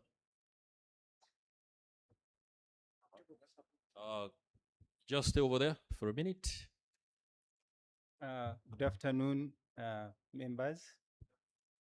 All protocol observed. I'm by names of Masiko Derek. I work with the Microfinance Support Center, and I'm here to share a few of our milestones. Microfinance Support Center is a fully owned government agency that supports institutions through affordable finance and capacity building. over the period that we've been existing, we have so far supported in building, improving our informal sector. Part of our products we have the conventional loans, which we offer at a subsidized rate of 8%, and we offer it to the circles and groups. These have since grown. As you see, some of the circles are now being soon being taken over by BOU in licensing. Some of the products we have Katale loan, which we offer to markets, the market vendors. It has been piloted in the Gaba market, Nakasero market, St. Balukudembe Owino, Busega market, and Kalere market. And in this coming financial year, we aim to increase and roll out on the countrywide. Another, we offer Islamic finance through partners like the Ministry of Local Government. We have a partnership which we call the Local Economic Growth Support, whereby we offer the farmers agro machinery in form of tractors, milk coolers, maize hullers, or processing to improve or increase value addition. Over the years, we got the Emyoga program, which we've rolled out across the country. Through at constituency level, we've been able to establish simple circles that close to 7,000. And these have so far since 2021, since created over 2.4 million jobs in the informal sector. But also, when we started this program, the informal sector in Uganda was about 68%. But as we speak now, it is around 55%, meaning we've been able to increase a leverage of about 13%. Lastly, we have established, we have been able to reduce the cost of capital. Through these intermediaries, the groups we finance them from 5 million to 50 million, and the circles from about 10 million to 3 billion at a subsidized interest rate, which they also extend to their customers. So in a way, we've been able to reduce the cost of capital and increase on employment. I beg to thank you. Have a great evening. All right. Thank you very much, the gentleman from Microfinance Support Center. And lastly, Uganda Cares. Thank you very much. Greetings, ladies and gentlemen. I have heard that it is a greeting, so it warrants a response. Greetings. Okay. I also stand on the already existing protocol. My name is Trevor Imogel, and I work with AHF, Uganda Cares. AHF, as you can see, our stall there is the AIDS Healthcare Foundation that is currently operating in over 49 countries. And in Uganda, where we are famously known as AHF Uganda Cares, we are supporting a little over 200,000 clients in HIV care and treatment. In a time where funding is running out, donors are running out, AHF has remained standing strong to support. However, very relevant to this discussion is that in addition to the work that we are doing, we are also, AHF also recently launched the Freedom from Debt campaign.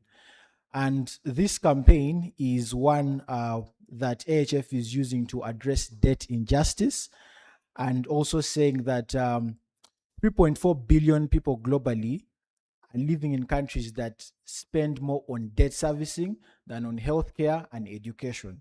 Now, from our background, this is not only an economics issue, but a health issue, human rights as well. So we're bringing this up because we want this discussion to be as loud and for countries to be able to address this. So feel free after this discussion to just walk to our tent as well, interact with us, and get to know more about what we are doing. Thank you very much. All right. Thank you very much. A group photo, camera persons, it's now your time. Please come over here so that we can do that photo op. These exhibitors are people that took time, resources, and expertise to come and share with us, and most importantly, support CSBAG in ensuring that this dialogue is a success. The tents, the exhibition, I don't know what exactly others are, but you should be able to pass by and look at the product line. Photographer, wait. I never want to photo bomb.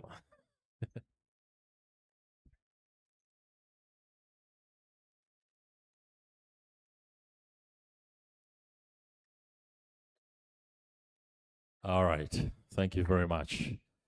Ladies and gentlemen, we are at the very tail end of this particular engagement. I would love to express my gratitude to CSBAG for convening this dialogue.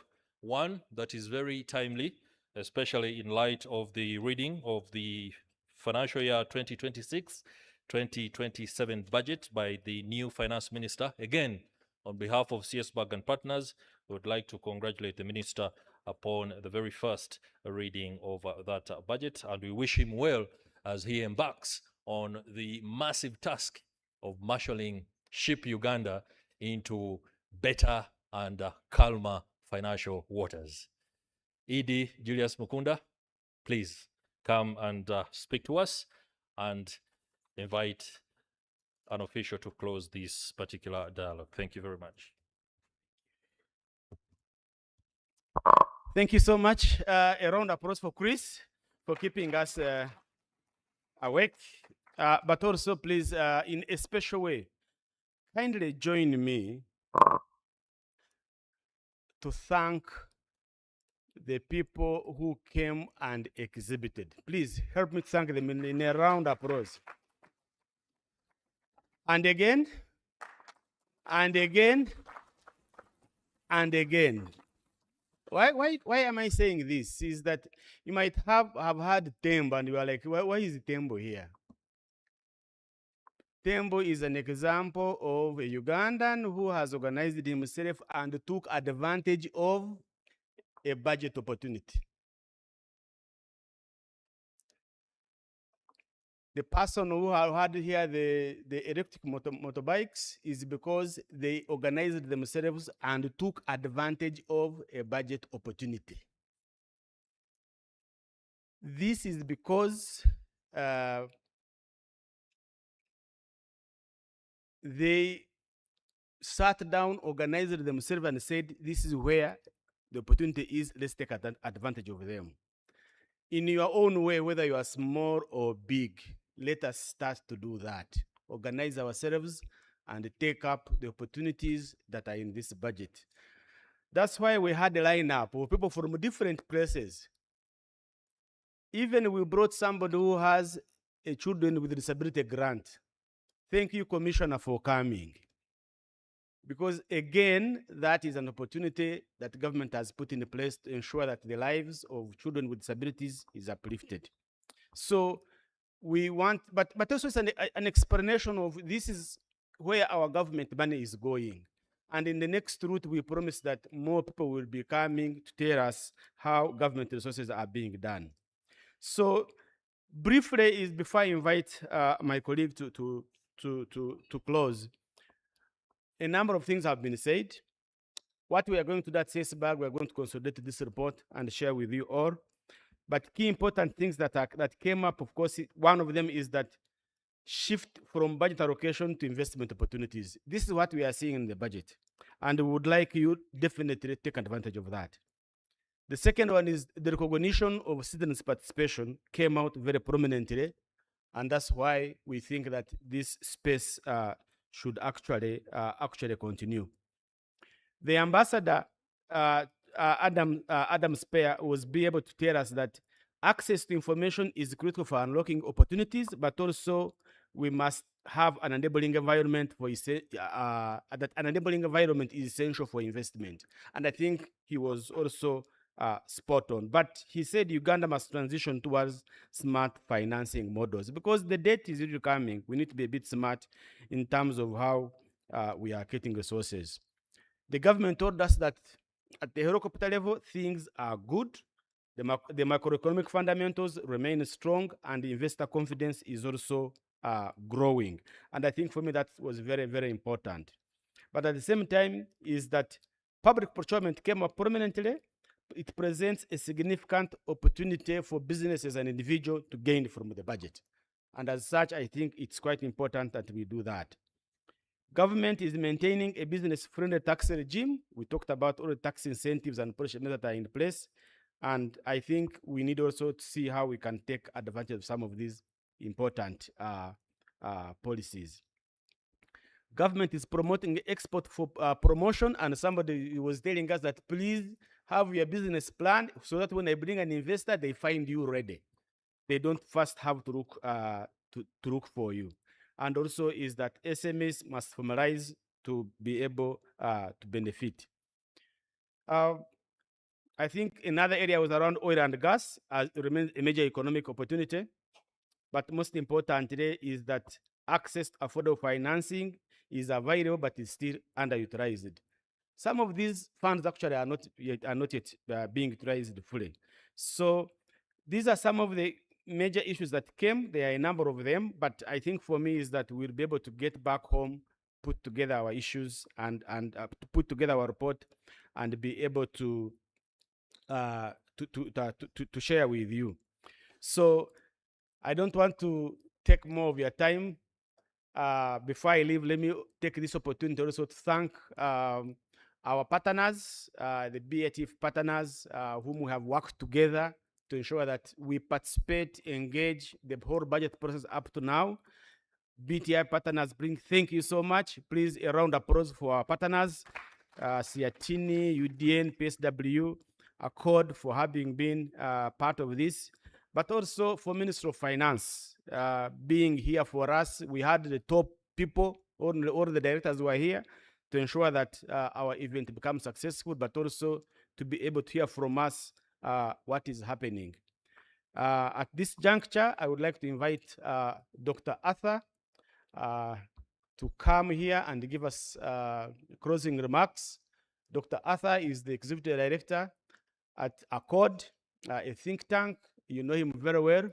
If you want anything to deal with who supports local government in this country, you come to him. He loves local governments, and I think probably we shall try to get him a job there, and he stays there and he works at the local government level. But he's a friend and a supporter of CSBAG, and Dr. Arthur, you are most welcome. There is a small announcement. Participants who are mobilized by PERAM, please stay behind.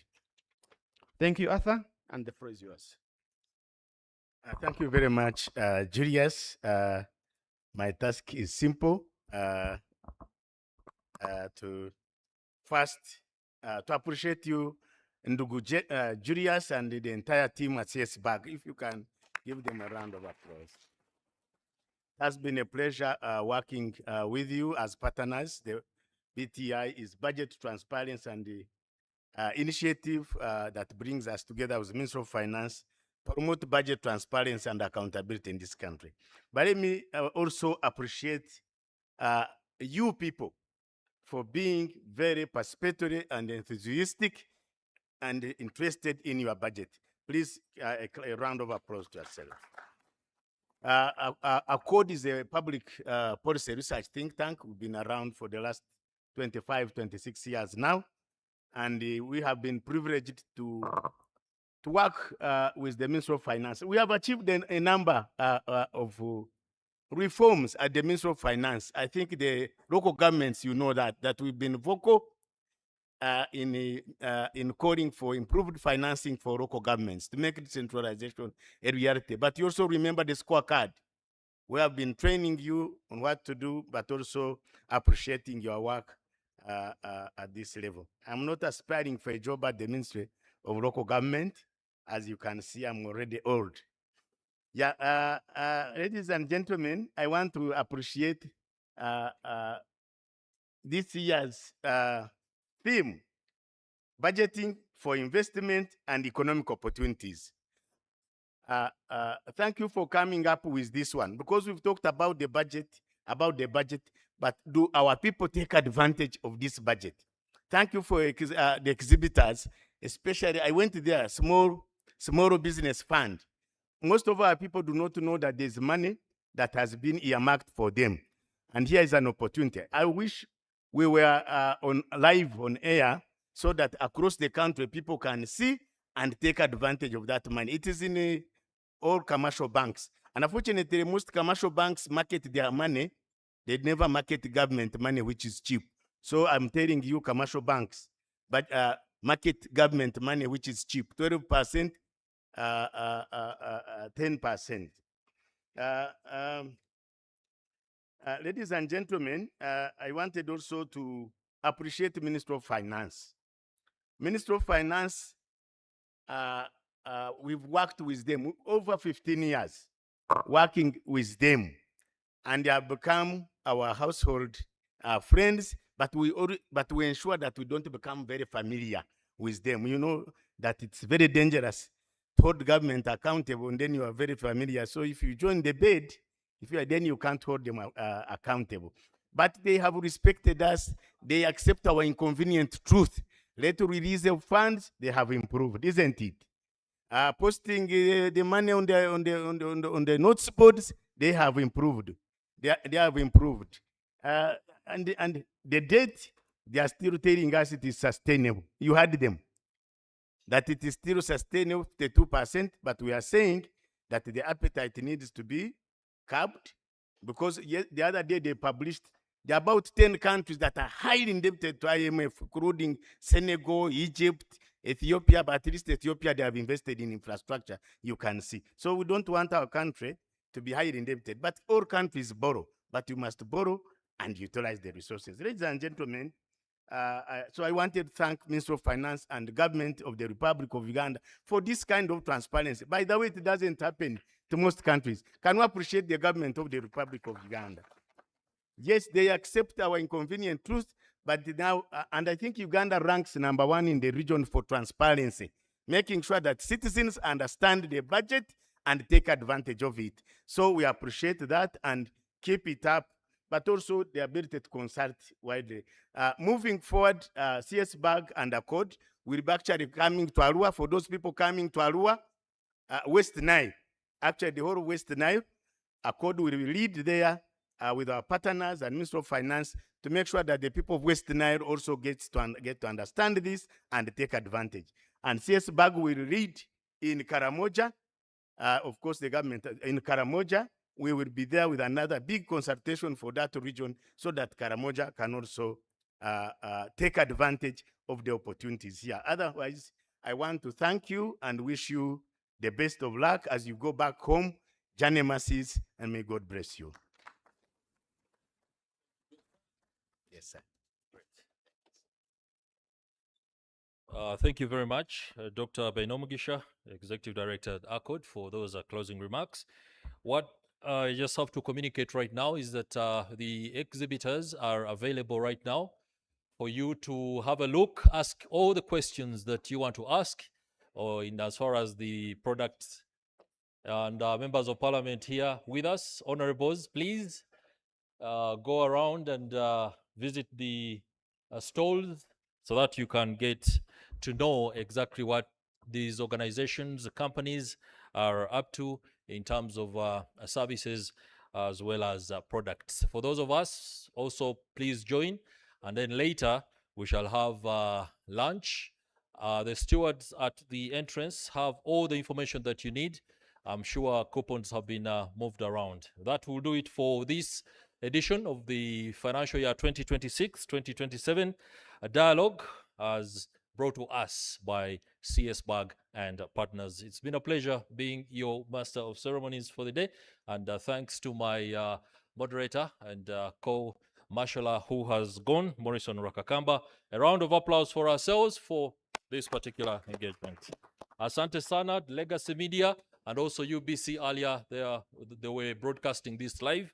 It's always a pleasure. Asante.